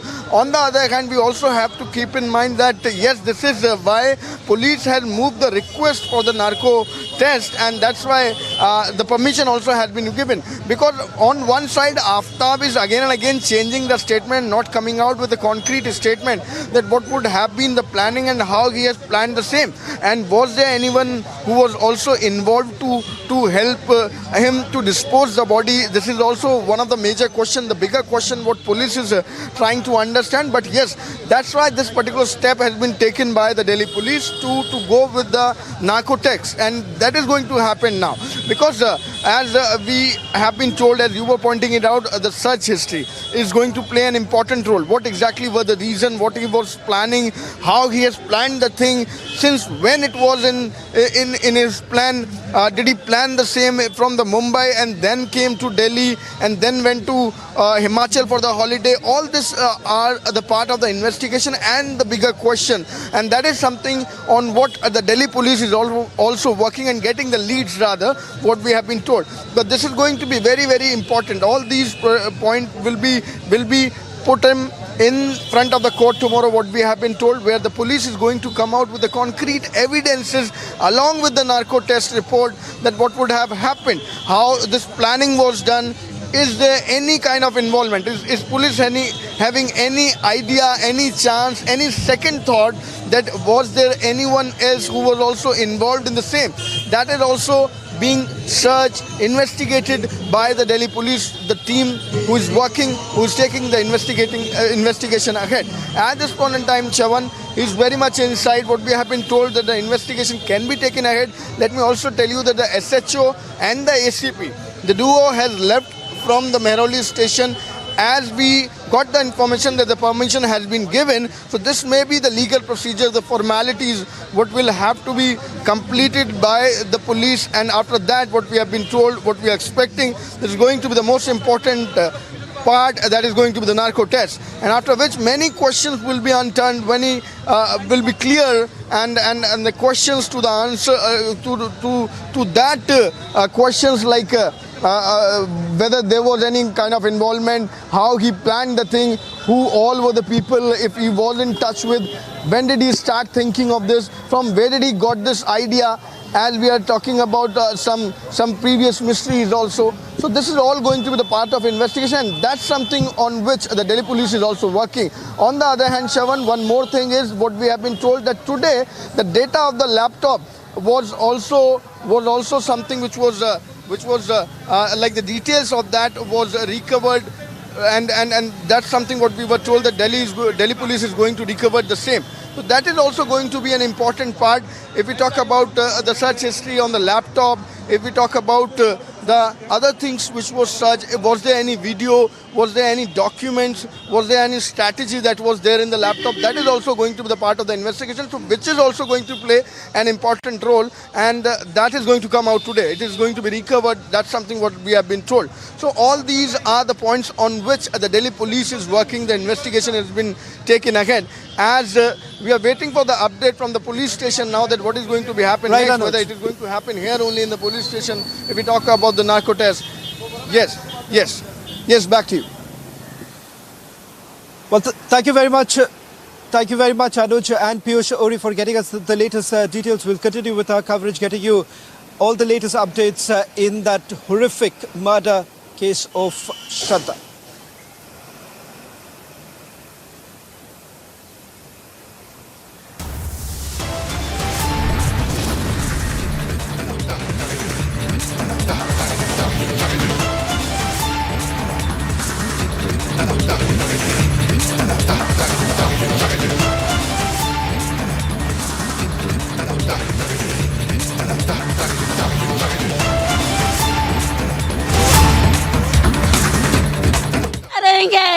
यकीन नहीं करेंगे, यही हम लोगों के सुबह से media वाले, पुलिस वाले आके पूछ रहे हैं, हाँ, लेकिन अभी कोई की आवाज है। और ये देखिए दूसरी तरफ भी तमाम जो परिजन हैं वो बैठे हुए हैं, उनसे भी बातचीत करेंगे। नहीं है, हम लोगों को इंसाफ चाहिए, लड़के की गिरफ्तारी चाहिए, हम लोगों को कुछ नहीं, लड़के की गिरफ्तारी चाहिए। कुछ नहीं, वो तो पुलिस ने कुछ भी नहीं किया है, खाली इधर उधर हाथ मार रही है, पुलिस वाले कुछ नहीं कर रहे हैं, कह रहे हैं घंटे पहले लड़का पकड़ के, कहाँ पकड़ के दिखाइए हमको, एक बार सामने दिखाओ, हम लोगों से अगर लड़का पकड़ गया है वो है तो हम लोग कुछ नहीं करेंगे, तुम दिखा दो कि तुम्हारे हिरासत में लड़का ही, अभी तक उसको गिरफ्तार नहीं किया गया, हमारा बच्चे से पूरा घर, उनका पूरा घर फरार। हाँ क्यों नहीं, दोनों ही फरार हैं, क्यों फरार हो तुम लोग? हमको जब तक इंसाफ नहीं मिल जाएगा तब तुम लोग यहाँ से हटेंगे नहीं। अब उसको बुलाइए ना, और क्या कहना, सभी कोई कह रहा है कि उसको बुलाइए, जब लड़का हाजिर हो गया तो उसको क्यों नहीं बुलाया जा रहा? बुलाइए, उसको सबक यहीं सिखाएंगे सब मिलके, उसने तो चौथी मंजिल ढके ना, उसको इसी जगह चटनी बना देंगे, बुलाइए उसको, जहाँ भी हो उसको लाइए यहीं। देखिए जो तस्वीरें हैं, ये देखिए पावर हाउस चौराहे पर, और देखिए पूरी तरीके से यहाँ पर जो जाम है वो भी लग चुका है। हम उनकी बहन से भी बात करेंगे। आपसे हमने सुबह भी बात की थी, पुलिस ने क्या कहा आपसे? सर वो कह रहे हैं कार्रवाई चल रही, लेकिन अगर सर पहले लड़के को पकड़ के लाइए, हम लोग को सामने दिखाई, वो पकड़ा गया तभी मिट्टी जाने नहीं देंगे। मेरी बहन को जब तक इंसाफ नहीं मिलेगा हम लोग नहीं हटने वाले। मेरी बहन को इंसाफ चाहिए, उसको फांसी दिलाइए, पूरे घर को बंद करवाइए, मेरी बहन फांसी दो, लड़के को फांसी दो और उस लड़के को गिरफ्तार करो। ये तमाम ऐसी चीजें हैं जिसकी बात जो परिजन है वो कर रहे हैं। और आप देखिए जो शॉट्स हमारे कैमरामैन सतीश आपको जो दिखा रहे हैं, अब देखिए पूरा यहाँ चौराहा जो है वो जाम हो चुका है। और एक बार फिर से हम उस तरफ लेके चलेंगे आपको, जहाँ पर पीड़िता की बॉडी रखी हुई है, वहाँ भी हम लोगों से बात करेंगे और उनसे समझने की कोशिश करेंगे, क्योंकि जैसे ही तकरीबन 500 मीटर दूर उनके घर से ये तस्वीरें हैं। और देखिए उनके परिवार के जो लोग हैं, ये बताइए, पुलिस सुबह से आई थी, आप लोगों से कुछ कहा? पूछताछ की और कुछ नहीं कहा, और क्या कहा सर जब पकड़े जाएंगे, लोकेशन मिला है, अभी 2 घंटे में पकड़े जाएंगे, अभी तक नहीं पकड़ा गया है। सुबह कहा था 2 घंटे में पकड़े जाएंगे, अभी तक कोई खबर नहीं मिली है। यहाँ रोड जाम करने का इंसाफ चाहिए, और क्या मकसद, यही मकसद है, हमें इंसाफ चाहिए, वो हमारे सामने होना चाहिए। जो लड़के ने धक्का दिया है, जब तक फांसी नहीं होगी तब तक यहाँ से बॉडी जब नहीं हटेगी। लेके आओ उसको। बिल्कुल जो परिजन है, बिल्कुल इस वक्त किस तरीके से उनकी स्थिति है वो समझी जा सकती है। सबके चेहरे पर आंसू है, सब रो रहे हैं, बिलख रहे हैं। और यहाँ पर जो पीड़िता है, पीड़िता की बॉडी जो है वो रखी हुई है। और एक बार इस चौराहे की तस्वीर मैं आपको एक बार दिखाना चाहूँगा। आप देखिए, ये चौराहा पूरी तरीके से यहाँ ब्लॉक हो चुका है। पावर हाउस चौराहा है दुबग्गा एरिया का, और चूंकि परिजन इस रोड पर यहाँ बैठे हुए हैं और इस कारण ये पूरी तरीके से जो एरिया है वो ब्लॉक हो चुका है। लड़की के जो भाई है निधि के, वो हमारे साथ हैं। ये बताइए, क्या जब पूरा कल वाकया हुआ उसके बाद आप लोग पुलिस के पास गए, मिलने गए, पुलिस ने क्या कहा? पुलिस ने कहा उसको पकड़ लेंगे, जैसे उसको। देखिए, पुलिस ने यही कहा कि पकड़ लेंगे, है ना। ये हमारे दोस्त है और हमारे सामने ब्लॉक में रहते हैं, पर अगर पकड़ लिए तो सामने दिखाओ तो उसको, कहाँ पे है वो, है? अगर सामने दिखाओ उसको, जैसे जिस तरह है ना, जिस तरह अगर वो कह रहे हैं कि पकड़ लिए है, सामने ले आओ। हम उसको मार देते, छुरे से मार देते, बहन के लौड़े को, है ना, उसको बहन के लौड़े छुरा मार देते।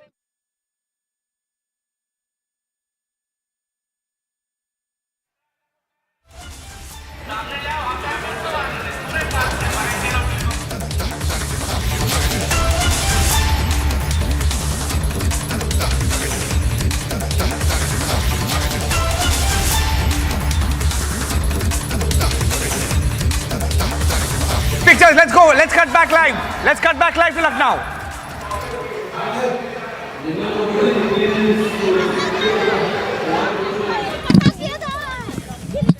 जी बिल्कुल, देखिए हमने परिजनों से बातचीत की, हमने परिजनों की आवाज़ भी सुनाई आपको और देखा किस तरीके से वो क्या डिमांड कर रहे हैं। उनका कहना है कि सुबह से तमाम उनको इस तरीके की खबरें मिल रही हैं कि लड़के को हिरासत में लिया गया है, लड़के की गिरफ्तारी हो रही है। हालांकि पुलिस अभी इस बात को पूरी तरीके से एक्सेप्ट नहीं की है, लेकिन हालांकि अलग अलग सोर्सेज इस बात को सुबह से ज़रूर कह रहे थे। लेकिन परिजनों का यही कहना है कि जब तक उस लड़के की गिरफ्तारी नहीं हो सकती है, जब तक उस लड़के की गिरफ्तारी नहीं होगी, तब तक ये सड़क नहीं छोड़ेंगे। और आप देखिए, पूरा का पूरा जो ये एरिया है, जो पूरा का पूरा जो रोड है वो पूरी तरीके से ब्लॉक हो चुकी है। आप देखिए, जो पावर हाउस चौराहा है वो पूरी तरीके से यहाँ पर आपको ब्लॉक दिखेगा। दूर दूर तक जो ट्रकें हैं वो यहाँ पर लग चुकी हैं और एक तरीके से पूरा का पूरा ये एरिया जो ब्लॉक है। और परिजनों ने बीच सड़क पे जो पीड़िता की जो बॉडी है, पीड़िता का जो शरीर है, वो इस वक्त उसका जो मृत शरीर है वो यहाँ रखा हुआ है। हालांकि थोड़ी देर पहले ये बात हो रही थी कि पीड़िता को आज उसका अंतिम संस्कार कराया जाएगा, लेकिन उसके बाद परिजनों के अंदर जो आक्रोश था वो कहीं ना कहीं देखने को मिला। और उसके बाद परिजन अपने घर से, यहाँ से तकरीबन 500 मीटर की दूरी पर उनका जो घर है, वहाँ से परिजन पीड़िता की जो शरीर है, पीड़िता की जो बॉडी है, वो लेकर के यहाँ पावर हाउस चौराहे पर आए। और उसको हमने देखा कि किस तरीके से उसको बीच सड़क पे पीड़िता की बॉडी रख करके और परिजन अपना जो विरोध है वो दर्ज करा रहे हैं। लव जिहाद बंद करने की मांग भी हमने सुनी थी कि किस तरीके से जो परिजन थे वो कर रहे थे, और उसके बाद अब उसकी गिरफ्तारी की मांग लगातार परिजन कर रहे हैं। तो ये और इसके साथ साथ चूंकि जो सूफियान का जो परिवार है वो भी इस वक्त फरार है, तो सूफियान का परिवार क्यों फरार है, इसको लेकर के भी जो परिजन जो सवाल हैं वो खड़े कर रहे हैं। हम एक बार फिर से लोगों के बीच में चलेंगे और उनसे समझेंगे और उनसे बातचीत करने की कोशिश करेंगे कि उनका क्या कहना है इस पूरे प्रकरण को लेकर के, वो क्या कहना चाहते हैं। और सबसे पहले उसके पहले आपको तस्वीरें दिखाएं। आप देखिए किस तरीके से जो ये देखिए, ये जो महिला आपको वीडियो में दिख रही हैं, ये पीड़िता की बहन है और वो किस तरीके से जो दृश्य है वो कहीं ना कहीं मार्मिक करने वाला है। वो किस तरीके से रो रही हैं लगातार। उनके जो भाई हैं, उनका जो आसपास के जो लोग हैं, जो पड़ोसी हैं, वो यहाँ पर कहीं ना कहीं बहुत ज़्यादा दुखी हैं, बेहद दुखी हैं। और कल की जो पूरी ये घटना है वो कहीं ना कहीं परेशान करने वाली है, क्योंकि जबरन धर्म परिवर्तन करने को लेकर के लगातार सूफियान दबाव बना रहा था और इसके साथ ही साथ जो चीज़ें हैं वो हो रही थी। और एक दूसरी तरफ की भी तस्वीरें हम आपको दिखाने की कोशिश करेंगे। कुछ पुलिस की तस्वीरें उधर हमें दिखाई दे रही हैं, उधर ले चलते हैं क्योंकि पुलिस क्या कह रही है। और देखिए, पुलिस के तमाम जो आलाधिकारी हैं वो यहाँ पर मौजूद हैं और हम वो यहाँ पर क्या चीज़ें कह रहे हैं उनके पास चलते हैं और बात करने की कोशिश करते हैं। इसको संज्ञानित किया है, लेकिन यह है ना कि अभी हम लोगों की मुख्य जिम्मेदारी है आरोपी की गिरफ्तारी करना। उसके लिए हमने टीमें गठित की हैं, हम खुद दबिश दे रहे हैं। अब अभी हमको पता चला, हम यहाँ आ गए। अब इसका फ़ायदा उठाएगा कौन? को भी जान देना। यहाँ धरना प्रदर्शन हमारा फंसे रहने से मुझे फायदा मिलेगा। वेस्ट चिरंजीव सिन्हा इस वक्त परिजनों को समझा रहे हैं। आप देखिए सामने की तस्वीरों में आपको डीसीपी वेस्ट दिख रहे हैं चिरंजीव सिन्हा, और वो यहाँ पर परिजनों को समझा रहे हैं। देखिए नीचे की तरफ में जो परिजन हैं वो आपको दिखेंगे बैठे हुए, वो आपको दिखेगा कि क्यों, इससे क्या फायदा होगा? 4 घंटे उसको और फायदा मिलेगा। शांति मिलेगी कि उनका लड़का उसका नहीं साथ मिला, उसको न्याय मिली। आप लोग मेहनत करें। आप निश्चिंत रहिए, हम पूरी तन्मयता से यहाँ देखिए, अब सारे लोग यहाँ आ गए, इसका फायदा आपके यहाँ बैठने से उस आरोपी को फायदा मिलेगा। फिर उसके बाद भी कुछ नहीं होगा। हमारे साथ वही कांड हो चुका है। नहीं तो आपको कैसे लगता है कि नहीं? बात को समझो। आइए इधर आइए। आपकी बेटी ने आप साथ में हो तो फिर आप ये समझो, आपकी बेटी आरोपियों को फायदा होगा इससे। इस पूरे समाज की बेटी है वो, है ना।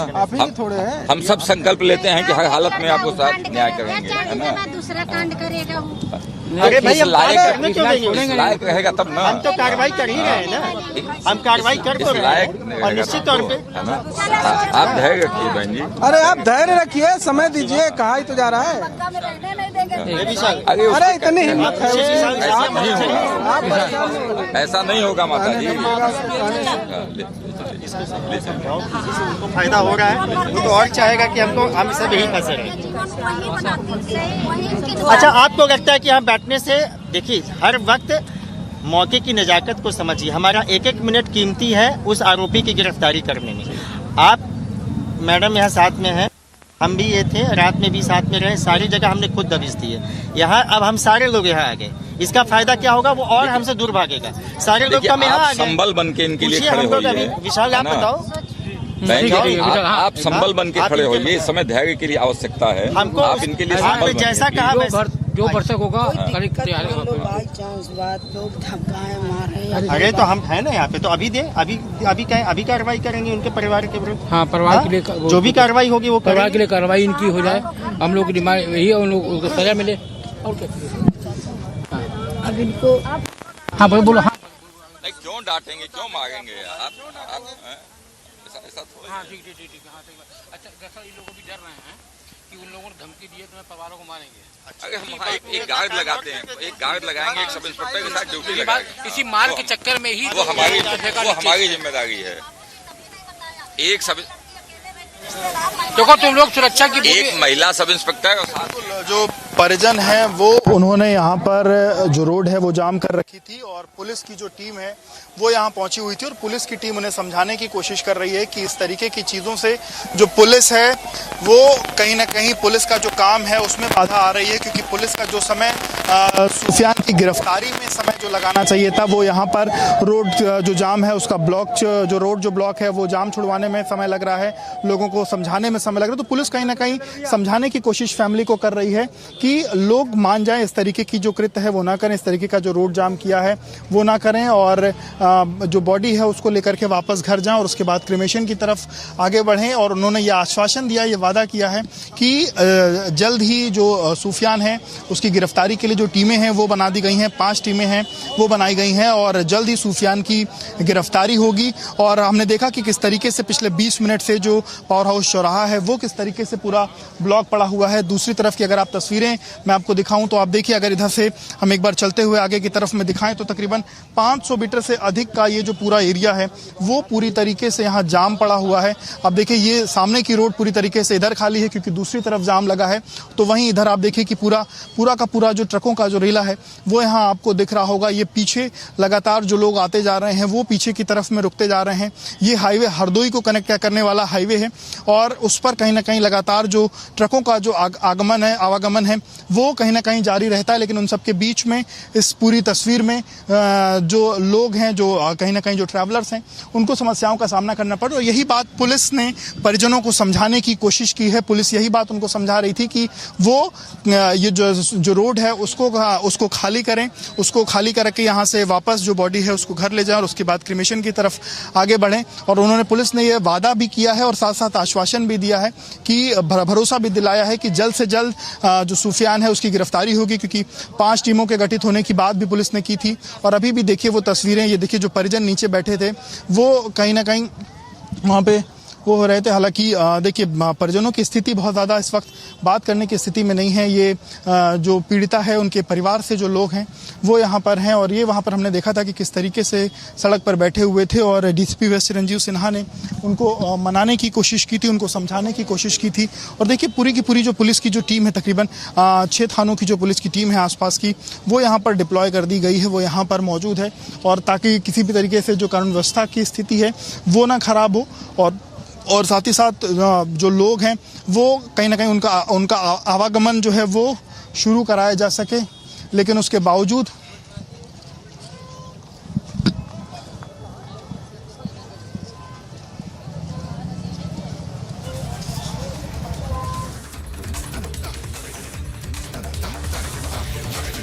वो कहीं ना कहीं बाधित है। तो बिल्कुल जो आवागमन है वो कहीं ना कहीं बाधित है, और वो तस्वीरें हम आपको लगातार दिखा रहे हैं, किस तरीके से पावर हाउस चौराहे की ये तस्वीरें हैं। और ये देखिए पूरा का पूरा चौराहा जो है वो ब्लॉक पड़ा हुआ है, तकरीबन 200 से 300 से अधिक आदमी यहाँ पर आपको दिख रहे होंगे। हमने दाहिने तरफ की आपको वो तस्वीरें दिखाई कि कैसे दूसरी तरफ में रोड ब्लॉक के कारण जो रोड है वहाँ पर किस तरीके से गाड़ियों का जो रेला है वो लगा हुआ। और ये देखिए दूसरी तरफ भी आप देखिए गाड़ियों का रेला, दूसरी तरफ भी आपको दिखेगा कि पूरी की पूरी तरीके से जो गाड़ियां हैं वो रुकी हुई हैं, क्योंकि आवागमन पूरी तरीके से बाधित है। और पुलिस कोशिश में इसी बात की है कि जल्द से जल्द इस जो जाम है उससे कहीं ना कहीं निजात मिले, और जो सामान्य लोग हैं वो कहीं ना कहीं अपना आवागमन जारी रख सकें। देखिए सामने की तरफ में भी आपको जाम की तस्वीरें दिख रही होंगी, और इधर देखिए जो परिजनों को जो मनाया जा रहा था, अब फिर से परिजनों को मना करके जो पुलिस जिधर डेड बॉडी रखी है उधर की तरफ में आगे बढ़ रही है। और कोशिश यही है पुलिस की कि वो इन लोगों को यहाँ से हटा करके जो अपना जो काम है उसको आगे बढ़ा सके। चिरंजीव जी हमारे साथ हैं। चिरंजीव जी, परिजनों से बातचीत हुई है, क्या आश्वासन दिया? जो आरोपी की गिरफ्तारी है हमने उसको सर्वोच्च प्राथमिकता पे हम इसको सुनिश्चित करेंगे, और इसके लिए हमने कई टीमों का गठन किया है। खुद हम इसमें लगे हैं, हमारे सीनियर अधिकारी खुद मॉनिटरिंग कर रहे हैं इसका, और ये हमारी सर्वोच्च प्राथमिकता है कि जो आरोपी है उसको यथाशीघ्र गिरफ्तार किया जाए, और उसको जो हम माननीय कोर्ट के समक्ष प्रस्तुत करें।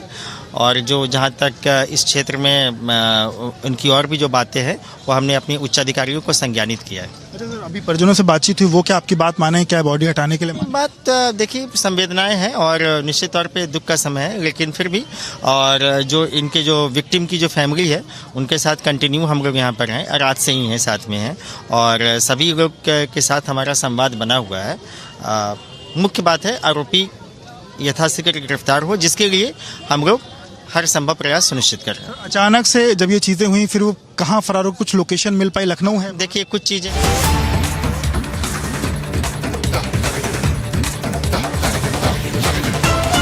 And we have some big breaking news coming in for the first time on TV. For the first time on TV, we have the chat of Shraddha. Shraddha's chat on Republic TV from the 4th of May. Shraddha's chat on Republic TV for the first time. For the first time, a chat that's coming out on TV of Shraddha days before she was killed. Exactly 2 weeks before she was killed, butchered by Aftab Amin Punawala. This is Shraddha's account. Shraddha's Instagram, her Instagram message, and Republic TV has accessed the chat, the last chat, perhaps one of the last chats of Shraddha. And she says, buddy, need help. She reaches out to her friend. Republic TV has accessed the chat. She said on the 4th of May at 9:51 a.m. And in fact, what we will also do is we'll pull out that reel. We'll pull out that reel, the only reel that she had put out. She wrote on the 4th of May, buddy, need help.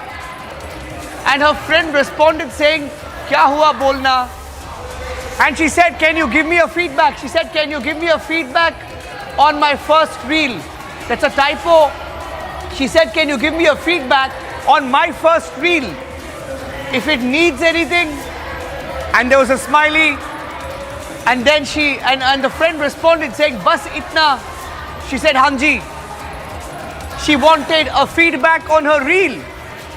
And Republic TV put out the reel a few days back from Uttarakhand, Rishikesh. If I can pull out that reel, I'll just pull out that reel. We had a reel from Rishikesh, I think it was in Uttarakhand. She had put out a short video Republic TV had broadcast that reel, and that was the only real reel on her Instagram page. And on the 4th of May, she wrote to her friend, 4th of May, 9:51 a.m. She reached out and she said, buddy, need help. And she said, kya hua bolna? This is the friend said, tell me what can I do? And she said, can you give me feedback on my first reel if it needs anything? And the friend responded saying, bas itna. She said, Hanji, which shows you. And this was the trip just before she went to Delhi. The timeline, beginning of May, the first week of May, Aftab and Shraddha go to Himachal and Uttarakhand. They go to the hills. We were told they went to the hills. And there she posts a reel. And we had that reel as well from Uttarakhand. If I can ask my producers to also pull out that reel. We had put out that reel 2 days back. The reel of Shraddha that she had put out on Instagram. That's the reel. That's the last reel. That's the last reel. And she had asked her friend for feedback on that reel. She had asked her friend for the feedback on the reel. And we also spoke to the friend.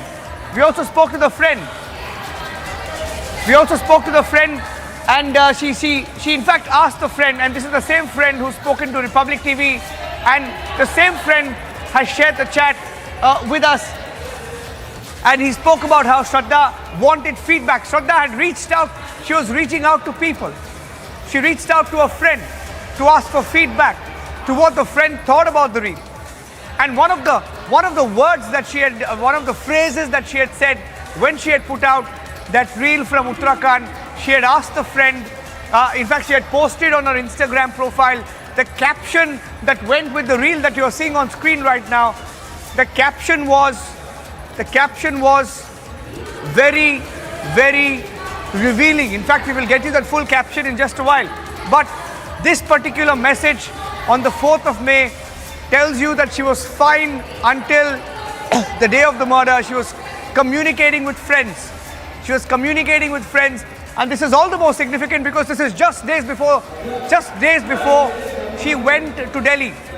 Just days before she went to Delhi and she settled down in Delhi in a house. And Republic TV has accessed that chat at 9:51 a.m. on the 4th of May. She wrote, she said she needs help from a friend, and she asked the friend to give her feedback on the first reel that she had put out. And she also asked if the reel needed anything as a feedback. And then the friend had even responded.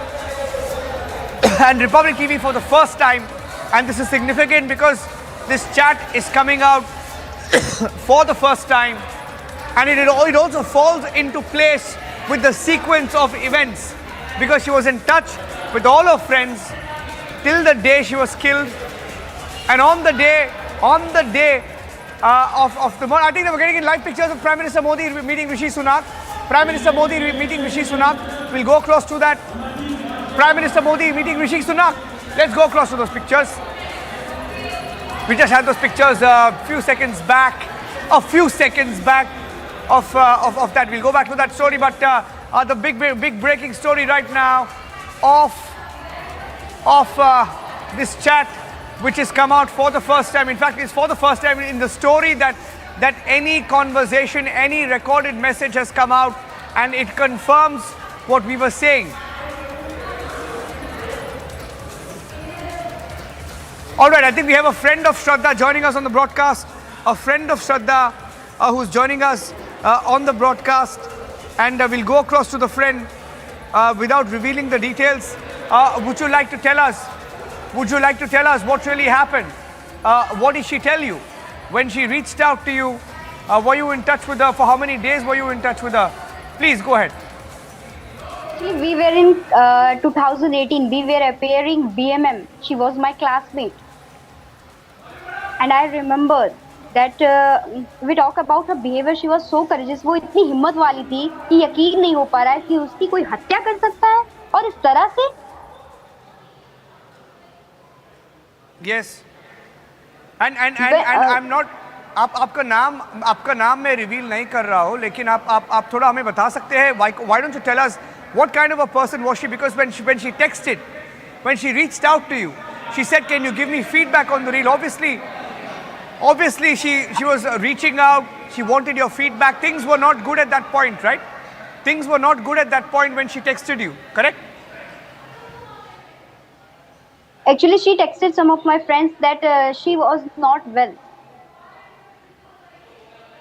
Yes. And after 2018, I was not in contact with her. But at the time of 2018, अगर मैं बात करूँ उस दौरान की बात, तो उस समय उसका बिहेवियर काफी अच्छा था. वो बोल्ड लड़की थी, करेजियस थी. बिलीव ही नहीं हो पा रहा है कि उसके साथ इस तरह से होता, क्योंकि वो किसी की बातों में आने वाली लड़की नहीं थी. Yes. And recently, can I yes, बताइए. And recently I came. Sorry, go ahead. And recently I came to know that at the time of February 2022, she texted some of her faculty and asked that when should I come to pick up my result. That means she was concerned about her career and she wanted to continue. Be with me. I want to tell you that the friend who wants to go on record now, I'm not revealing his or her name, is joining us live on the broadcast. Why don't you tell us? On your screen, you can see the anonymous window. That is the second friend of Shraddha who's joining us live on this broadcast. And he or she doesn't want to reveal the identity, but wants to talk about what happened. Why don't you tell us? He's speaking to us live now. When did you last speak to her? What was your last conversation with her? Yes, sir. The last time I spoke to her was on 4th of May. This chat is with me. And Shraddha she loved to explore. So she just messaged me saying that since you know video editing, can you just help me? So that's the kind of narrative she had in this chat towards me. And I wish that I could have asked if she was fine or not, so that I would have got a little more perspective into how she is feeling. But after Aftab coming in her life, as my panelist friend over here said, she did change. She became very much controlled. She was not like that. She was a much more better person. She suddenly became this meek human being who was completely averse to her nature. We did alert her that this is not how you should be, and this guy is having some kind of an effect on you. So you should cut him off. She tried to do that. She tried to cut him off, but he threatened her with suicide. He said that मैं खुद को भी मारूंगा और तुम्हारे सारे परिवार वालों का नाम ले लूंगा. And Shraddha, being the family girl she was scared for her family. So she always was succumbing to his blackmail. And eventually his threats became so violent that he even threatened to kill her during 2021-2020. And we didn't make much of it because we thought he's just being aggressive. And we did warn him, but we didn't think that Aftab would actually go ahead and do something like that. So she told you that she always had that threat. She told you that Aftab had tried to kill her. She told that Aftab had threatened her that he will either kill himself or kill her if she leaves him. So I have this chat with me. I'm not taking your name because I know you want to remain anonymous. I have this chat with me that she shared with you. Shraddha, so the person that Shraddha chatted is live with us on the show right now, ladies and gentlemen. This is the chat. I have two friends of Shraddha. One of them is going on record. Both of them are going on record, but one of them is revealing the identity. She's live with us. And the other friend who texted Shraddha on the Instagram chat box is also live with us. I'm not revealing his identity, but he's going on to describe his conversation with Shraddha. I have this chat with me, my friend. And in this chat, it appears it's on the 4th of May. She says, buddy, need help. Can you give me feedback on my first reel? This was a reel that she shot in Uttarakhand, right? That's the only reel that we can see on her Instagram post, correct? Yes, correct? That is the one, yes. And was Aftab with her on this trip?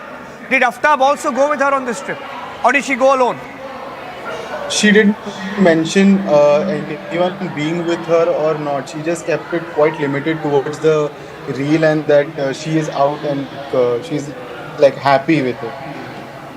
Yeah, because what we were told in the last 3 to 4 days, my friend, what we were told is that Aftab and her went to Himachal just before moving to Delhi and settling into their apartment. We were told that both of them moved together to Delhi after a 10 to 15 day visit to Himachal or Uttarakhand, right? Why don't you tell us about what you know about those last few days? So during the last few days, she almost stopped texting most of her friends. There were very few friends who she texted and confided in. The ones who really were like very close to her and went out of their way to reach out to her, she spoke to them in a limited manner. And as you can see, even in this chat, as it is flashing on the screen, she would really keep it to the point. She would get right to the point and then go offline immediately. So we couldn't get to know exactly what was happening with her. And if she was with Aftab or not during that time, I didn't know on my personal level, but I don't know if the other friends knew about it. I didn't for a fact. And why don't you also tell us? Why don't you also tell us, because you've shared this chat with us, why don't you also tell us how many people was she in touch with? Do you know that? Because most friends who are speaking out, knew about something being wrong. But it appears that nobody sort of raised an alarm with her family, right? We did. We actually told her. We told at home and we told her as well. Some of the friends also told Aftab himself that if you don't stop being so threatening towards her, we will definitely go to the cops. And at some point in time, it did stop. It did get a bit normal. But when it started again, we weren't knowing of it. Yes, and what? For how long did this violence continue? Was he always violent?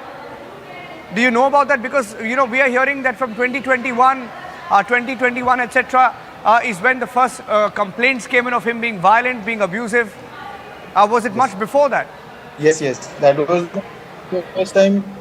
Yes, we were told by a mutual friend of ours that Aftab would burn cigarette butts on her body. That was the first time we realized that Shraddha is in grave danger.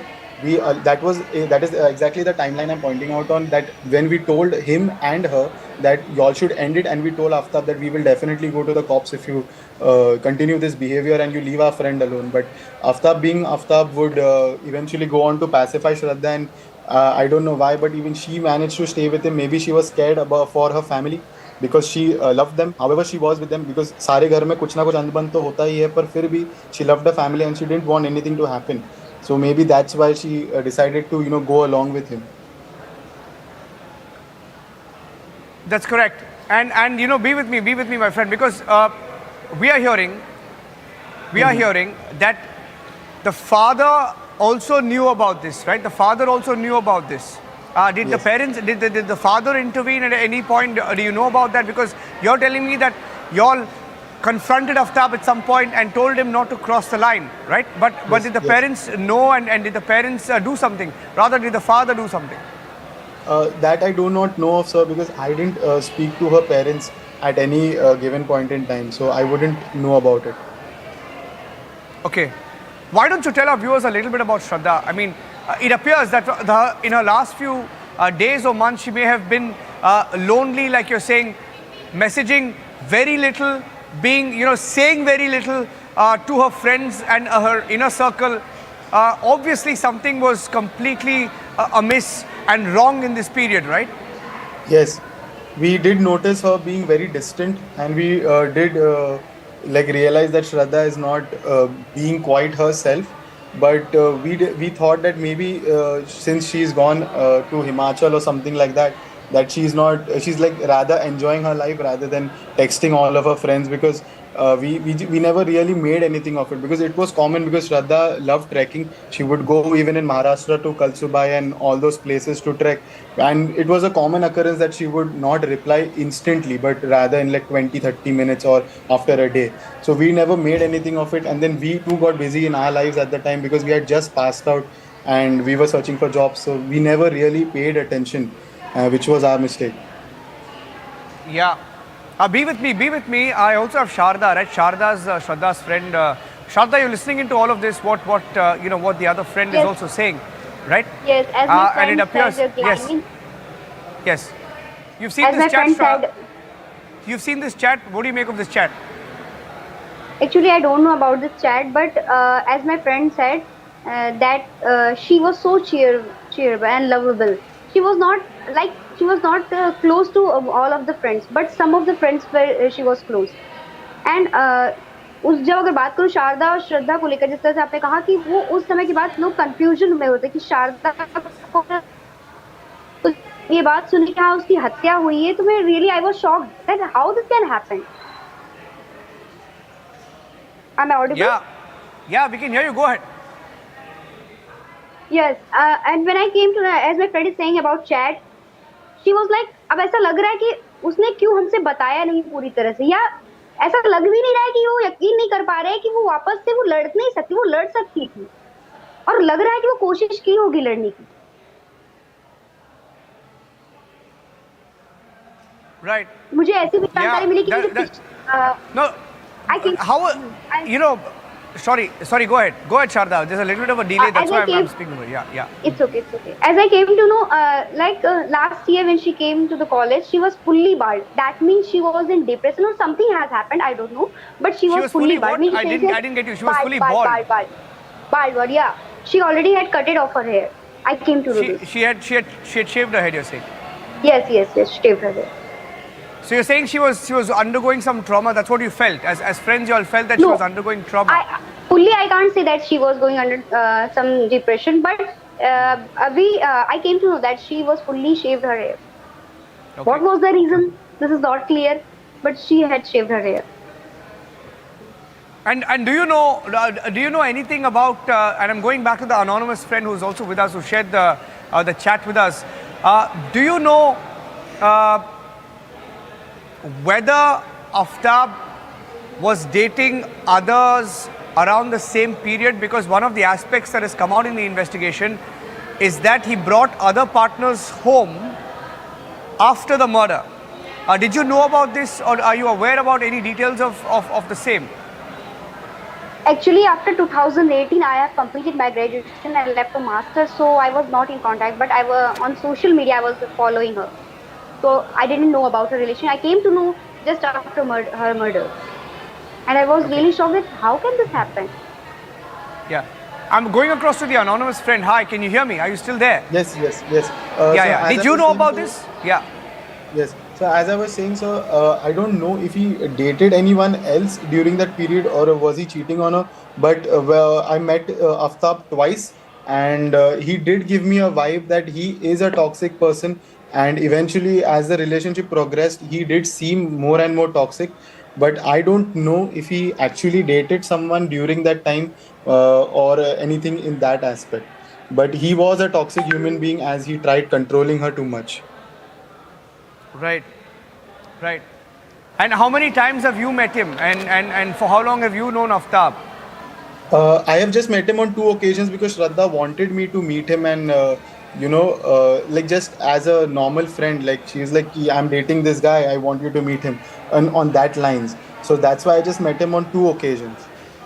But I really never, we made it quite clear to her that we didn't quite like him, and it was evident, but she wouldn't want to leave him because this guy would always threaten blackmail to her, and she was mentally troubled by his stupid blackmailing. When you say blackmail, what do you mean? Because we are getting in details of how he transferred money out of her account. Threatening to suicide or kill her. With self-harm and suicide. Yes. He has mentioned that if you leave me, then either I'll kill myself and blame you and your family for it, or I will kill you directly.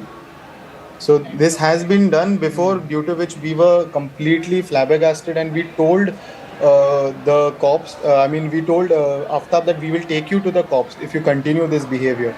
After which he did go on to pacify a bit, but then post that period, we don't know what happened, because by that time Shraddha had already gone to Himachal and she was in Delhi. So then we don't have any follow-up. Like I personally don't have any follow-up of it. No, I think this is I think this chat is revealing, because what it also tells you, my friend, is that she really was trying to reach out to people. She didn't perhaps have too many people to speak to, correct? She's saying, can you help me? She says, can you help me? Can you give me a feedback? So just looking at simply her text, it tells you that she was trying to reach out to people, to converse with people, to get feedback from people, right? Yes. That was her way. She would always text straight to the point, no hi, no hello, straight to the point, ask what you have to, and then end the chat.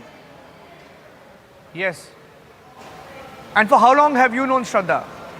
I have known Shraddha my entire college life, so roughly 4-5 years. Right. And for how long had she been dating this guy called Aftab? We were told that by her that she started seeing Aftab in 2018. And she left her house, her family only for Aftab, and after the relationship with Aftab? That, sir, I wouldn't know because such a thing wasn't discussed with me. However, it would seem so as she quite went in a whole live-in zone with him later on. And what did he do, Aftab? I mean, when you met him, how did he introduce himself? What did he do in Mumbai? I didn't know at the time. Aftab introduced himself as a food blogger. He had a page, an Instagram page. That is where he told that he manages the page and he's a food enthusiast and looks forward to building the page and all of that thing. I really didn't make much of him. I thought he's just an average person, nothing too interesting about him or anything that stood out for him. So this chat that I have, my friend, this chat just 14 days, 2 weeks before the murder, to be precise, because we are hearing that it happened on the 18th, right?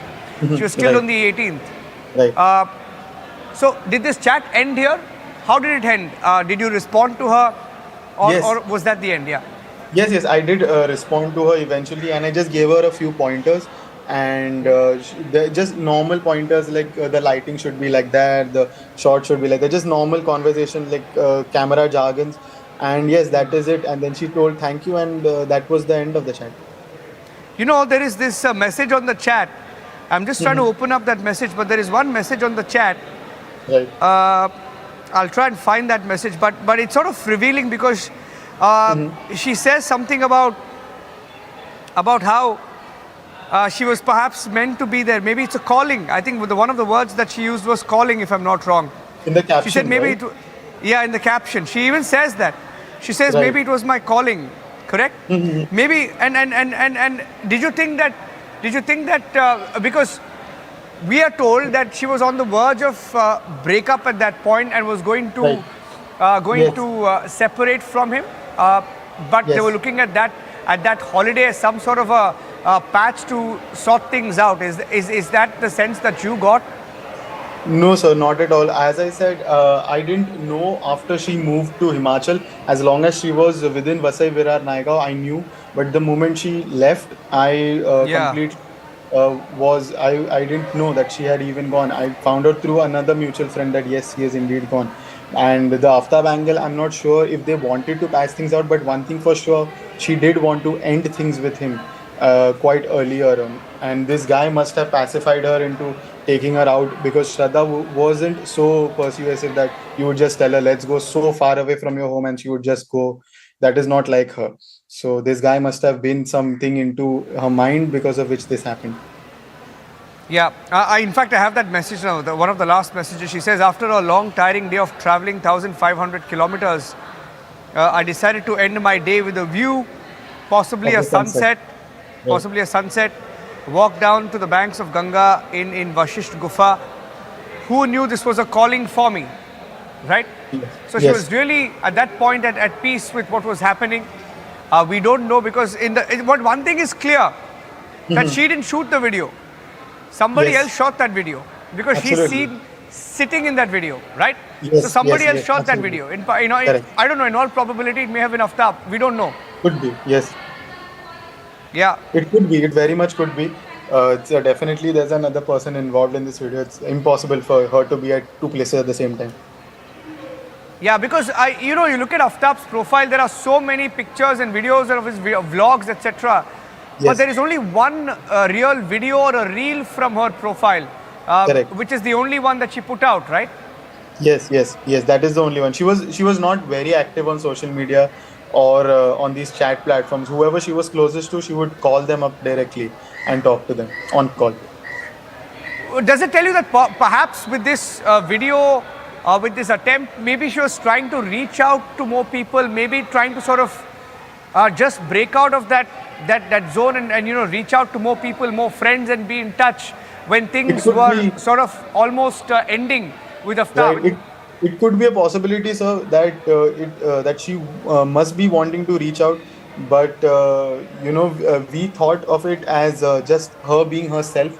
Because, as I told you, she would keep her conversations quite close-ended. That was just her, and that's the reason it never alarmed us in any sort of way. And I guess that was our mistake. We should have been a little more sensitive, and we should have gone a bit out of our way to ask her if she's fine or not. But you can confirm, but you are confirming that friends had alerted her parents even before. Yes. Even Yes, before yes, this yes. happened. Yes, we had. You had. But you Yes. don't know about any intervention at that point, right?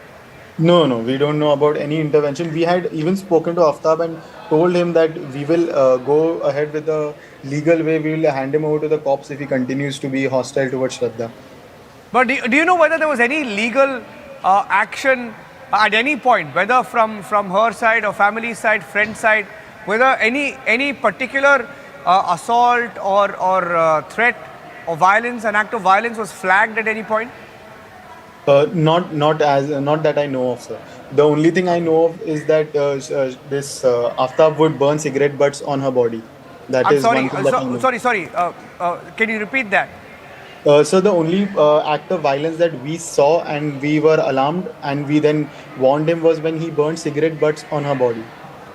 My God, that's a very disturbing detail that you're telling us. So she would tell you about this, or did you see Yes. these marks? So you're saying that he would yes, he would went he to would a- burn her with cigarette marks, with a cigarette, burn She her went with a to cigarette. lady friend of ours. So we were a group, and she went to a lady friend of ours. And since she also is a girl, she showed her the marks. And then this lady friend of ours told us that this is what he's done. And that is the time we decided to go and fire Aftab and be a bit stern with him that this is not done, and we will hand you over to the cops if you continue such heinous behavior towards our friend. My God, these are very disturbing details, and perhaps also coming out for the first time. So did your woman friend also tell you, describe the full details of this cigarette buds Yes, sort of it would be an attack? multiple burns on her back. I cannot go On her more back? into- because it would be. I guess it would be intimate, but on her back, yes, on her behind, and it would be like as if it's the end of the cigarette and it's just pierced onto her body and left to burn. It would be very gruesome. And since this lady friend of ours is the only person who has saw it, she has mentioned that it was very gruesome and we have to go and talk to him. My God. Just for our viewers who are joining us, in fact, the person that you see on the screen or you're hearing right now, who you see on the screen as anonymous, is a friend of Shraddha who had perhaps one of the last conversations with her before she was killed by Aftab Amin Poonawalla and cut into 35 pieces. The last chat is on your screen right now on the 4th of May at 9:51 a.m. when Shraddha reached out to him asking him for feedback on her first Instagram reel. And he's telling us now that the friends knew about this violent streak of Aftab Amin Poonawalla and this very disturbing incident that he's just shared with us, that this monster called Aftab Amin Poonawalla used to burn Shraddha with cigarettes. The end butt of the cigarette, with that he used to burn her, is what he's saying. And she shared that with one of her closest friends. And was this one incident or multiple incidents, my friend? One incident. This was one incident. After that, he wouldn't go on to torture her in this sort of way. But, sir, unfortunately, he went on to do a much heinous crime, which we are now speaking of.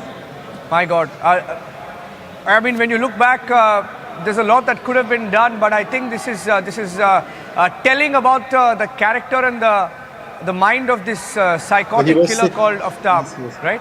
Yes, sir. Absolutely. He was deranged, sir, and after this incident, we were very, I wouldn't say aggressive, but we were very stern with him. We did give him a good mouthful about, you cannot do this to our friend and stuff like that. We did that from our end, but Shraddha was insistent that, don't take it to the cops and all. We asked her why, and then she was like, this guy threatens me with suicide.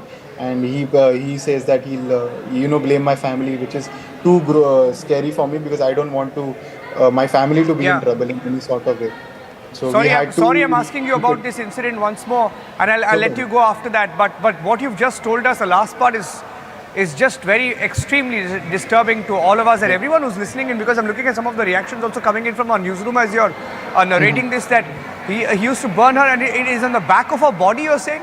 On the back of her body he would burn the he had stuffed the cigarettes. And was it one cigarette injury mark or several, multiple? Would you have details of that? Multiple burns, sir. Multiple burns? Yes. My God. Aftab used to smoke, so he would light it out on Shraddha. So that was the burn marks, which was in itself gruesome and in itself quite inhuman, in my opinion. And it was enough to make our blood boil to go and shout Aftab about it, that how can you do this to our friend and stuff like that. But him being him and Shraddha being scared towards her, because she loved her family that much, she didn't want anything to come till her family. She would be afraid of Aftab, which I wish she would be a little more bold like herself that she was. And if she would even tell us, we were even going towards the cops, since some of our friends know police officers within our vicinity, we had even planned to take him to the cops. But unfortunately, because Shraddha told us not to do so, because she was afraid and for her family, that's the reason we held back. Yeah. And sorry, just a couple of last questions. What was the timeline of this? When did this happen, this cigarette incident? 2020 to 2021. That was between this. It was in this year. Okay. Yes. Well, extremely disturbing details, and thank you for having the courage to sort of share all of these details with us. Our viewers are listening in, and I think what you've told us also sort of gives us an idea about this crazy psychotic killer called Aftab, and we only wish that at some point of time, if alarm was raised, you never know how things would have turned out.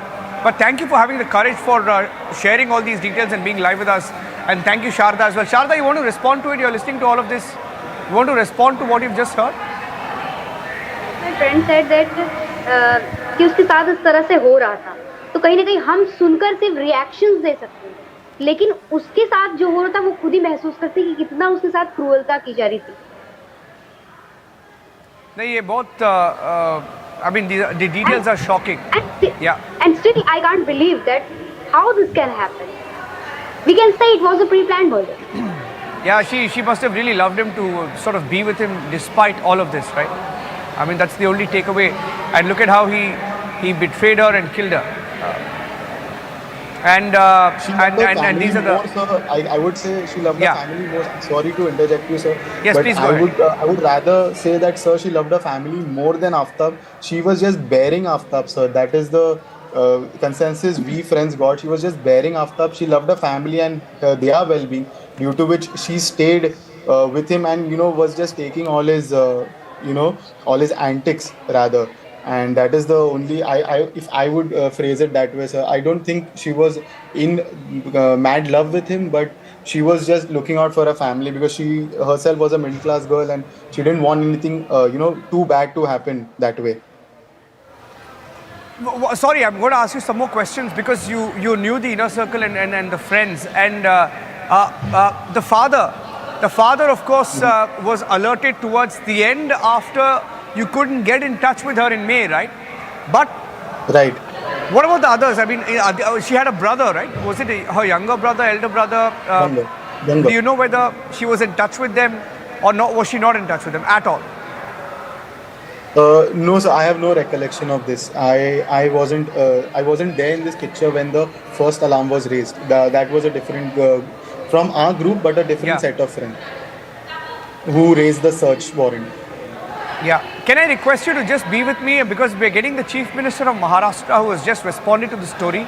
Mr. Eknath Shinde has just spoken on the story that Republic TV has been tracking very, very closely. I'd like to listen in to what the Chief Minister has said. The police has also made a few revelations. They're on the day of the murder. We don't know whether it was before the murder or after the murder. But she had already gone inactive, and Aftab had transferred money on the same day, 54,000 rupees, if I'm not wrong, is what the police said. I'd like to play out what the Chief Minister said. and then what the police said. Stay with me, Sharda and the anonymous friend. I'm just coming back to you in a few seconds. Mumbai में रहने वाली लड़की श्रद्धा की बेरहमी से हत्या की गई, इसका लेकर आप क्या कहेंगे? वो तो दिल्ली में हुआ है और उसके ऊपर ये बहुत ही दुर्भाग्यपूर्ण घटना है और उसे कड़ी से कड़ी कठोर सजा होनी चाहिए और बिल्कुल ये दिल्ली सरकार उसमें लॉ जिहाद का एंगल बताया जा रहा है। नहीं, अभी उसके ऊपर मैं अभी मुंबई में रहने वाली लड़की श्रद्धा की बेरहमी से हत्या की गई, इसका लेकर आप क्या कहेंगे? वो तो दिल्ली में हुआ है और उसके ऊपर ये बहुत ही दुर्भाग्यपूर्ण घटना है और उसे कड़ी से कड़ी कठोर सजा होनी चाहिए और बिल्कुल ये दिल्ली सरकार उसमें लॉ जिहाद का एंगल बताया जा रहा है। नहीं, अभी उसके ऊपर मैं अभी Shraddha's friends have just shared with us extremely disturbing details. In fact, the more we get deeper into the story, the more gory it's getting with the level of torture that she had gone through before she was killed. Before she was not just killed, but butchered, dismembered, and eventually her body parts thrown in different parts of the national capital. That's what the Chief Minister just said. You heard him. I'd like to play out what the police said. The police, in fact, say that on the day of the murder, there were a few financial transactions. Many of the details with Aftab did not share, or what he claimed did not add up eventually with the investigators. Let's listen in to what the police in Vasai, in Palghar, in Maharashtra said about the investigation. They've also been involved with the Delhi police because they've been coordinating with the Delhi police. Eventually, the complaint went to them. They investigated, got in touch with the Delhi police. Here's that version. 18 मई को 50,000 withdraw हुआ है, उसके बाद में 5,000 6,000 ऐसा 2-3 बार withdraw हुआ है उसका अकाउंट से। एटीएम कार्ड, क्रेडिट कार्ड का भी इस्तेमाल हुआ है? नहीं, वो बैंक अकाउंट डिटेल्स उसके साथ से खाली विड्रॉल का अपने पास इंफॉर्मेशन है। वो ये श्रद्धा और वो आफ्ताब दोनों का मोबाइल हमने एनालिसिस किया था, मोबाइल का तांत्रिक विश्लेषण किया था, बैंक डिटेल्स लिया था, जो नाडर है उसका स्टेटमेंट रिकॉर्ड किया था, आफ्ताब को बुलाया था उसका स्टेटमेंट रिकॉर्ड किया था। ये जो सारी चीज़ सामने हमारे आए और जब हमें लगा कि विसंगति उसमें है, पैसा विड्रॉ हुआ है, जो मोबाइल 2.5-3 महीने से मोबाइल बंद है, वो हिसाब से हमें किधर ना किधर हमें डाउट लग रहा था। Going back to the friends of Shraddha who are continuing to stay with us on this broadcast, and they are speaking out for the first time, in fact, since the story broke on Monday. I'm coming back to you, my friend. Now, you spoke about the cigarette butt incident, right? The cigarette butt incident. Did she get any treatment at that point? Did she go to a doctor? Would you know about that?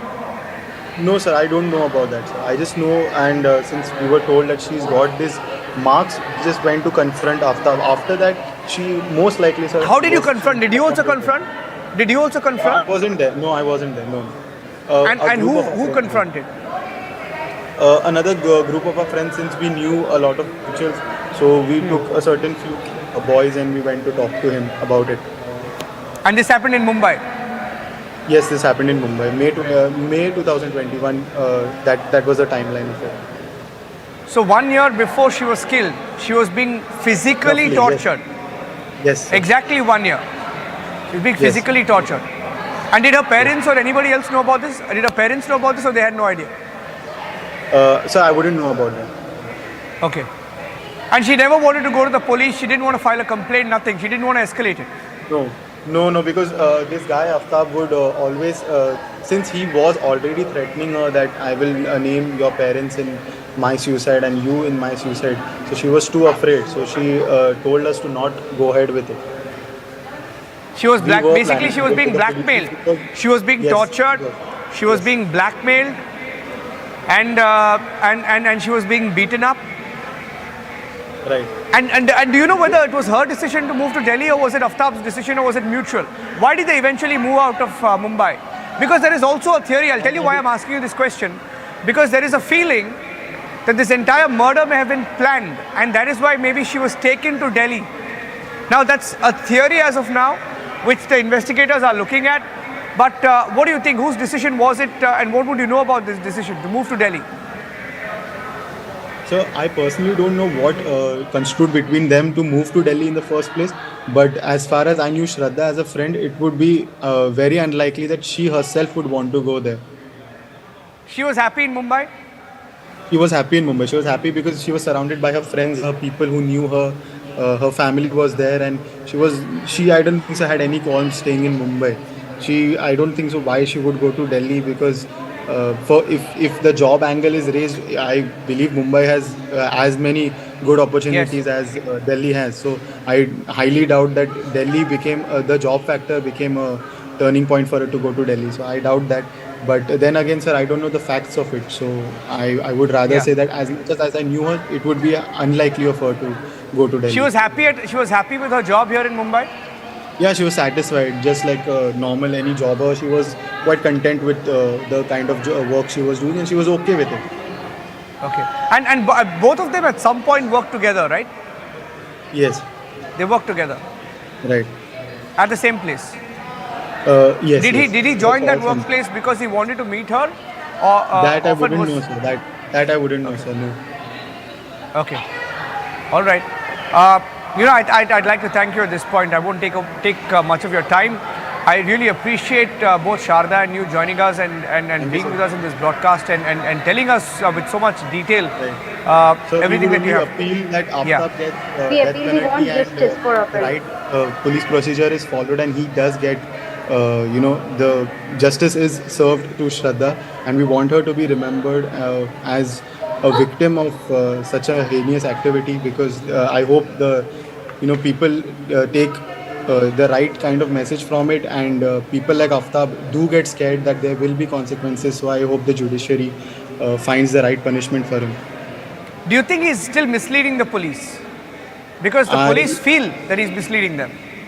I wouldn't know about that, sir, but I know for a fact that this person who has killed my friend should be punished as well in the right way. And as I would just like to say that when a teacher punishes one person in a class, the rest of them also, they shut up. So I wish this guy is also given that punishment so that future criminals are not born. The father wants death penalty. Would you both also back him on that? Yes, 100%. Yes, 100%. Okay. Thank you for speaking to us. We'll be in touch. Thank you very much for being live on Republic TV. Two friends of Shraddha revealing so much in the last half hour since we broke the chat. Some very, very gruesome details are coming out in the course of our broadcast. And we'll continue to get you all the details, the breaking news updates, every little detail in the investigation. Republic TV has been at the forefront to investigate and get you the details of what's happening. Taking a short break. Stay tuned.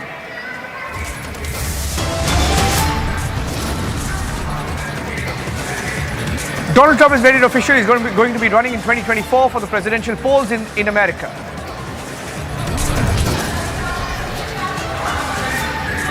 And more on the cash for ticket scandal that's hit the Aam Aadmi Party in Delhi.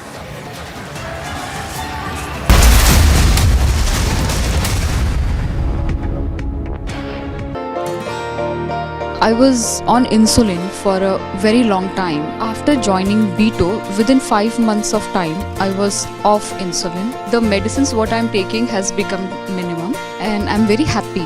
Maybe in future, I'll be off medicines very soon. Get your diabetes care program with a free Beto glucometer. Give a missed call on 740-1100. Aftab श्रद्धा को क्यों मारा? आफ्ताब श्रद्धा को क्यों मारा? आफ्ताब बता, देखो आफ्ताब दिख रहा है, देखो मुंह छिपा रहा है अपना, कुछ भी बोल नहीं रहा है, मुंह छिपा रहा है, अभी से पछतावा हो रहा है आफ्ताब को, लेकिन कुछ बोलने से बच रहा है।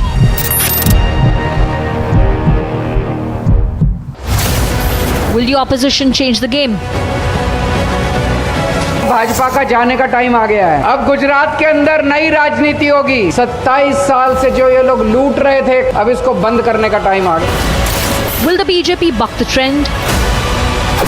ગુજરાતને નફરત ફેલાવનારા લોકો એમને ગુજરાત ક્યારે સ્વીકાર કરતું? જેમણે ગુજરાતને બદનામ કરવાની કોશિશ કરી છે, આ ગુજરાતની જનતા એમને વાળી છોડીને સાફ કરી નાખ્યા છે. December 8th with Arnab. Prime Minister right now is meeting with the diaspora. He's been given a traditional welcome.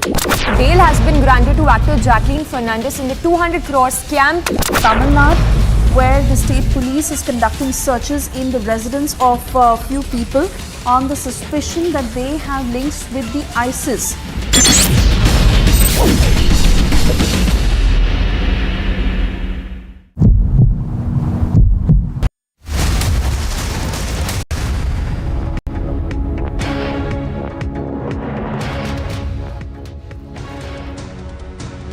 US President Joe Biden called an emergency meeting with G7 NATO leaders after ally Poland says Russian-made missile killed 2 in eastern part of the country.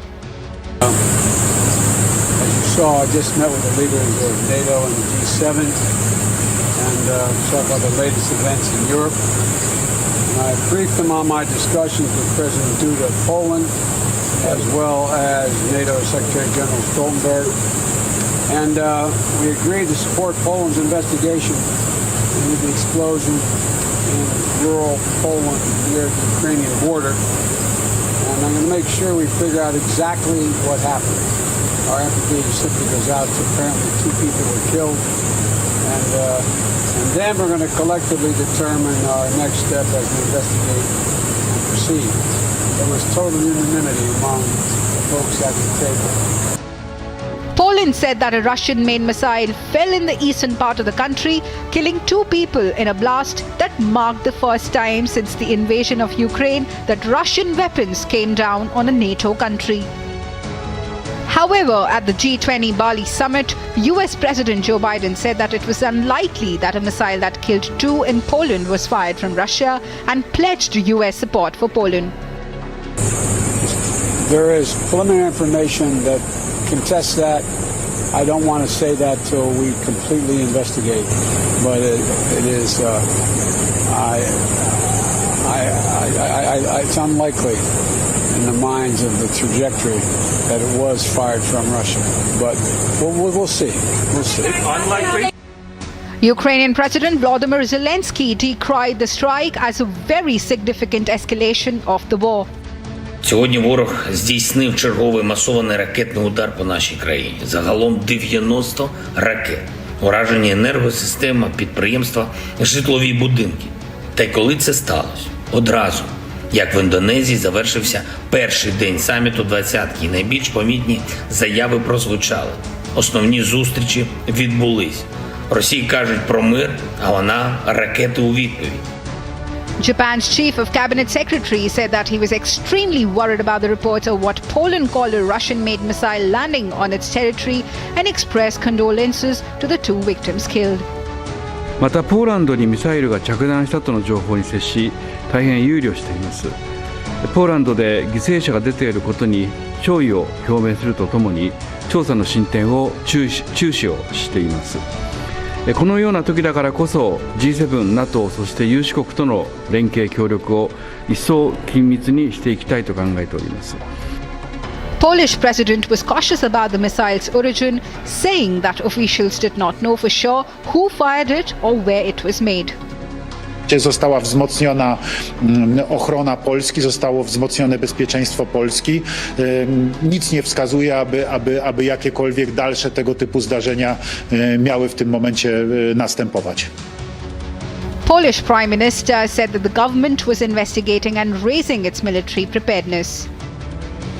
Po pierwsze, zdecydowaliśmy o podniesieniu gotowości bojowej wybranych oddziałów polskich sił zbrojnych ze szczególnym uwzględnieniem monitorowania przestrzeni powietrznej i to monitorowanie przestrzeni powietrznej odbywa się i będzie się odbywać we wzmocniony sposób razem z naszymi sojusznikami.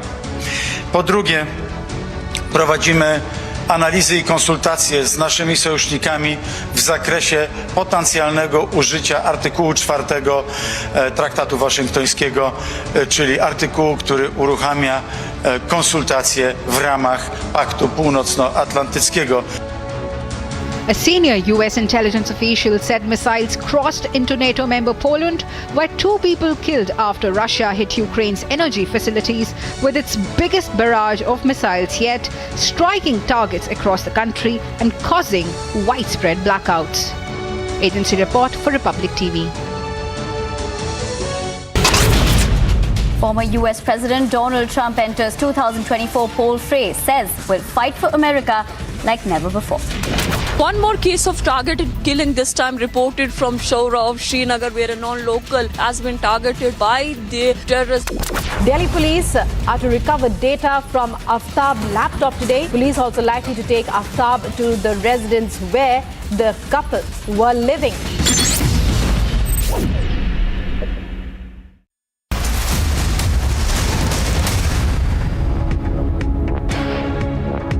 A Beto app is very useful and very easy to use. I check my sugar in just less than 30 seconds. So this is the main device which you use with your smartphone application. You need to just insert this device into your smartphone, and now you need to insert the strip. And now you need to take your blood, and in less than 10 seconds you will get your results. Get your diabetes care program with a free Beto glucometer. Give a missed call on 740-1100. Prime Minister right now is meeting with the diaspora. He's been given a traditional welcome. Bail has been granted to actor Jacqueline Fernandez in the 200 crore scam. Tamil Nadu, where the state police is conducting searches in the residence of a few people on the suspicion that they have links with the ISIS.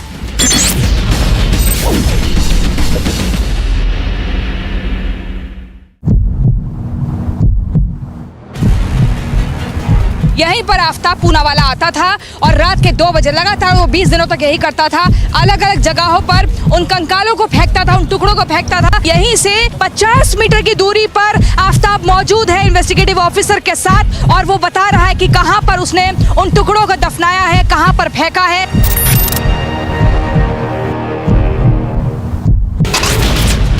Security forces have busted a major plot of the terror groups to carry out a major terror strike within the Jammu city, and 2 IDs have been busted by the Jammu police.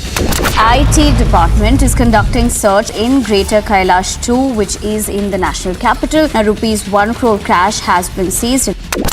First pictures of Aftab inside the prison in connection with the horrific murder that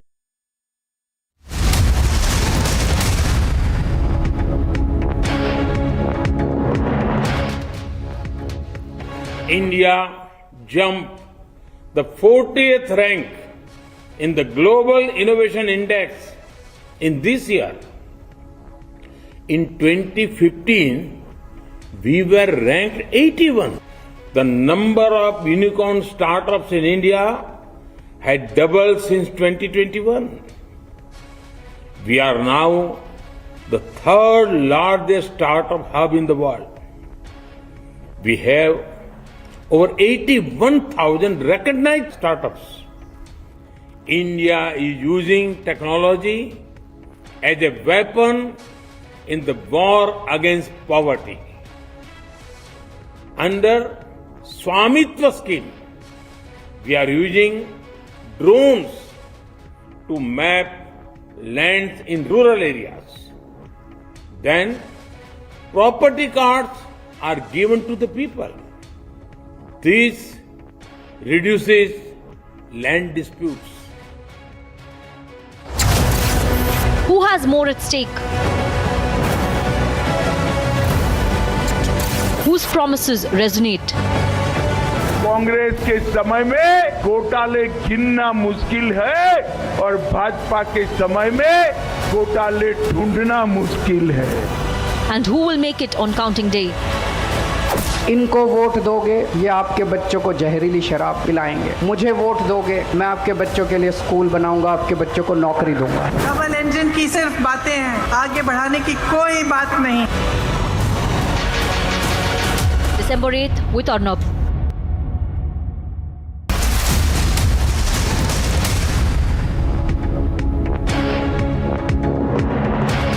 A Beto app is very useful and very easy to use. I check my sugar in just less than 30 seconds. So this is the main device which you use with your smartphone application. You need to just insert this device into your smartphone, and now you need to insert the strip.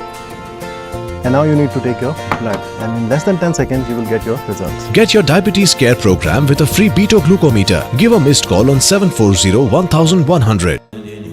Amity has been ranked India's #1 not-for-profit private university for 10 years, with top 10 ranked institutions in management, engineering, biotech, law, masscom, telecom, hospitality, fashion and more. Yet another top ranking for Amity University. Security forces have busted a major plot of the terror groups to carry out a major terror strike within the Jammu city, and 2 IDs have been busted by the Jammu police. IT department is conducting search in Greater Kailash 2, which is in the national capital. A ₹1 crore cash has been seized. First pictures of Aftab inside the prison in connection with the horrific murder that took place in the national capital.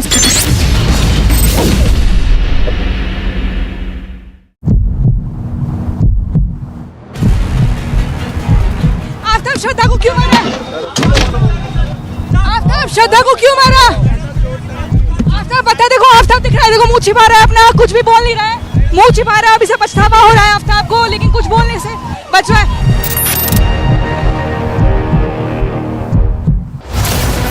Will the opposition change the game? Bhajpa का जाने का time आ गया है। अब गुजरात के अंदर नई राजनीति होगी। 27 साल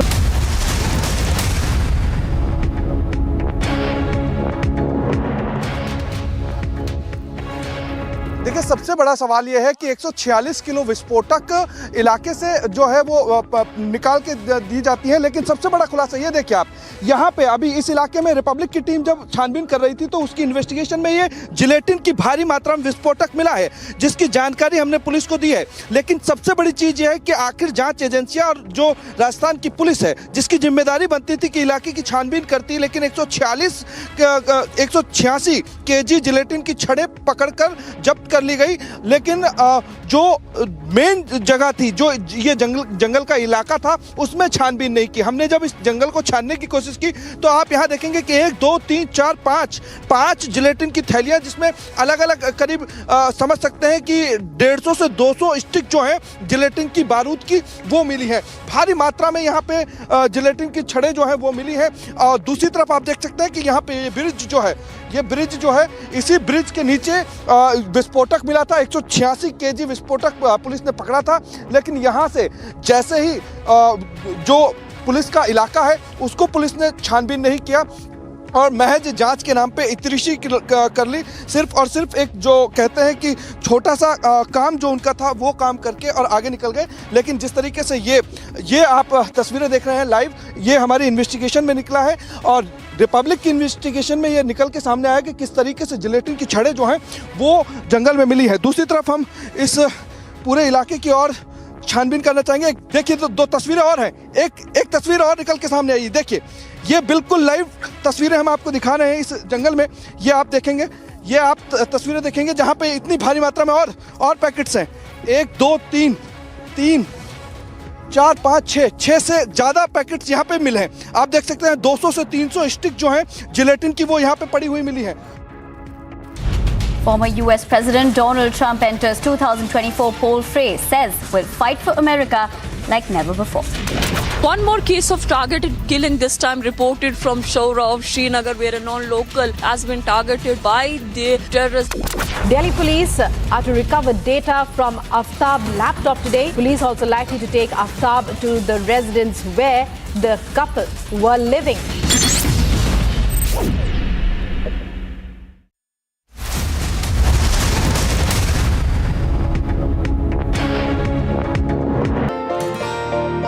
I was on insulin for a very long time. After joining Beto, within 5 months of time, I was off insulin. The medicines what I'm taking has become minimum and I'm very happy. Maybe in future, I'll be off medicines very soon. Get your diabetes care program with a free Beto glucometer. Give a missed call on 740-1100. Will the opposition change the game? Bhajpa का जाने का time आ गया है। अब गुजरात के अंदर नई राजनीति होगी। 27 साल से जो ये लोग लूट रहे थे, अब इसको बंद करने का टाइम आ गया।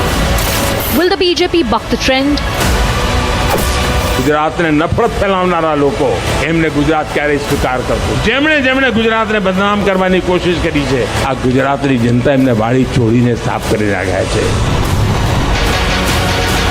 December 8th with Arnab. Prime Minister right now is meeting with the diaspora. He's been given a traditional welcome. Bail has been granted to actor Jacqueline Fernandez in the 200 crore scam. Tamil Nadu, where the state police is conducting searches in the residence of a few people on the suspicion that they have links with the ISIS.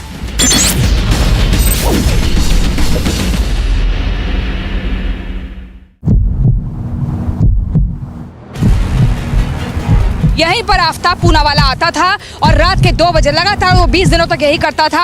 अलग अलग जगहों पर उन कंकालों को फेंकता था, उन टुकड़ों को फेंकता था। यहीं से 50 मीटर की दूरी पर आफ्ताब मौजूद है इन्वेस्टिगेटिव ऑफिसर के साथ और वो बता रहा है कि कहां पर उसने उन टुकड़ों को दफनाया है, कहां पर फेंका है।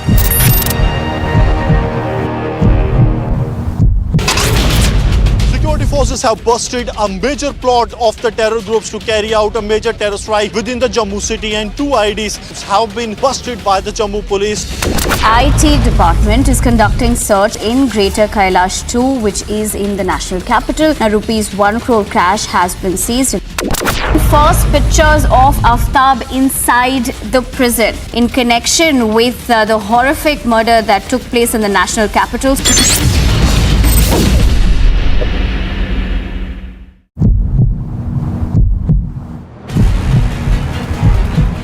श्रद्धा को क्यों मारा? आफ्ताब श्रद्धा को क्यों मारा? आफ्ताब बता, देखो आफ्ताब दिख रहा है, देखो मुंह छिपा रहा है अपना, कुछ भी बोल नहीं रहा है, मुंह छिपा रहा है। अभी से पछतावा हो रहा है आफ्ताब को, लेकिन कुछ बोलने से बच रहा है।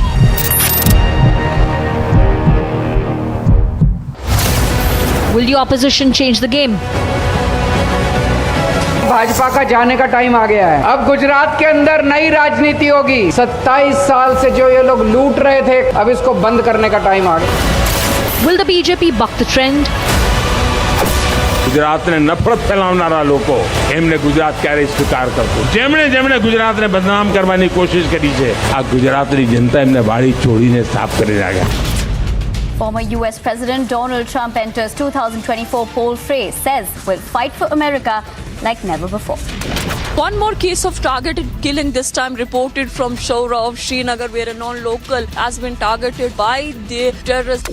Delhi police are to recover data from Aftab laptop today. Police also likely to take Aftab to the residence where the couple were living.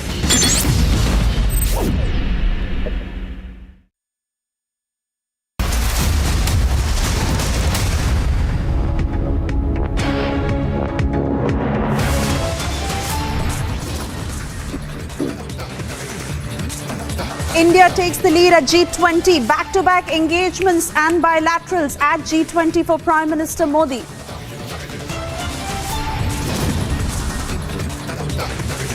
The picture that speaks 1,000 words about India's stature as world leaders salute India's leadership.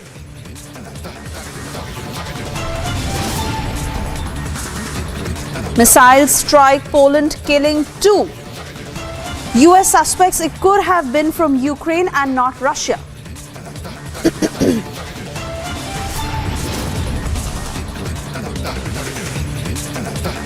Donald Trump makes it official. He will run against Biden in the 2024 US presidential polls.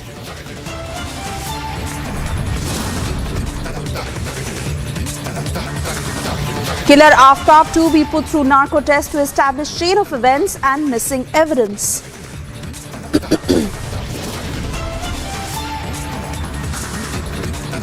Cash for ticket scandal hits the Aam Aadmi Party ahead of the MCD polls. Aam Aadmi Party MLAs, family members and associates arrested.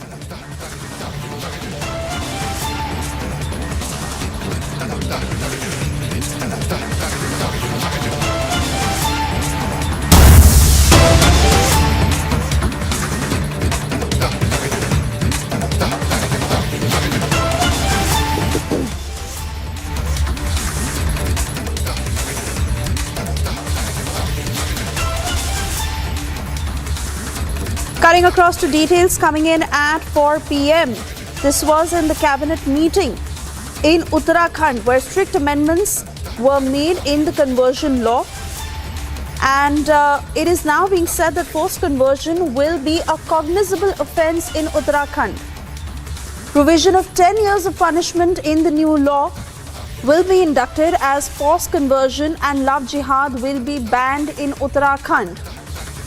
The Uttarakhand government coming down heavily on love jihad and forced conversion, which will now be an offence, a cognizable offence in Uttarakhand, to the extent that a provision of 10 years of punishment will be inducted in the new law. We're trying to get in touch with my colleague to get more details of what exactly has been discussed.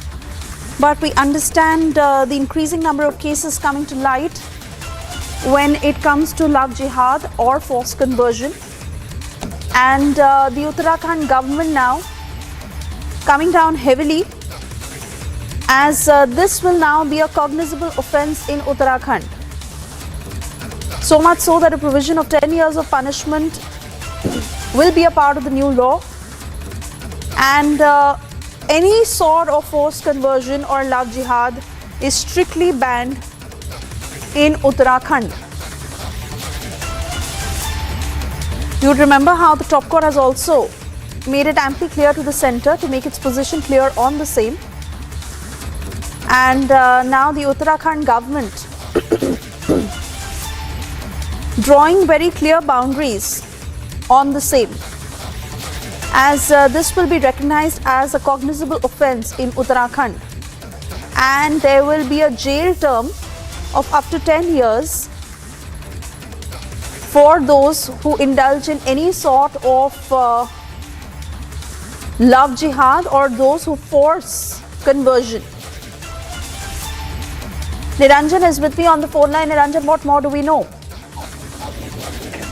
Well, getting more details right now of these forced conversions that are being reported everywhere. Uttarakhand has taken a step forward. Uttarakhand making it a cognizable offence now. It's been decided in the cabinet meeting that amendments will be made to ensure that forced conversion now becomes a cognizable offence in Uttarakhand. A provision of 10 years of punishment will be enforced as per the new law, and forced conversion and love jihad are now cognizable offences. These are breaking news updates. There was a cabinet meeting earlier today convened by the Chief Minister of Uttarakhand, Pushkar Singh Dhami, and in that cabinet meeting a few decisions have been taken. We are hearing that up to 26 resolutions have been passed and forced conversions being discussed in great detail. One of the big talking points today, the agenda item there in Uttarakhand, they've made forced conversions a cognizable offence. This comes on the back of the different incidents that we have seen across the country, where videos have emerged of all these attempts to convert people using force, using allurement, etc. And in the back of these developments, and it's not just in one state. You've seen such videos from Rajasthan, Uttar Pradesh, from Assam, from Tamil Nadu, some from Telangana and Andhra Pradesh as well. So across the country, it's a reality. And on the back of these reports, and even the Supreme Court has said it's real, it's happening, and that it threatens the security and integrity of the nation. On the back of that, it's a big development. Uttarakhand has made sure that it's now a cognizable offence, which means anybody trying to forcefully convert people, using allurement, using bribes, using money, by fraudulent means, they will have to go to jail for 10 years. Back to you for now. All right, Niranjan, they're getting us details of what exactly has been discussed in this meeting, and most importantly, how forced conversions or love jihad is now going to be a cognizable offence in Uttarakhand. So much so that a provision of 10 years of punishment or jail term, so as to say, will be a part of the new law. And any sort of forced conversion or love jihad is now strictly banned in Uttarakhand. This is obviously coming in the wake of the many incidents that have come to light from across the country when it comes to how people are being forced to convert. And love jihad, of course, where in the name of love, they are asked to change their religion. And now the Uttarakhand government acting very strongly in light of such incidents, as they say that in Uttarakhand, to be specific, it is strictly banned. Any sort of forced conversion or love jihad will now be considered a cognizable offence with a punishment of up to 10 years that can be given. We're trying to get more details, and of course my colleagues in Uttarakhand who are tracking what exactly was discussed. But any act of forced conversion or love jihad is now banned in Uttarakhand. So much so that 10 years of jail term can be given. We know of the many incidents that have been reported, and the latest one, of course, is from Lucknow, a case of love jihad, and the family is seeking justice for their daughter.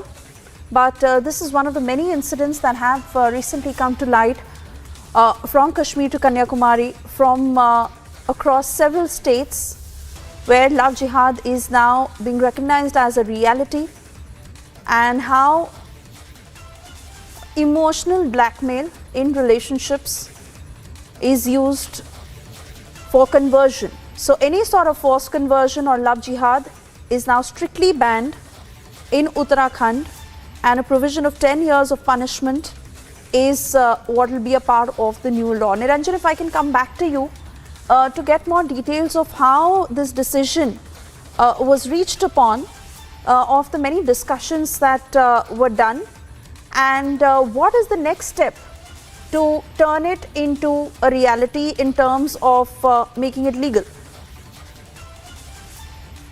Well, I think as far as Uttarakhand is concerned, they've already taken the steps. They have laws in place to tackle forced conversions. Across India, if you're asking the larger question, I think the focus will be on the centre and what the centre does, the central government that is, and whether they respond to the Supreme Court. The Supreme Court has also asked for a detailed plan from the centre on how they plan to tackle the forced conversion menace. In fact, the Supreme Court has asked the centre to step in at this point, file an affidavit on what steps they are going to take to ensure that forced conversions are stopped. Now, it's a reality, Samiksha, because, Suesha, beg your pardon, Suesha, because in the past, when you speak of forced conversions, they called it an agenda, they called it a propaganda, etc. But the Supreme Court itself, 2 days back on Monday, I think it was, when it said that religious conversions by force, allurement, or fraud will ultimately affect the country, of the security of the country, and freedom of religion, and also conscience of citizens. Oh yes, Niranjan, and the centre now has to take a position on it. I'm sorry I'm interrupting you here, but Ratan Sharda is with us on the phone line. Let's get a quick response from him on this breaking story. Ratan Sharda, Uttarakhand now recognizing this as a cognizable offence with a jail term of up to 10 years, and any sort of forced conversion now strictly banned in Uttarakhand. Well, I congratulate the Uttarakhand government. I believe that other governments should also follow suit. Just to remind you, the first anti-conversion bill was passed by Congress Chief Minister in Madhya Pradesh. Unfortunately, the seriousness of the situation, where we have allurement, we have these kind of conversions, which result in uprooting the person from the basic roots of his culture, his family, his society. We have seen in Northeast, the separatism was fueled by the same group of the biggest conversion racket in India in Northeast, which converted within a century to highly majoritarian Christian regions. And same thing is happening in Tamil Nadu or Kerala, wherever the so-called minorities after conversion and illegal immigration become a dominant minority. They try to influence the politics, they try to browbeat the locals, and this deracination of these people from their own roots is very well recorded in at least Northeast. And this is the danger, I think. That's why the Supreme Court has taken a stance, a welcome stance, much belated. For this, RSS and BJP were called communal for years together. They were called alarmist. But this is the true situation. And that's why I welcome this decision. I think this has to become a national issue.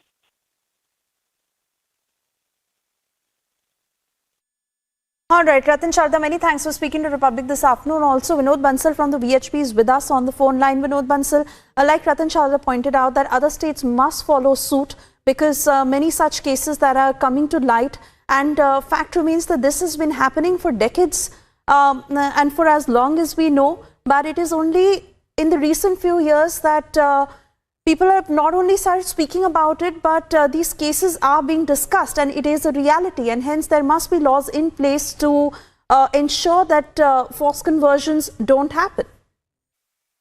Definitely. The severity of the problem is being by the Honorable Supreme Court also.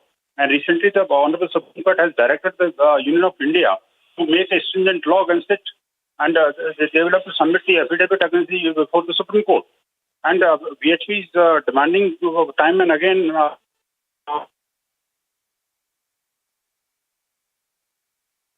this legal conversion.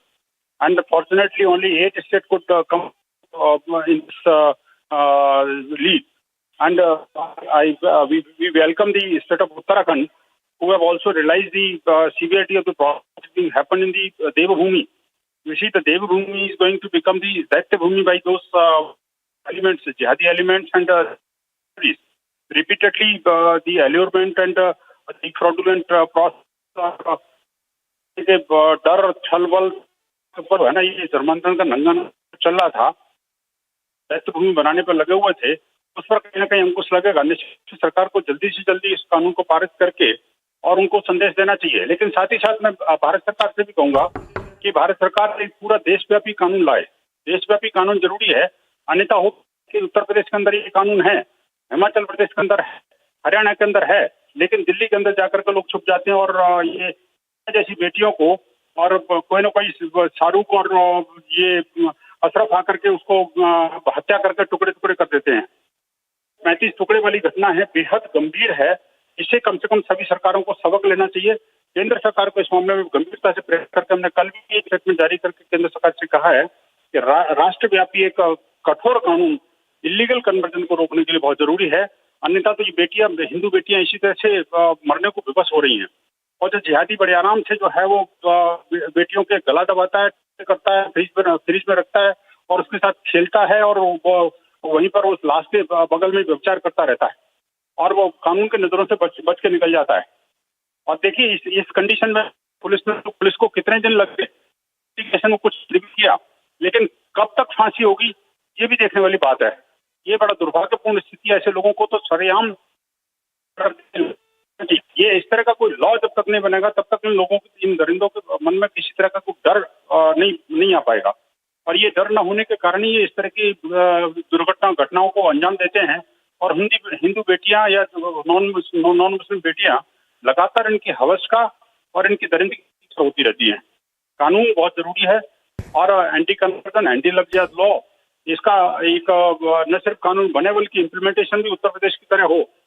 आप देखिए उत्तर प्रदेश में 2020 में जब कानून बना था उसके प्रथम 10 महीने का मैंने आंकड़े लिया था, जिसमें पता लगा कि भाई 135 केस दर्ज हुए, 410 लोगों को कन्विक्ट किया गया और इसमें से 333 लोगों की गिरफ्तारी हुई और अधिकांश केस उन्होंने जो है ना वो चार्जशीट फाइल कर दी। This is appreciable by the government of Uttar Pradesh. They neither not only they have made a law, a stringent law, but they implemented with due diligence and the dedication. I appreciate the Uttar Pradesh government and as well as the Uttar Pradesh police also. तो basically क्या है कि इस तरह का कड़े कानून होने चाहिए देशव्यापी और उनका कैसे पालन होना बहुत जरूरी है।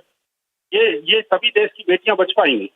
देश की बेटियों को बचाने के लिए, धर्म को बचाने के लिए, Right.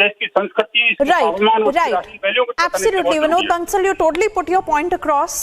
And indeed, there is a growing demand that such laws must be put into place at the earliest. Talha Rashidi is also with us on the phone line. A quick response from you on this very latest development, Uttarakhand government acting on forced conversions. Yeah, hello. Yes, go ahead, please. I think there was no need for making a new law in this regard because already there is a law against forced conversion. So it's nothing but to create a havoc-like situation just to, further polarize the situation, further polarize the voter and to just keep the Aam Aadmi involved into such things wherein the Hindu-Muslim angle, the polarization and the communalization. There's already an established law of 1968 Religious Freedom Act, which has punishment and which has a detailed law for forced conversion. So there was no need for another new law as such. But just to continue with their politics of polarization, the BJP government in Uttarakhand has done this.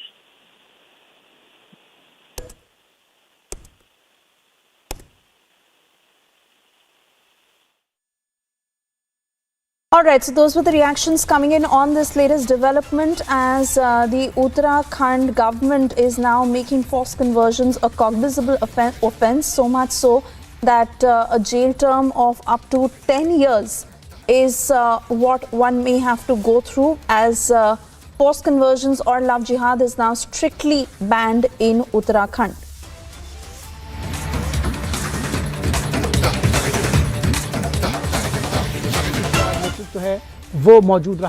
And we've cut across to these latest pictures coming in from Bali. Prime Minister Narendra Modi leaving from Bali at the end of the G20 summit, as it has been a very successful visit to Bali, and over the many bilaterals and multilaterals that were held, India attaching great importance to robust ties and the very important discussions with world leaders. Abhishek Kapoor, Senior Executive Editor, with us on the phone line. Abhishek, Prime Minister Narendra Modi departing from Bali. If you could quickly summarize the quick takeaways for India from the G20 summit and the important news points of the bilaterals and trilaterals that India had. Well, so Isha, so in the pictures we are seeing Prime Minister waving back at the team of diplomats, and also the Indian community present there, and it's a significant visit of the Prime Minister, which is wrapping up now.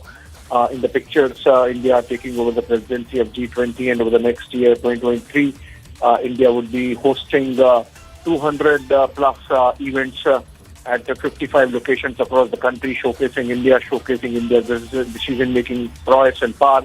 And remember, Prime Minister, when he took over the presidency, the words he used that we are going to present solutions, and we are going to be energetic and action-oriented. So I think in that sense, he really sort of gave an idea of what India is going to do in terms of dealing with the global crisis and challenge that the world is facing.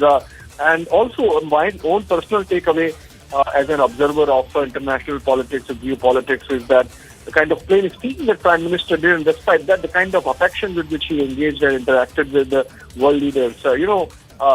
Using this kind of platform and telling the world that you can't restrict choices of sovereign nations in terms of what fuel to buy from which country. Prime Minister said that in his second intervention when he said that these constraints and restraints that are put by way of the sanctions regime are actually complicating things rather than solving them. And then the plain speaking he did on United Nations, for example, saying that the UN really needs reforms and is absolutely ineffective in its present state of things and state of affairs. So that was another important point he made. Then, of course, again, reiterating that this is not an era of war, which in fact gets repeated or gets mentioned in a joint communique. Incidentally, the last 3-4 big meetings of G20, including that of foreign ministers, finance ministers, health ministers, not a single event had a joint communique, essentially because the leaders couldn't agree on Russia. And now, in the absence of Vladimir Putin, with all the bickering that was going on, Prime Minister's words resonating in the communique, and in fact a joint communique happening, that again shows the kind of muscle that Indian diplomacy has really attained over the last few years, and the kind of acceptability and respect and affability and the manner in which Prime Minister was received. So I think those are important takeaways. Prime Minister, of course, now on his way back to Delhi. Yes, of course. Abhishek, thank you on that note.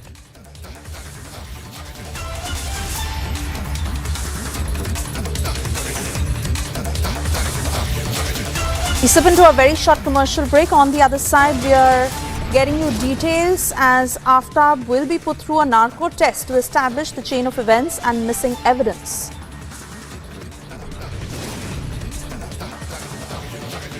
Also, the cash for tickets scandal that has hit the Aam Aadmi Party ahead of the MCD polls. Aam Aadmi Party MLAs family members and associates arrested.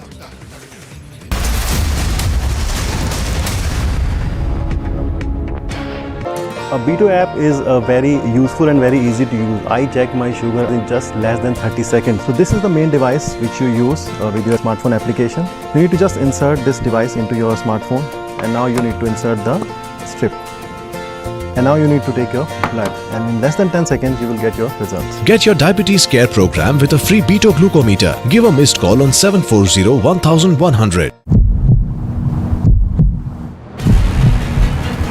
यहीं पर आफ्ताब पूनावाला आता था और रात के 2 बजे लगातार वो 20 दिनों तक यही करता था।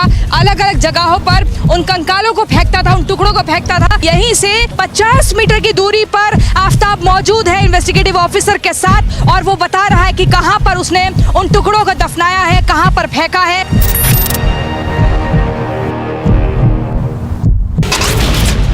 Security forces have busted a major plot of the terror groups to carry out a major terror strike within the Jammu city, and 2 IDs have been busted by the Jammu police. IT department is conducting search in Greater Kailash 2, which is in the national capital. Now, rupees 1 crore cash has been seized. First pictures of Aftab inside the prison in connection with the horrific murder that took place in the national capital.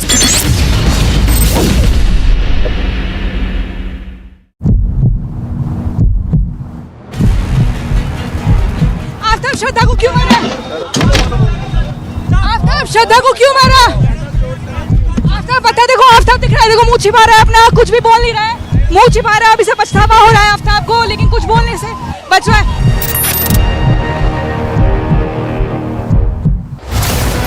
Will the opposition change the game?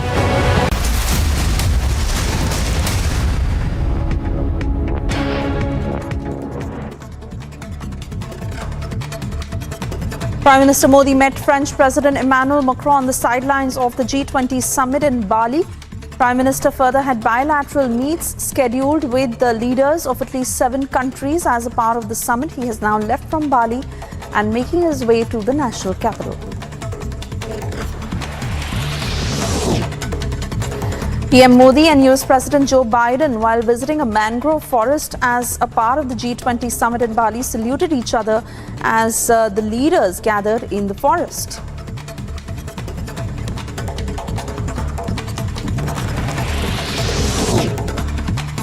US President Joe Biden called for an emergency meet of G7 and NATO countries over the missiles that landed in Poland and led to 2 casualties, with the US President stating that it was unlikely the missiles had originated from Russia.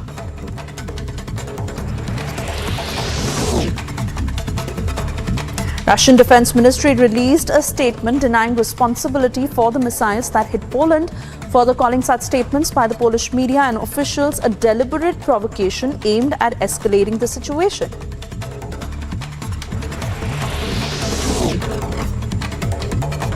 Ukraine President Volodymyr Zelensky called the missile attacks in Poland a significant escalation owing to Poland being a NATO country. The Ukrainian president further announced Ukraine's support for Poland, stating that Ukraine was aware that the violence would not be limited to the country's borders, as was the case with Moldova.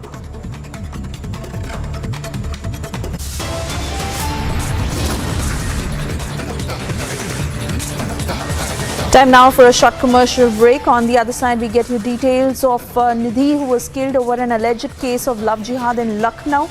The family is demanding justice.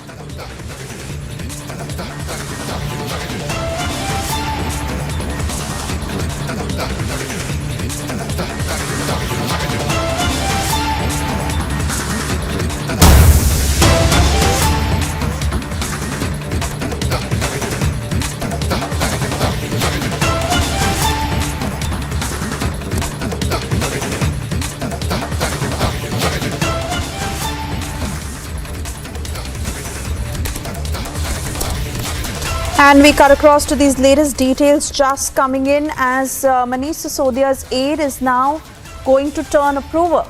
Dinesh Arora's plea to turn approver is now happening, and this is a big twist when it comes to the Liquorgate case and the charges against Manish Sisodia. Dinesh Arora has now decided to turn approver. He could now spill the beans on Manish Sisodia and the charges against him in the Liquorgate case. On that note, we slip into a very short commercial break. We'll be back on the other side with further details on the very same. Stay with us.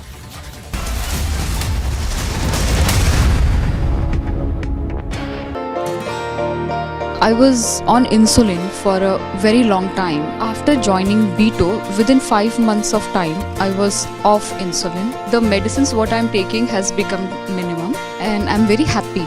Maybe in future, I'll be off medicines very soon. Get your diabetes care program with a free Beto glucometer. Give a missed call on 740-1100.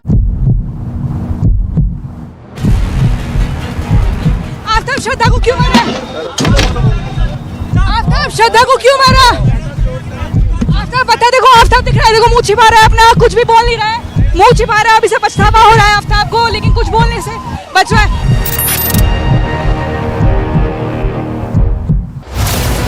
Will the opposition change the game?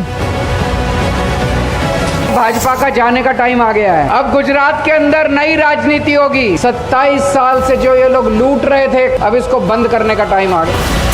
Will the BJP buck the trend? ગુજરાતને નફરત ફેલાવનારા લોકો એમને ગુજરાત ક્યારેય સ્વીકાર કરતું જેમણે જેમણે ગુજરાતને બદનામ કરવાની કોશિશ કરી છે આ ગુજરાતની જનતા એમને વાળી ચોળીને સાફ કરી નાખ્યા છે. December 8th with Arnab. Prime Minister right now is meeting with the diaspora. He's been given a traditional welcome. Bail has been granted to actor Jacqueline Fernandez in the 200 crore scam. Tamil Nadu, where the state police is conducting searches in the residence of a few people on the suspicion that they have links with the ISIS.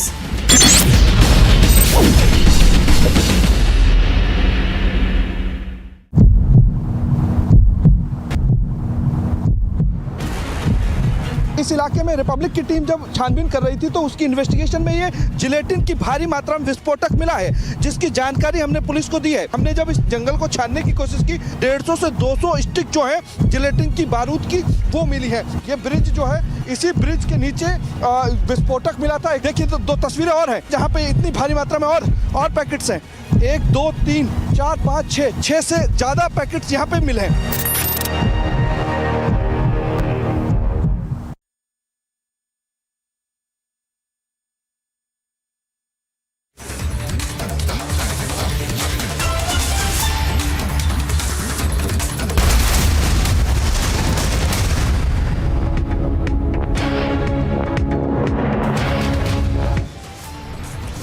Mystery over transactions and twist in every stage of investigation. Suspicions raise over multiple killers.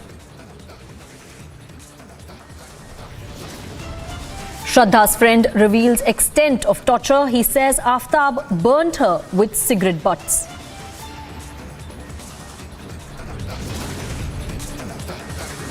Nidhi killed over an alleged case of love jihad in Lucknow. Family demands justice.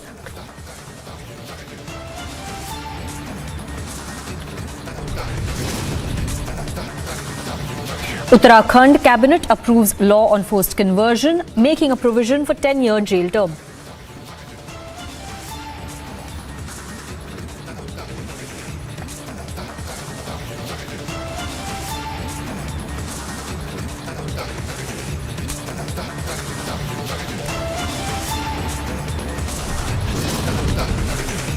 G20 statement reflects Prime Minister Modi's statement that the war must end now.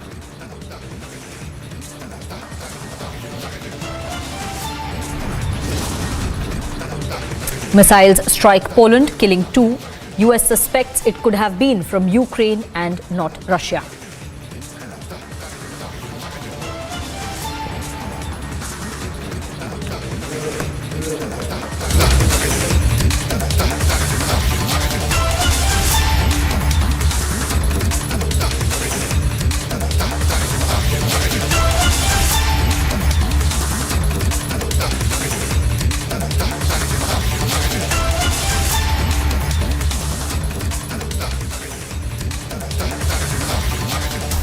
Hello and welcome. You're watching Republic TV. I'm Sanika and we're getting you all the latest details and the inputs as far as Shraddha murder investigation is concerned. And at 4:30 p.m. we're getting you another input that we've accessed. Republic has accessed the leave-in license agreement. Now this is the agreement. This is the house rent agreement of the flat that Shraddha and Aftab had rented in Vasai when they were living together here in Mumbai before they moved to Delhi. Alicia has got us this piece of information and we're going to put out that leave-in license agreement on our screens as well, on our surface in the newsroom, to give you a sense of the investigation also that is taking place.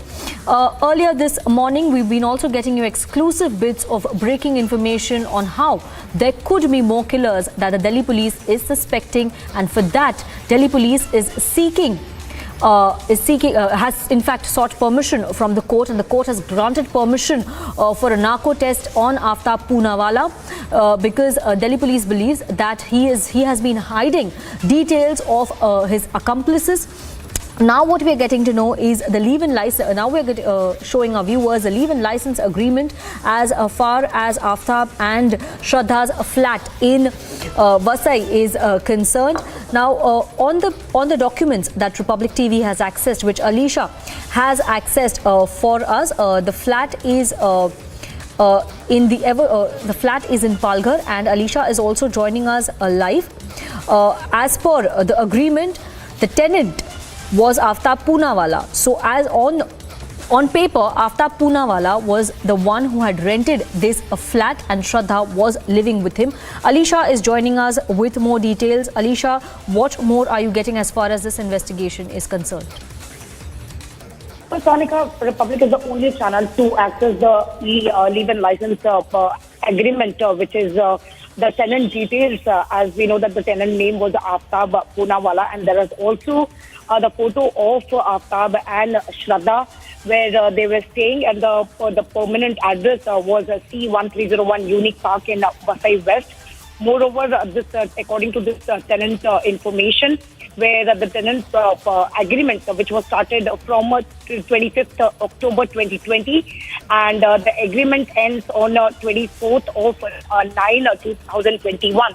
So this is the agreement paper that is we have access, and the owner name has also been mentioned. The details of the agreement has been clearly given, whether it was in the name of Aftab Poonawalla, where we can see where they both were in a living relation and they were staying in Vasai West in another house, and this is they were staying on a rent.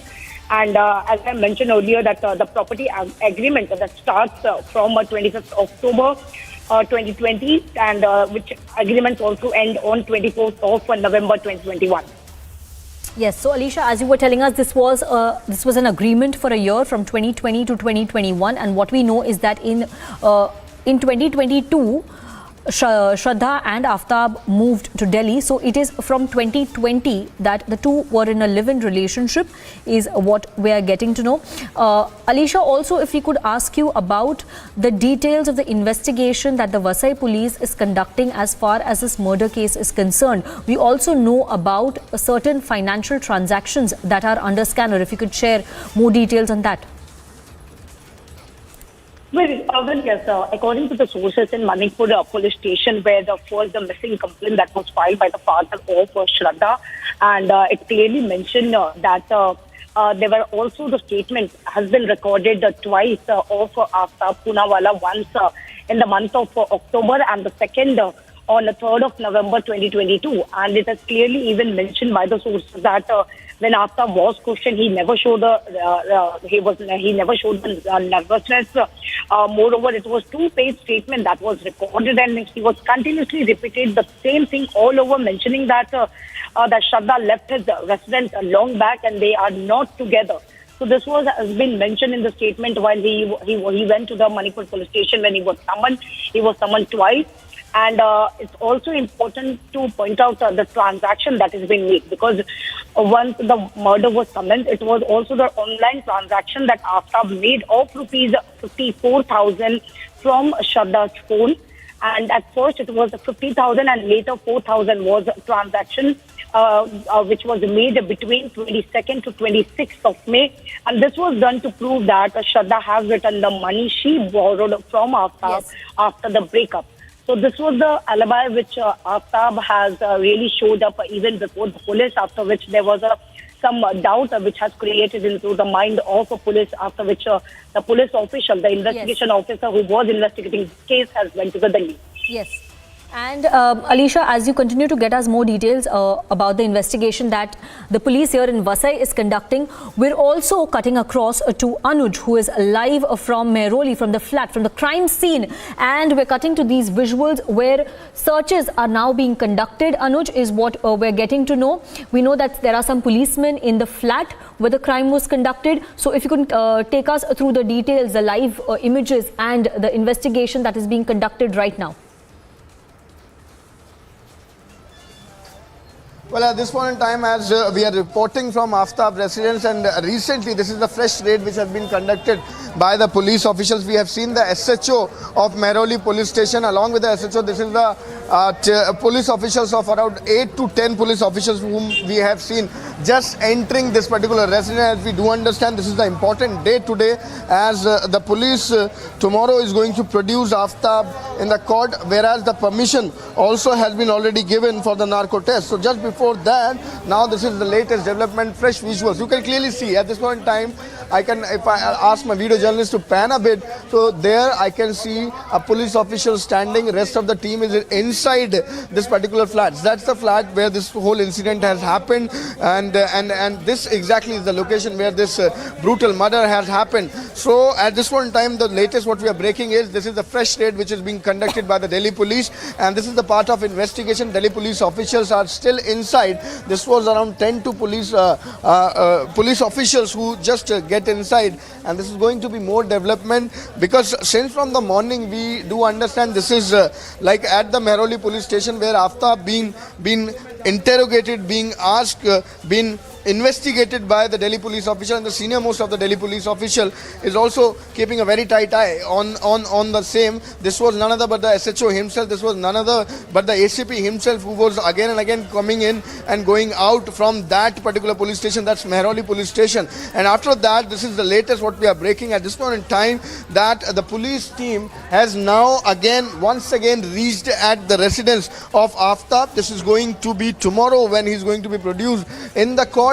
But yes, at this point in time, we are breaking the latest. These are the live and exclusive images on the screen of the police officials, the police team who has just reached. We will understand is forensic team is also with them, because this was stated about the DNA also. We have to keep this in mind, that the matching of the DNA is also has to happen, and that's something what we are expecting at this point in time, that this can be the next part of the investigation, that next step in the investigation when DNA will be matched. So that's something what we are seeing at this point in time, that the police officials have just reached a few minutes back. This was the team of the Delhi police officials who have just entered the residence where the couple was residing, where this brutal murder happened. So there is to wait and watch what exactly is going to come out. We're reporting live from Aftab residence. Yes, back to you in the studio. Thank you very much, Anuj, for getting us the latest visuals and the updates as far as the police investigation is concerned. We'll keep coming back to you for more information on the investigation that is taking place in the Shraddha murder case. Right now, we are heading into a short break. And after the break, we'll get you more details on the law that the Uttarakhand cabinet has given a thumbs up for.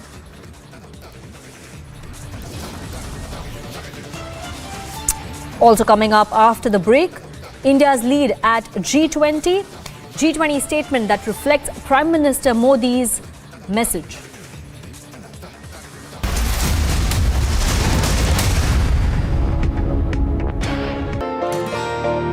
I was on insulin for a very long time. After joining Beto, within 5 months of time, I was off insulin. The medicines what I'm taking has become minimum, and I'm very happy. Maybe in future, I'll be off medicines very soon. Get your diabetes care program with a free Beto glucometer. Give a missed call on 740-1100. Amity has been ranked India's #1 not-for-profit private university for 10 years. with top 10 ranked institutions in management, engineering, biotech, law, masscom, telecom, hospitality, fashion and more. Yet another top ranking for Amity University. Prime Minister right now is meeting with the diaspora. He's been given a traditional welcome. Bail has been granted to actor Jacqueline Fernandez in the 200 crore scam. Tamil Nadu, where the state police is conducting searches in the residence of a few people on the suspicion that they have links with the ISIS.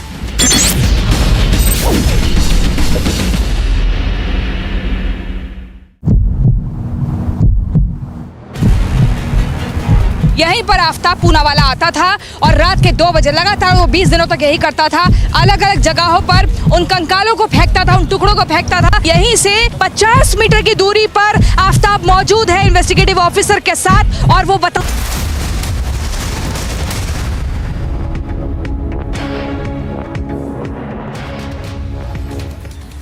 Welcome back. You're watching Republic TV, and now we're getting you this exclusive interview of Shraddha's friend, a very close friend of Shraddha, who spoke to Republic TV a few hours back, and he revealed the extent of torture that Aftab inflicted on Shraddha. Here's the excerpt from that interview.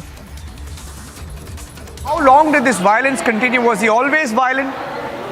Do you know about that? Because, you know, we are hearing that from 2021, etc., is when the first complaints came in of him being violent, being abusive. Was it much before that? Yes, that was the first time.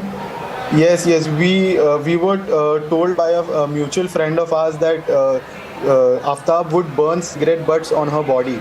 That was the first time we realized that Shraddha is in grave danger.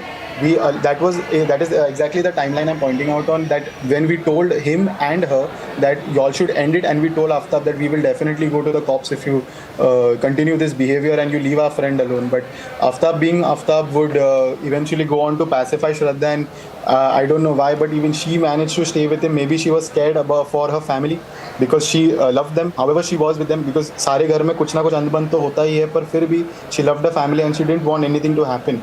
So maybe that's why she decided to, go along with him. That's correct. And be with me, my friend, because we are hearing that the father also knew about this, right? The father also knew about this.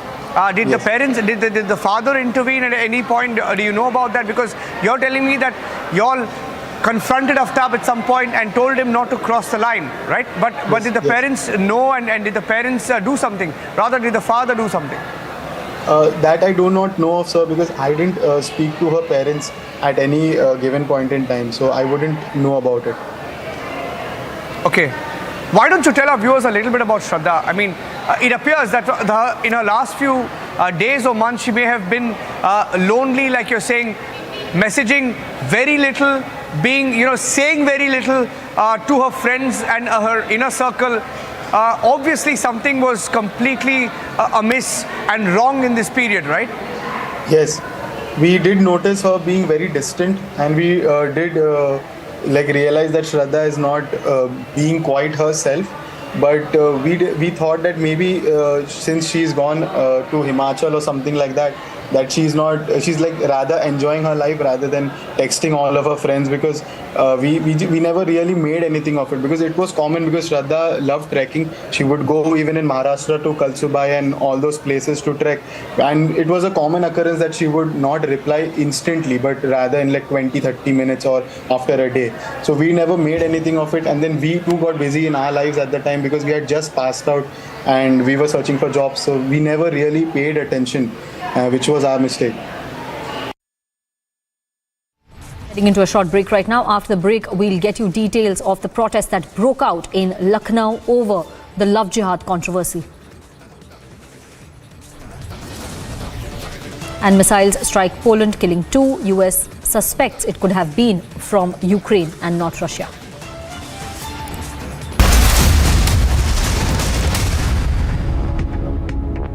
A Beto app is very useful and very easy to use. I check my sugar in just less than 30 seconds. So this is the main device which you use with your smartphone application. You need to just insert this device into your smartphone, and now you need to insert the strip.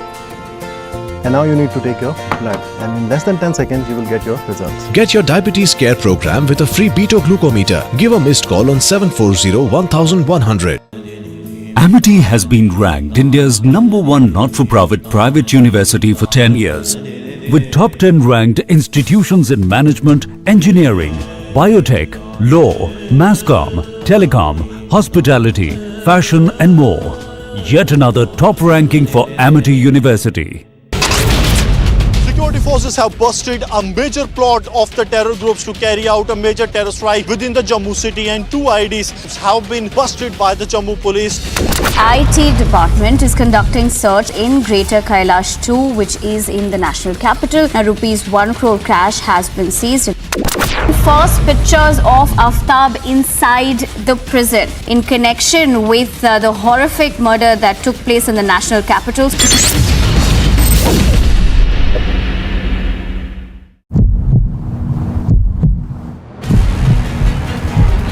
Aftab श्रद्धा को क्यों मारा?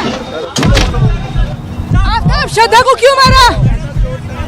आफ्ताब बता, देखो आफ्ताब दिख रहा है, देखो मुंह छिपा रहा है अपना, कुछ भी बोल नहीं रहा है, मुंह छिपा रहा है, अभी से पछतावा हो रहा है आफ्ताब को, लेकिन कुछ बोलने से बच रहा है।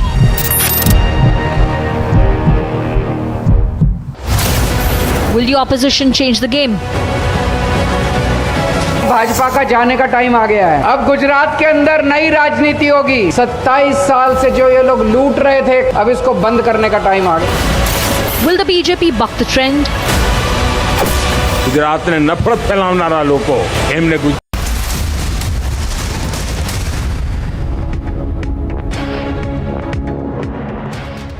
India jumped the 40th rank in the Global Innovation Index in this year. In 2015, we were ranked 81. The number of unicorn startups in India had doubled since 2021. We are now the 3rd largest startup hub in the world. We have over 81,000 recognized startups. India is using technology as a weapon in the war against poverty. Under Swamitva scheme, we are using drones to map lands in rural areas. Then property cards are given to the people. This reduces land disputes.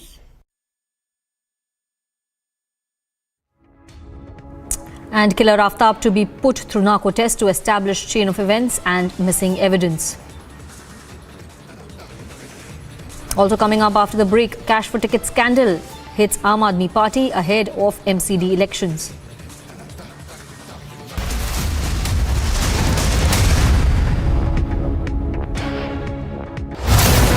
Will the opposition change the game?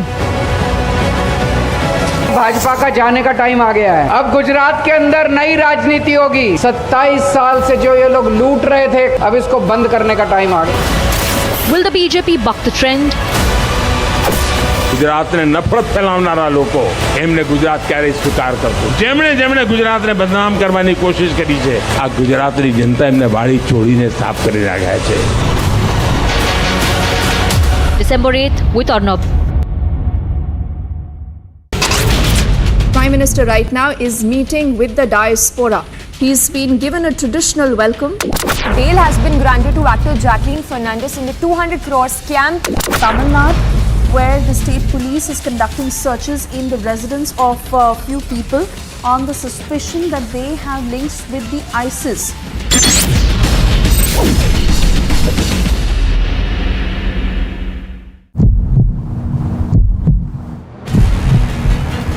यहीं पर आफ्ताब पूनावाला आता था और रात के 2 बजे लगातार वो 20 दिनों तक यही करता था। अलग अलग जगहों पर उन कंकालों को फेंकता था, उन टुकड़ों को फेंकता था। यहीं से 50 मीटर की दूरी पर आफ्ताब मौजूद है इन्वेस्टिगेटिव ऑफिसर के साथ, और वो बता रहा है कि कहां पर उसने उन टुकड़ों को दफनाया है, कहां पर फेंका है।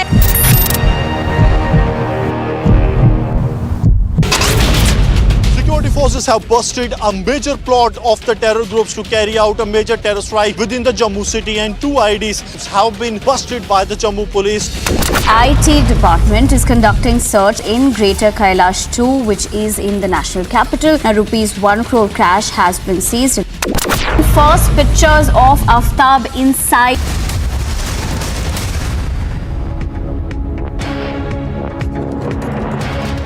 Prime Minister Modi met French President Emmanuel Macron on the sidelines of the G20 summit at Bali in Indonesia. The Prime Minister further had bilateral meetings with leaders of at least 7 countries as a part of the summit. Prime Minister Modi and US President Joe Biden, while visiting Mangrove as a part of the G20 summit in Bali, saluted each other as leaders gathered in the forest.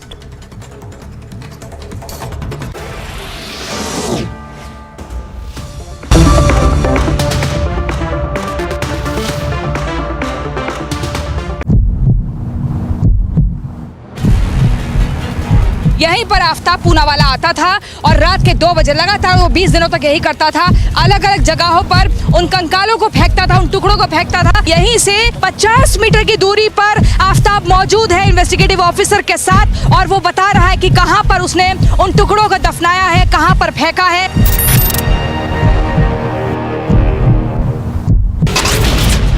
Security forces have busted a major plot of the terror groups to carry out a major terror strike within the Jammu city, and 2 IDs have been busted by the Jammu police. IT department is conducting search in Greater Kailash 2, which is in the national capital. A rupees 1 crore cash has been seized. First pictures of Aftab inside the prison in connection with the horrific murder that took place in the national capital.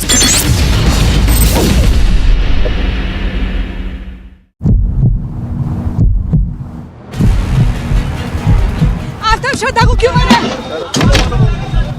Aftab श्रद्धा को क्यों मारा? आफ्ताब बता, देखो आफ्ताब दिख रहा है, देखो मुंह छिपा रहा है अपना, कुछ भी बोल नहीं रहा है, मुंह छिपा रहा है। अभी से पछतावा हो रहा है आफ्ताब को, लेकिन कुछ बोलने से बच रहा है।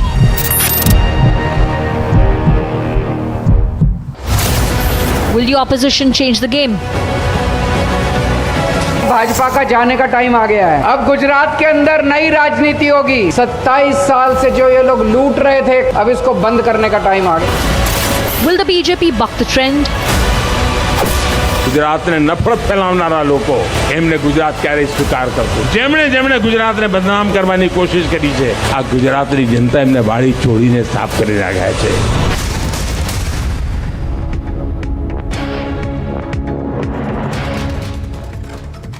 US President Joe Biden called for an emergency meeting of G7 and NATO countries over the missiles that landed in Poland, killing two people, with the US President stating that it was unlikely the missiles had originated from Russia. Russian Defense Ministry released a statement denying responsibility for the missiles that hit Poland, further calling such statements by the Polish media and officials a deliberate provocation aimed at escalating the situation.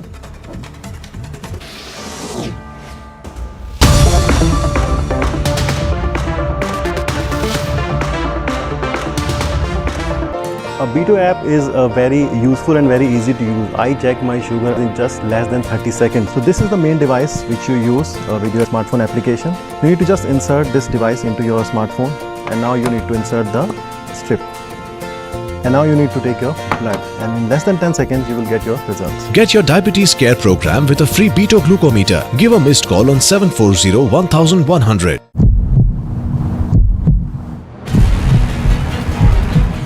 श्रद्धा को क्यों मारा? आफ्ताब श्रद्धा को क्यों मारा? आफ्ताब बता, देखो आफ्ताब दिख रहा है, देखो मुंह छिपा रहा है अपना, कुछ भी बोल नहीं रहा है, मुंह छिपा रहा है। अभी से पछतावा हो रहा है आफ्ताब को, लेकिन कुछ बोलने से बच रहा है।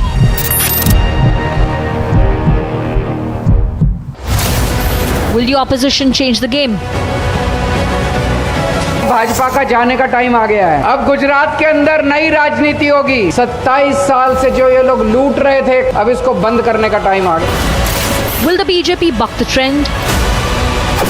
ગુજરાતને નફરત ફેલાવનારા લોકો એમને ગુજરાત ક્યારેય સ્વીકાર કરતું। જેમણે ગુજરાતને બદનામ કરવાની કોશિશ કરી છે, આ ગુજરાતની જનતા એમને વાળી છોડીને સાફ કરી નાખ્યા છે। December 8th with Arnab. Prime Minister Minister right now is meeting with the diaspora. He's been given a traditional welcome. Bail has been granted to actor Jacqueline Fernandez in the 200 crore scam.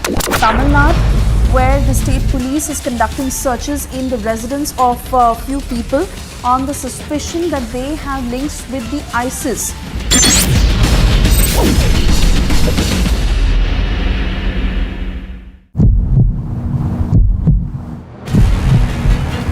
यहीं पर आफ्ताब पूनावाला आता था और रात के 2 बजे लगातार वो 20 दिनों तक यही करता था। अलग अलग जगहों पर उन कंकालों को फेंकता था, उन टुकड़ों को फेंकता था। यहीं से 50 मीटर की दूरी पर आफ्ताब मौजूद है इन्वेस्टिगेटिव ऑफिसर के साथ और वो बता रहा है कि कहां पर उसने उन टुकड़ों को दफनाया है, कहां पर फेंका। The American dream, and it's a word you don't use. 2 words. I don't want to be Joe. It's 2 words. American dream. That was not good what he did. There are a lot of bad things, like going to Idaho and saying, "Welcome to the state of Florida." I really love it.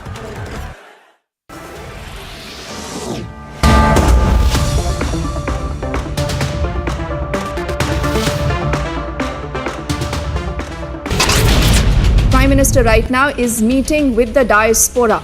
He's been given a traditional welcome. Bail has been granted to actor Jacqueline Fernandez in the 200 crore scam.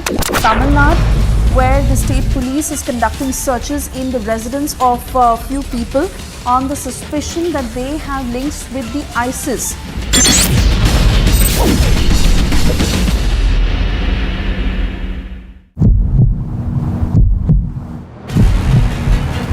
यहीं पर आफ्ताब पूनावाला आता था और रात के 2 बजे लगातार वो 20 दिनों तक यही करता था।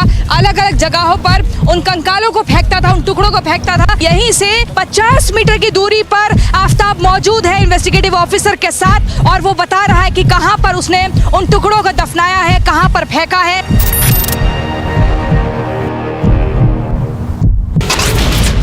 Security forces have busted a major plot of the terror groups to carry out a major terror strike within the Jammu city, and 2 IDs have been busted by the Jammu police. IT department is conducting search in Greater Kailash 2, which is in the national capital. Now, rupees 1 crore cash has been seized. First pictures of Aftab inside the prison in connection with the horrific murder that took place in the national capital.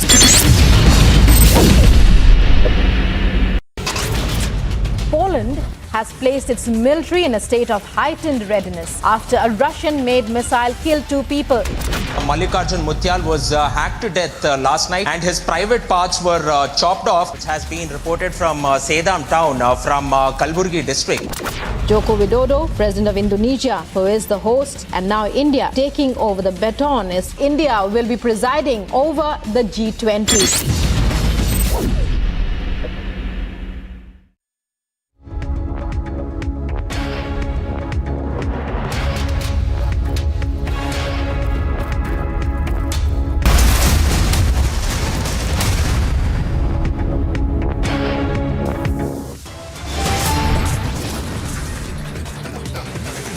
Mystery over transactions and twist in every stage of investigation. Suspicions raise over multiple killers.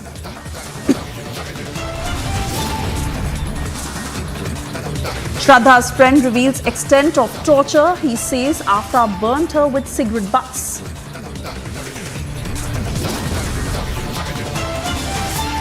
Nidhi killed over an alleged case of love jihad in Lucknow. Family demands justice. Uttarakhand cabinet approves law on forced conversion, making a provision for 10-year jail term.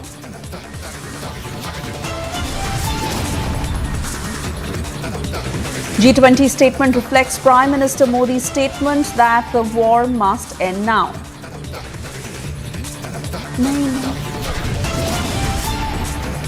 Missile strike Poland, killing US suspects. It could have been from Ukraine and not Russia.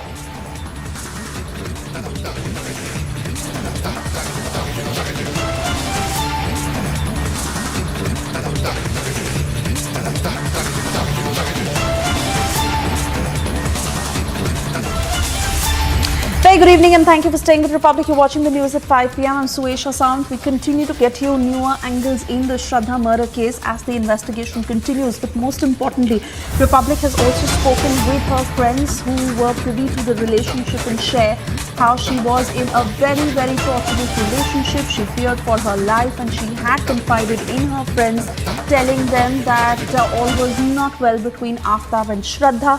Not just that, Republic has also been able to access the last chats she had with her friends and a chat even from the day of the murder.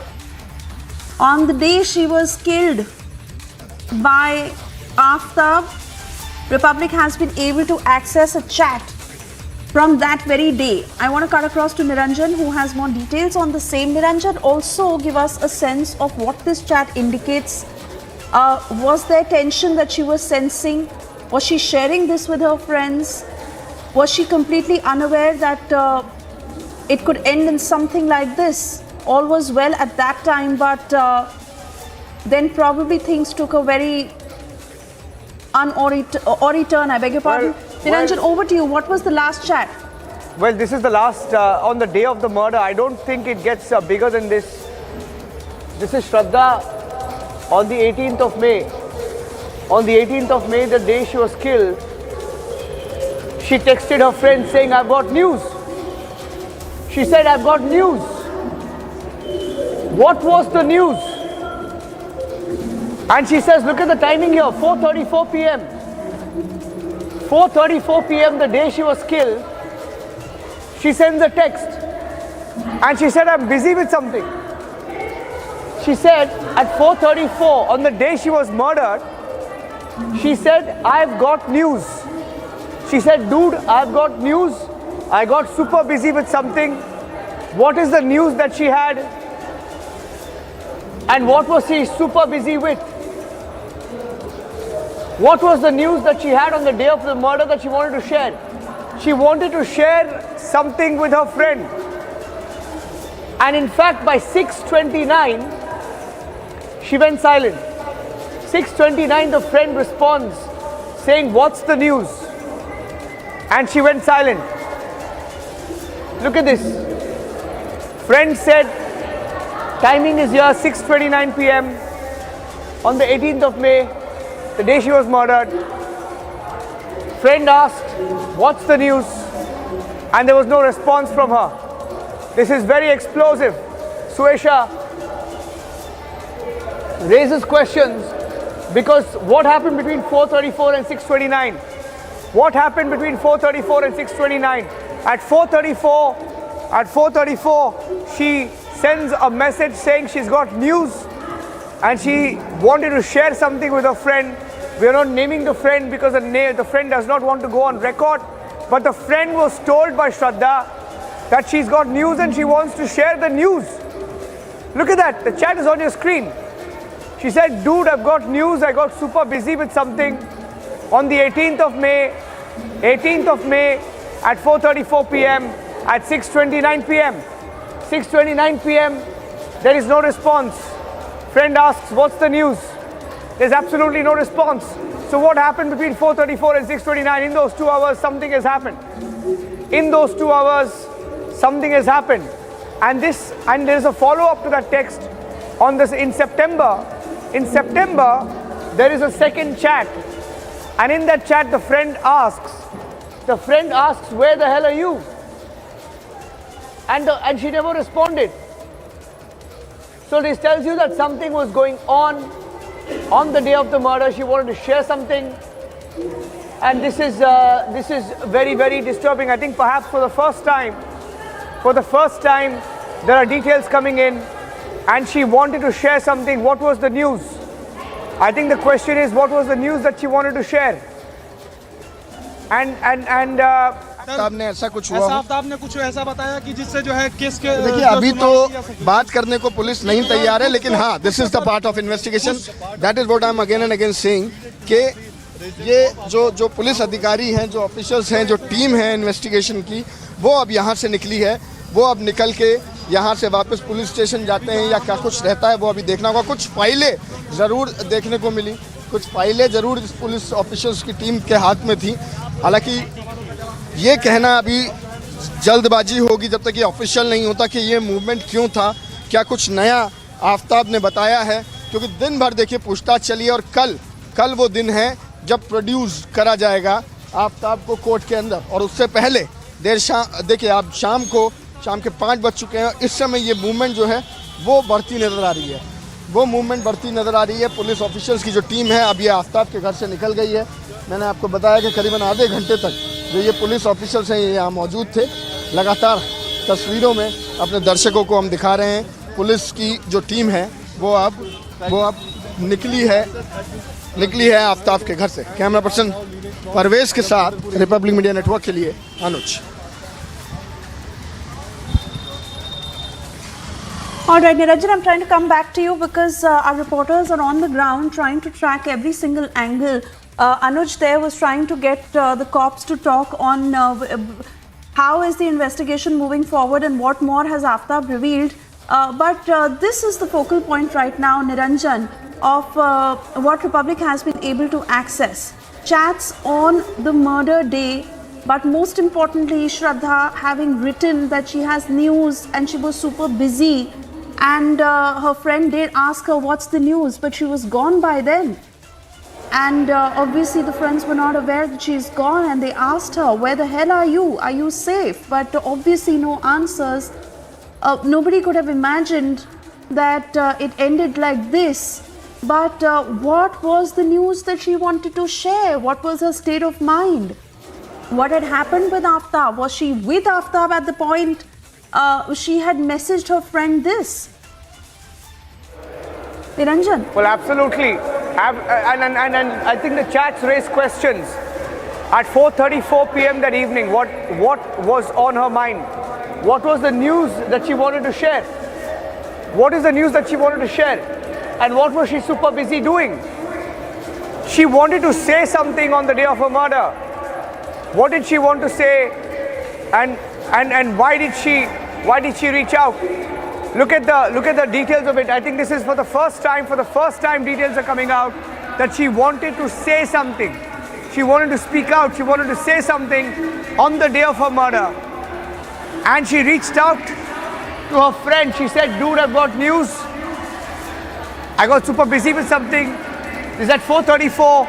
2 hours later, she goes completely silent. On the 18th of May 2022, on the same day at 6:29, the friend responds saying, what's the news? There is no response whatsoever. Let's go back to the chats. Let's move on. And let's show you the other chats as well. Because in September, this chat continues because he does not get a response on the 18th of May 6:29. There is no response. And then the friend follows up in September, asking, where are you? Where the hell are you? Are you safe? There is no response that came in. And that chat has also been accessed by Republic TV. So the murder day chat and the corresponding chat after that. Look at this. If I can, once again, this is the second chat, the follow-up chat, if I can show you. If my video journalist can zoom into this. Look at this. The friend asks on the 24th of September, just zoom into this. Take a look at this, zoom into this. On the 24th of September, because there is no news on the 18th of May. 18th of May, there is no news. 18th of May, there is no news. September 24th, he asks again, where the hell are you? Are you safe? Because by then, they had raised an alarm about her whereabouts. 18th of May says, what's the news? Asks, what's the news? September 24th says, where the hell are you? Are you safe? There's no response after that. And that's where the story stands. These are explosive chats. I think for the first time, an angle of the news that she wanted to share. There's something that she wanted to share. And for the first time in this case, that aspect is coming out. What did Shraddha want to share with her friends? Why did she reach out to her friend on that day to share news? And hours before she was perhaps murdered. 4:30 is when the chat goes out. 4:30 she texts, 6:20 there's no response. And in September the friend asks, are you okay? Where the hell are you? There's no response. So between 4:20 and 6:30 on the day of murder on the 18th of May, what happened? I think these are some relevant questions, valid questions. Let's put the chat full frame on screen once again as a graphic. Look at that. Republic TV accessing that explosive chat once again, leading this coverage on the Shraddha murder case to bring you the aspects uncovered, not covered rather so far. For the first time, there are details emerging of what happened on the same day of the murder. She said she wanted to share something. She said she had news. She said she was super busy with something. So what was the news that she wanted to share? Was there more? What was the news that she wanted to share with her friends, that she reached out to her friends in Mumbai? These are some relevant, valid questions that come to our mind as this explosive chat comes to the fore. That's not all. In fact, some of the friends also reached out to this psycho killer, Aftab. Look at that.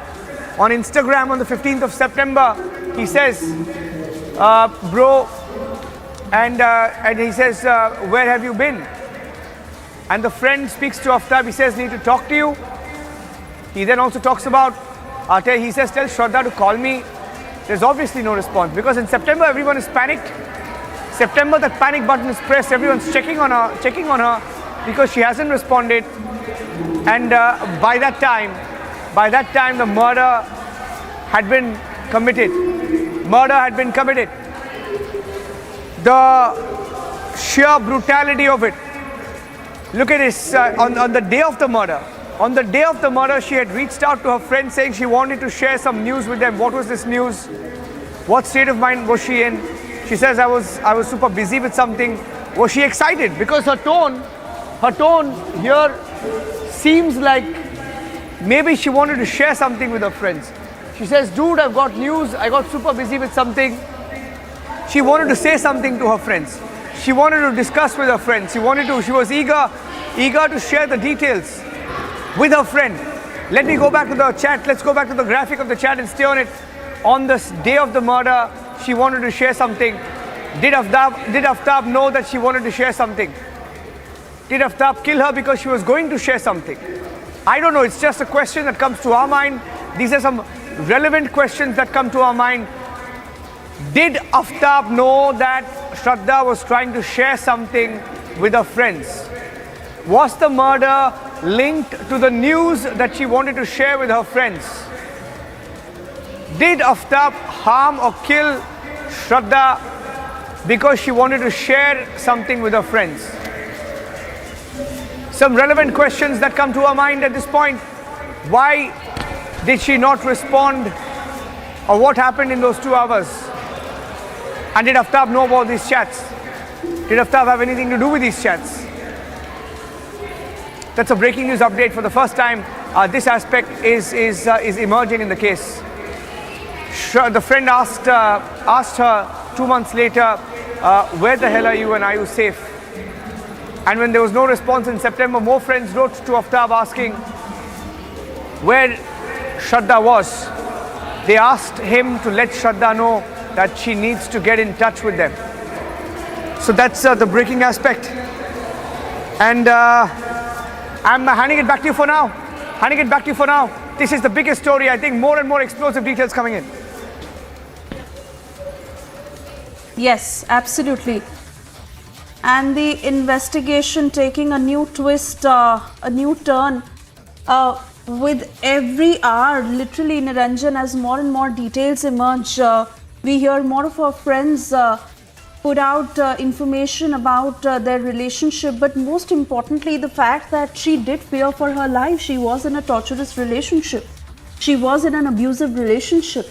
And she had confided in her friends many a times on Aftab's behavior, on how he would raise his hand, abuse her, stop cigarette butts on her, and it was absolutely a relationship that she many a times also wanted to get out of, but then he would emotionally blackmail her and would bring her back in. A very, very sorry end that we've seen. But most importantly, Niranjan, you spoke with one of her friends, one of her batchmates who knew her very closely, who shares that she was a person who was full of life, but she was in a toxic relationship. Let's listen into what he told you.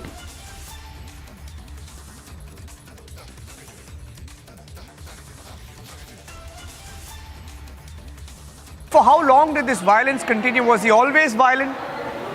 Do you know about that? Because, we are hearing that from 2021, etc., is when the first complaints came in of him being violent, being abusive. Was it much before that?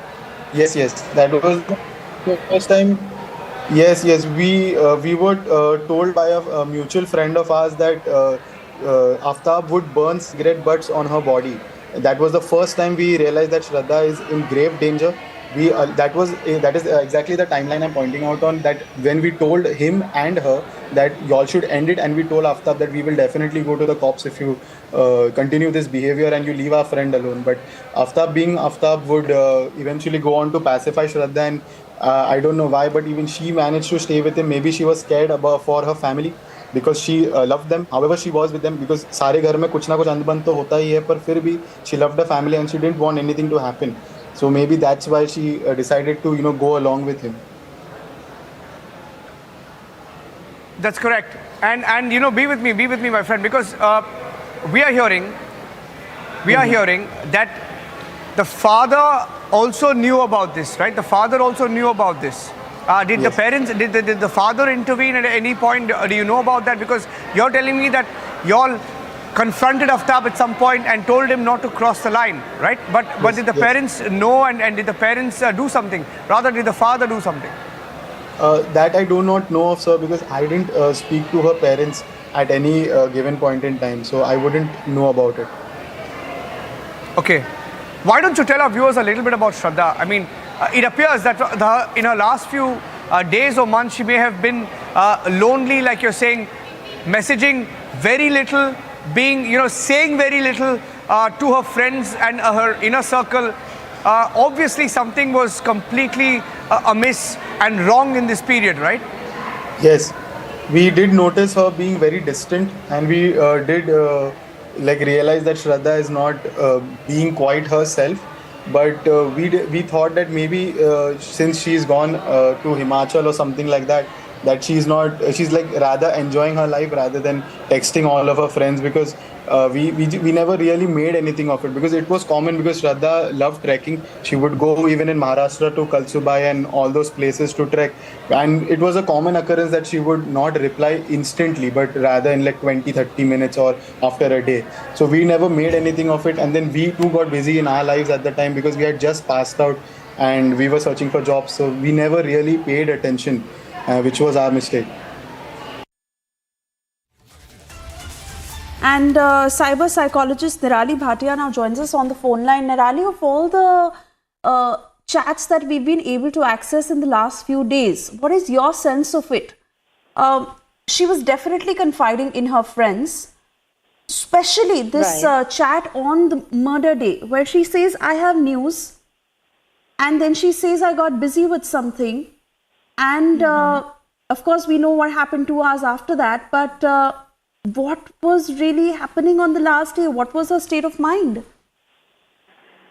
Well, see, honestly, in the cyber world, it is very difficult to gauge the intent from the texting.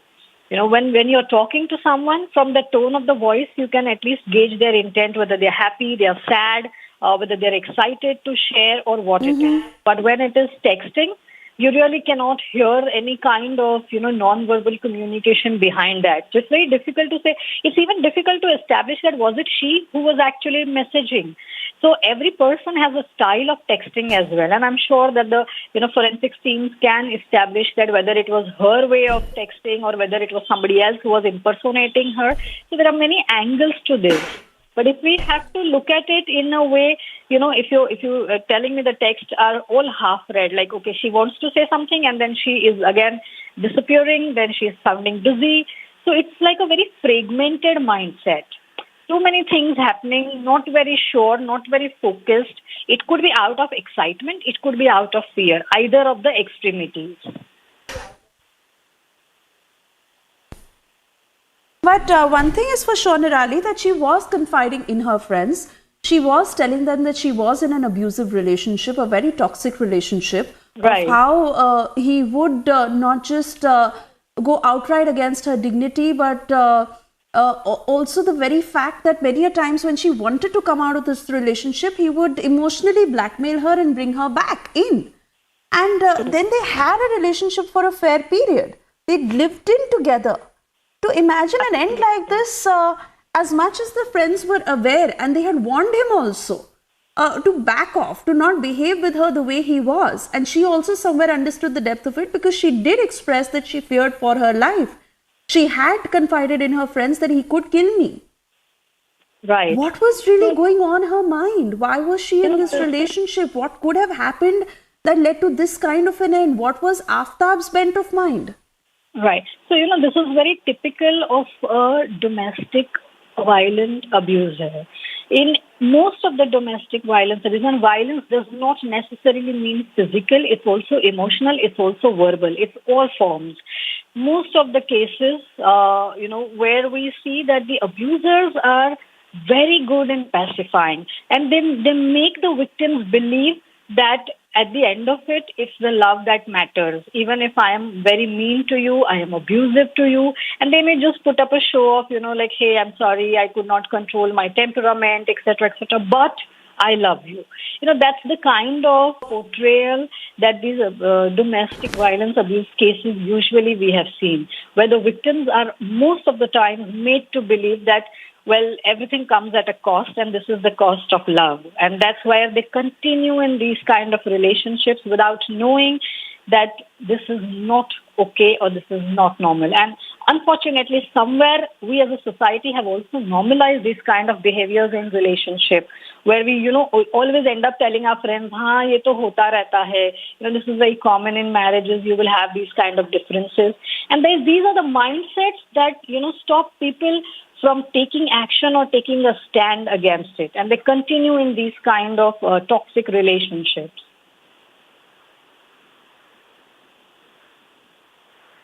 Absolutely. I want to thank you, Nirali, for speaking to Republic this afternoon. And we are trying to access more details of chats, of who all she was in touch with, and anything that gives us more leads in this case. For the moment, thank you. We step into a very short commercial break. Also, a quick check of the other big stories we're tracking for you this evening. Yes, Nidhi killed over an alleged case of love jihad in Lucknow. The family is demanding justice. Also, missile strike in Poland has killed 2 United States suspects that it could have been from Ukraine and not Russia.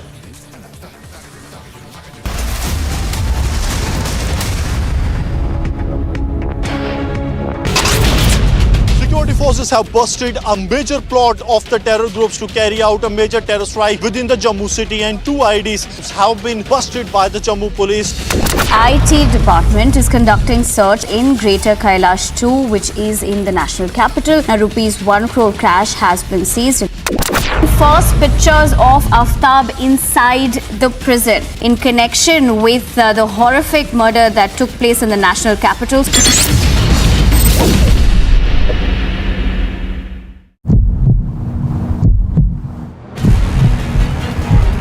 Aftab श्रद्धा को क्यों मारा? आफ्ताब श्रद्धा को क्यों मारा? आफ्ताब बता, देखो आफ्ताब दिख रहा है, देखो मुंह छिपा रहा है अपना, कुछ भी बोल नहीं रहा है, मुंह छिपा रहा है, अभी से पछतावा हो रहा है आफ्ताब को, लेकिन कुछ बोलने से बच रहा है।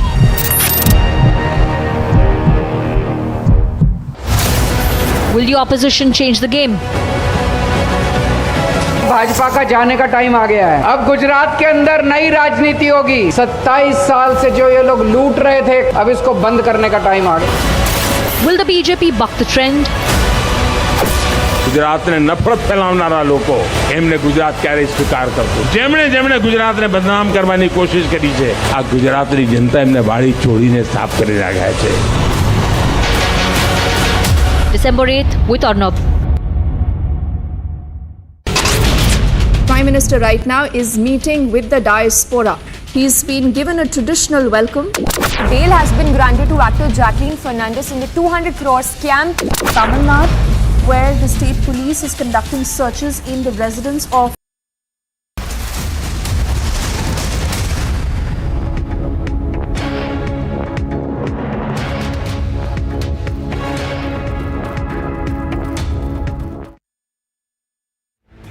Hydrogen burn-off igniters initiated. NASA's New Moon rocket blasted off on its debut flight with 3 test dummies abroad. US is closer for putting astronauts back on the lunar surface for the first time since the end of the Apollo program 50 years ago. We rise together back to the moon and beyond.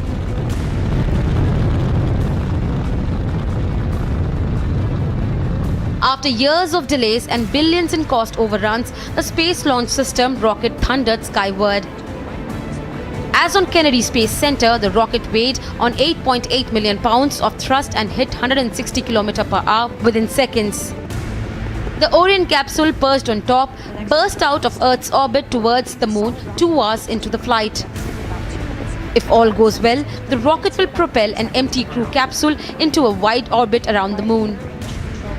The capsule will return to Earth with a splashdown in the Pacific in December.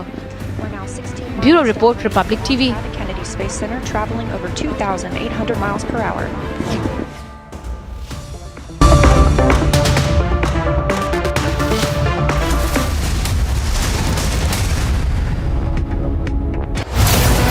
Will the opposition change the game? Bhajpa का जाने का time आ गया है. अब गुजरात के अंदर नई राजनीति होगी. 27 साल से जो ये लोग लूट रहे थे, अब इसको बंद करने का टाइम आ गया. Will the BJP buck the trend? ગુજરાતને નફરત ફેલાવનારા લોકો એમને ગુજરાત ક્યારેય સ્વીકાર કરતું જેમણે ગુજરાતને બદનામ કરવાની કોશિશ કરી છે આ ગુજરાતની જનતા એમને વાળી છોડીને સાફ કરી નાખ્યા છે. December 8th with Arnab. Prime Minister right now is meeting with the diaspora. He's been given a traditional welcome. Bail has been granted to actor Jacqueline Fernandez in the 200 crore scam. Tamil Nadu, where the state police is conducting searches in the residence of a few people on the suspicion that they have links with the ISIS.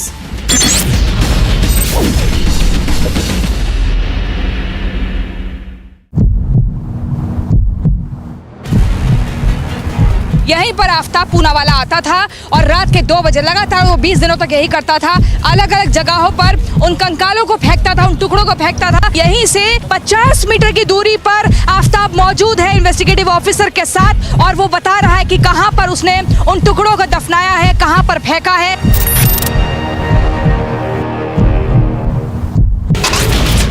Security forces have busted a major plot of the terror groups to carry out a major terror strike within the Jammu city, and 2 IDs have been busted by the Jammu police. IT department is conducting search in Greater Kailash 2, which is in the national capital. Now, rupees 1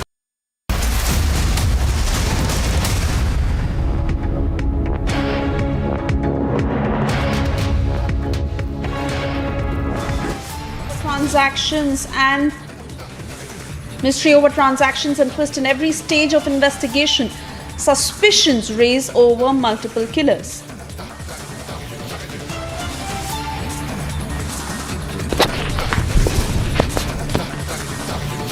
Shraddha's friends reveal extent of torture. He says Aftab burnt her with cigarette butts.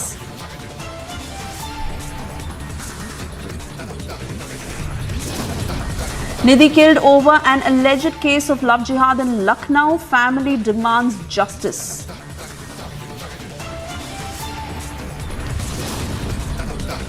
Uttarakhand cabinet approves law on forced conversion, making a provision for 10-year jail term.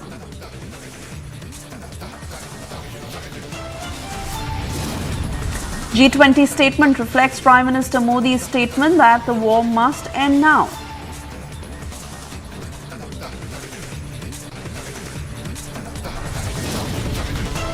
Missile strike Poland, killing 2 US suspects, that it could have been from Ukraine and not Russia.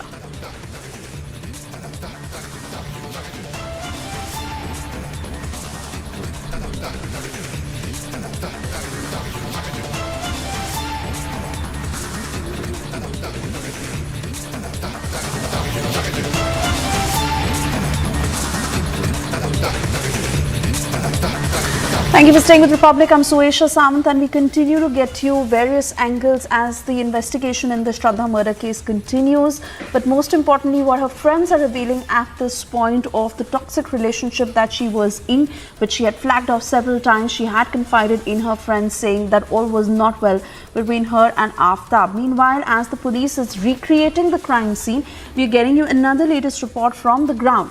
Mehrauli Forest, to be precise, where Shraddha's body parts were disposed after Aftab killed her. Take a look at this report. Police की team इन्हीं जंगलों में अभी भी मौजूद है। Police ने barricade कर दिया है। पूरे जंगलों के जितने रास्ते टूटे हुए हैं, जितने वॉल्स टूटे हुए हैं, वहां पे पुलिस के द्वारा बैरिकेड कर दिया गया है। अब से कुछ ही देर के बाद बताया जा रहा है कि वो आफ्ताब को लेकर के पहुंचेगी। सबसे ज्यादा एक्सक्लूसिव यानी कि सबसे बड़ा सबूत हमारे पास यहां पे मौजूद है। हम दिखाना चाहते हैं कि ये वही आड़ी पत्ती हो सकता है जिससे आफ्ताब ने श्रद्धा को पीस पीस काटा था। आप देख सकते हैं रिपब्लिक भारत इसकी पुष्टि नहीं करता, लेकिन ये आड़ी पत्ती वही हो सकती है जिससे बताया जा रहा है कि श्रद्धा को काटा गया था।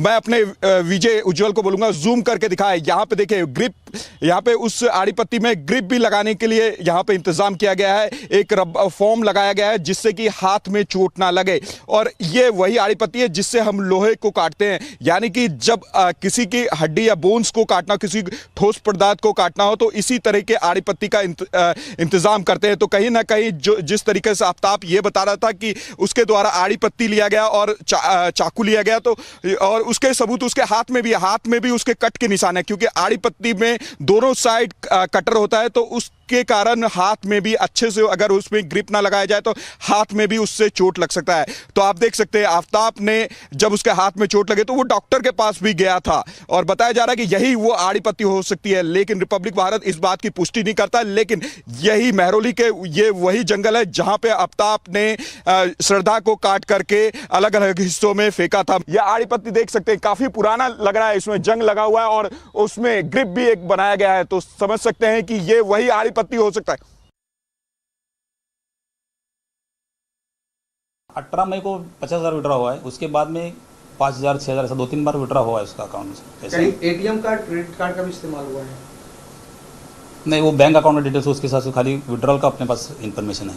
ये श्रद्धा और वो आफ्ताब दोनों का मोबाइल हमने एनालिसिस किया था, मोबाइल का तांत्रिक विश्लेषण किया था, बैंक डिटेल्स दिया था, जो नाडर है उसका स्टेटमेंट रिकॉर्ड किया था, आफ्ताब को बुलाया था उसका स्टेटमेंट रिकॉर्ड किया था। ये जो सारी चीज़ सामने हमारे आए और जब हमें लगा कि विसंगति उसमें है, पैसा विड्रॉ हुआ है, जो मोबाइल 2.5-3 महीने से मोबाइल बंद है, वो हिसाब से हमें किधर ना किधर हमें डाउट लग रहा था।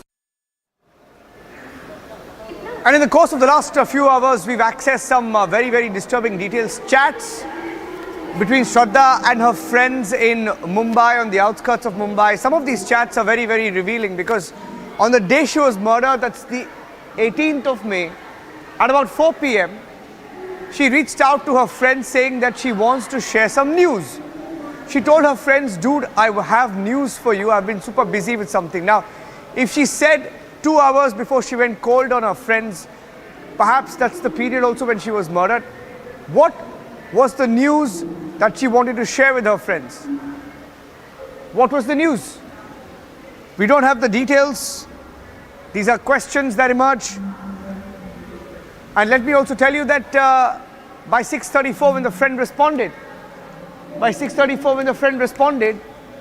saying what's the news, there was zero response. So by that time, perhaps something had happened. Now, did she want to speak out about something? Did she try to reach out to her friends to share the news? These are some questions that emerge. And let's also tell you that there are multiple chats because when the response didn't come in May, there was also a chat in September when friends tried to ask first. They asked Shraddha, where are you? Are you okay? Are you safe? There was no response once again. And again, in September, friends, even in a desperate turn of events, reached out directly to Aftab and asked him where Shraddha was and whether he could tell Shraddha to get in touch with them. These are some of the disturbing details that have emerged in the last few hours that tell you that there's so much more that has gone unreported in the case. Let me go across now and bring in Advocate S.K. Mohanty. S.K. Mohanty is an advocate who's dealt with the Anupama case. Now, in this particular case, earlier today, we had the Anupama case that came up. Advocate Mohanty, we are hearing that this psychotic killer had been following cases, had been watching content, movies, serials, etc. Perhaps he was preparing. He was perhaps preparing for this crime. He perhaps had it planned, or at least that's what it seems like. Advocate Mohanty, from your experience, what can you tell us?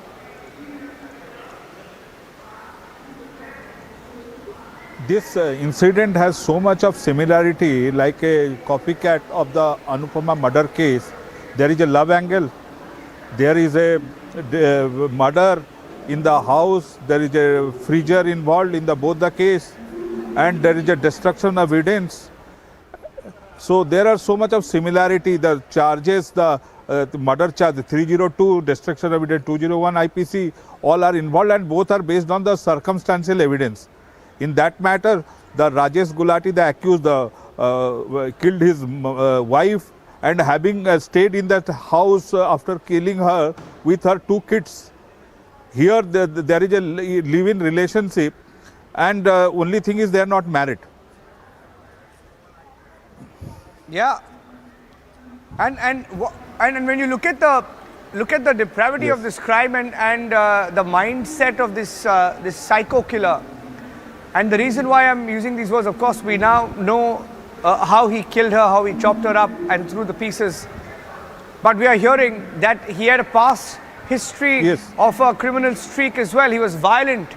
He was violent with her. In fact, one of the friends told us, speaking to Republic earlier, that he used to torture her by using cigarette butts to poke her back, etc. I mean, these are very gruesome details that are emerging. He had a very violent criminal streak.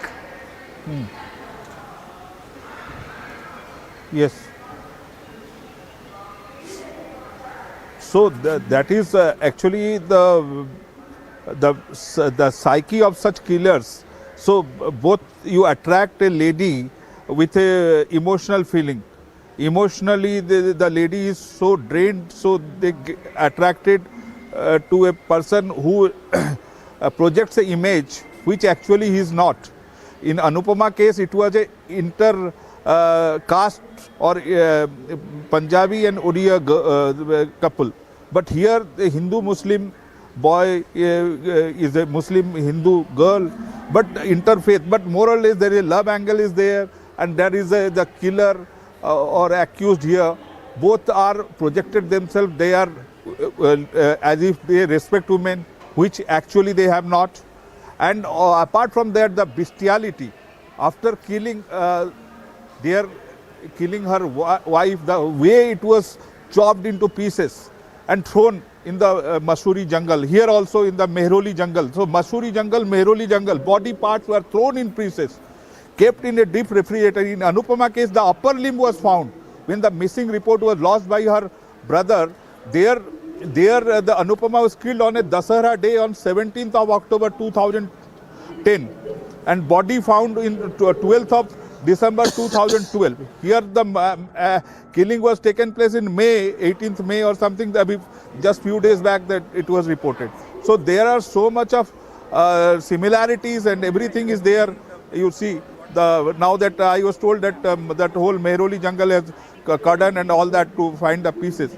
So DNA profiling, other things. So there are so many things has to be done. The police, the Delhi police has to find the DNA, and all the chains has to be linked together. It has to be collaborated so much. So only then only prosecution can build up a story. In Anupama case, it was a 7 years long trial, and we used to go to Dehradun and all that. Also, apart from that, we used to have the custody of the two kids.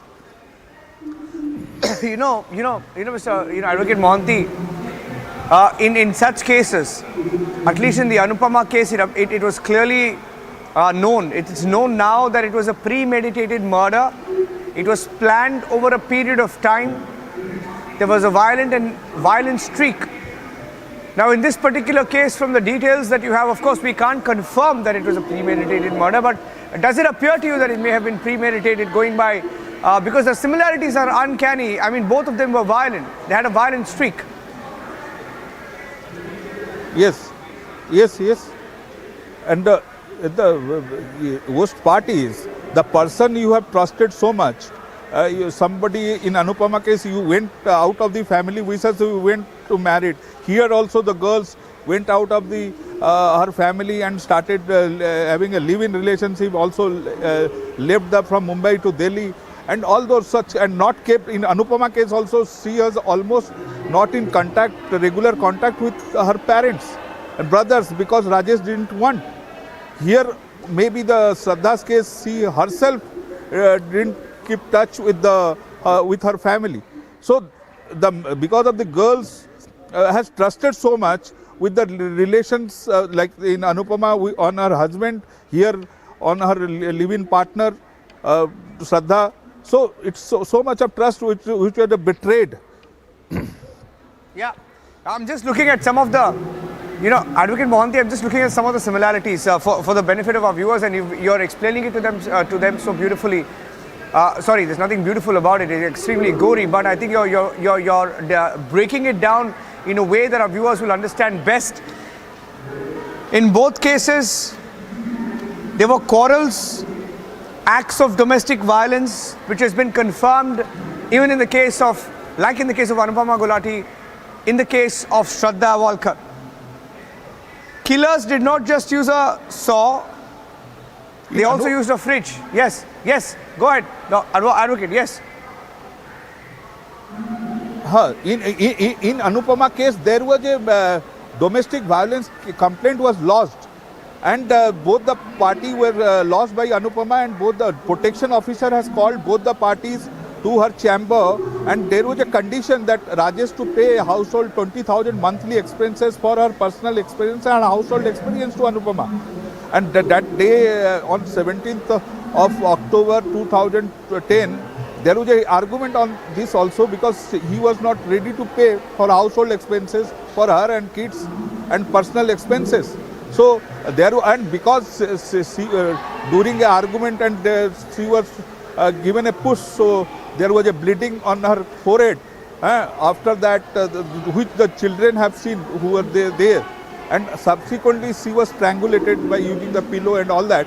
But the Rajesh has violated a condition. First, he has made a condition, given an undertaking that he will not attack or he will not threaten his wife. So somewhere or something there is a case, formal case laws in the domestic violence. Here there may not be domestic incidents are there, but not a case complaint was lodged with anyone, any authority. So obviously there are so much of similarities. Yeah, like a photocopying as it happening. Now it is we are in dating app era. They are meet through the mutual friends in a Malai Mandir in South Delhi somewhere. But here only the dating app is there. So they met in physical. Here they met through a app. Yeah, and you've gone through the details. Why don't you tell our viewers, Advocate Mohanty, because in this particular case he went to the Mehroli forest to dispose the body parts, just like in the case of Anupama Gulati, isn't it? When he went to this what was it, to Mussoorie diversion, right? Mussoorie jungles. Mussoorie diversion. Yes, for several days. Dehradun, Mussoorie. Yes. Their body part, there is a left thumb. Dog squad of the police, Uttarakhand police, found the left fit part. That left fit part was found after almost 2 months. The left fit was found while searched by the dog squad. Yeah. And also Here, in what we are hearing today, that how much they have recovered. Yeah. Yeah, because we are hearing now that he also used social media accounts and emails and also bank accounts to transfer money to keep some activity on to give the impression that she was still alive. And going by all of this, yes, I think the more details that will... also, that also happened in Anupama case. Anupama case also, the Rajesh has used Anupama's mobile to find out where the passports of the kids are there. So her bank account, so that give an impression that she is very much alive. She is fine. Yeah. So it is like using a mask that you are doing so much all your illegal activities. Yeah, one last question to you, Advocate Mohanty. Today when we hear that he read up through the search history of this psycho killer, it appears that he read up on the Anupama case. He read up on the Anupama Gulati case, which was part of the history of his searches as uncovered by the police. Are you surprised that that it panned out the way it did? Because obviously he knew exactly what he was doing.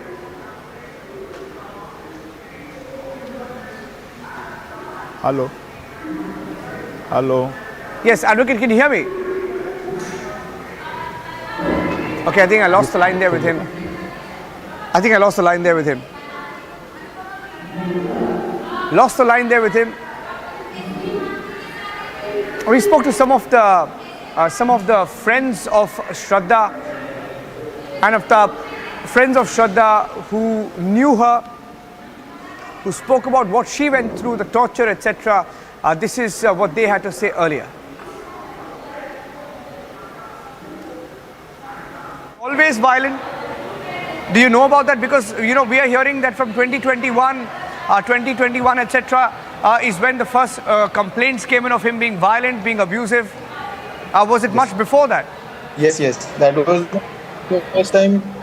Yes, we were told by a mutual friend of ours that Aftab would burn cigarette butts on her body. That was the first time we realized that Shraddha is in grave danger.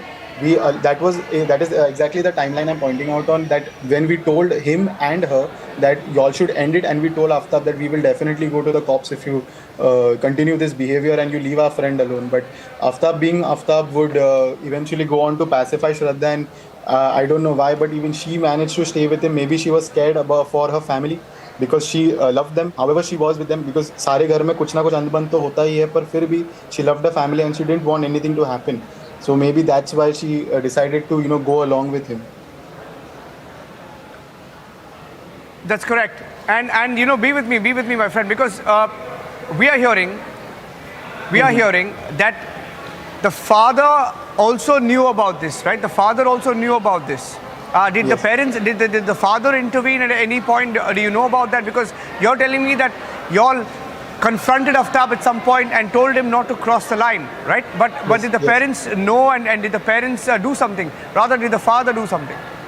That I do not know of, sir, because I didn't speak to her parents at any given point in time, so I wouldn't know about it. Okay. Why don't you tell our viewers a little bit about Shraddha? I mean, it appears that in her last few days or months, she may have been lonely, like you're saying, messaging very little, saying very little to her friends and her inner circle. Obviously, something was completely amiss and wrong in this period, right? Yes, we did notice her being very distant, and we did realize that Shraddha is not being quite herself. But we thought that maybe since she's gone to Himachal or something like that, that she's rather enjoying her life rather than texting all of her friends, because we never really made anything of it, because it was common, because Shraddha loved trekking. She would go even in Maharashtra to Kalsubai and all those places to trek, and it was a common occurrence that she would not reply instantly, but rather in 20-30 minutes or after a day. So we never made anything of it, and then we too got busy in our lives at the time, because we had just passed out and we were searching for jobs, so we never really paid it. Yeah, one last question to Advocate Mohanty, who's been a part of the Anupama Gulati case. Advocate, when you look at how this entire story of Aftab and Shraddha's played out, And when you hear the police say that this killer, Aftab, went through the details of the Anupama Gulati case, read up, searched for it, read up on the case, and did what he did exactly the way the killer in the Anupama Gulati case did, are you convinced that it played out in this way? Because perhaps this was premeditated as well. It appears as if somebody has followed a template of the same case, how the modus operandi, how the procedure, as it's like a same thing, step 1, step 2, step 3. So coincidence, it just cannot be a similarity. Maybe somewhere he might have came across this incident because it was such a highlighted matter. So it is in public domain, everything. All the facts and all details are there in the public domain. Maybe Aftab must have come across about all these facts. The modus operandi is so far. Whatever came out in the media that Dexter, he has seen that web series Dexter, but somewhere it must have come to his knowledge because it's very much in the public domain. Well, yes. Thank you for your time, Advocate Mohanty, for speaking about this case. Eerie similarities. Almost, I think you used the right word, template. A template that was perhaps followed by Aftab in the Shraddha case. And when you look at how this was carried out, can't help but ask whether he moved to Delhi, moved to that house, moved close to the forest, the Mehroli forest, for particularly this reason. Here also, Yeah. Yes, here also from Delhi to Dehradun he has went. Rajesh has relocated.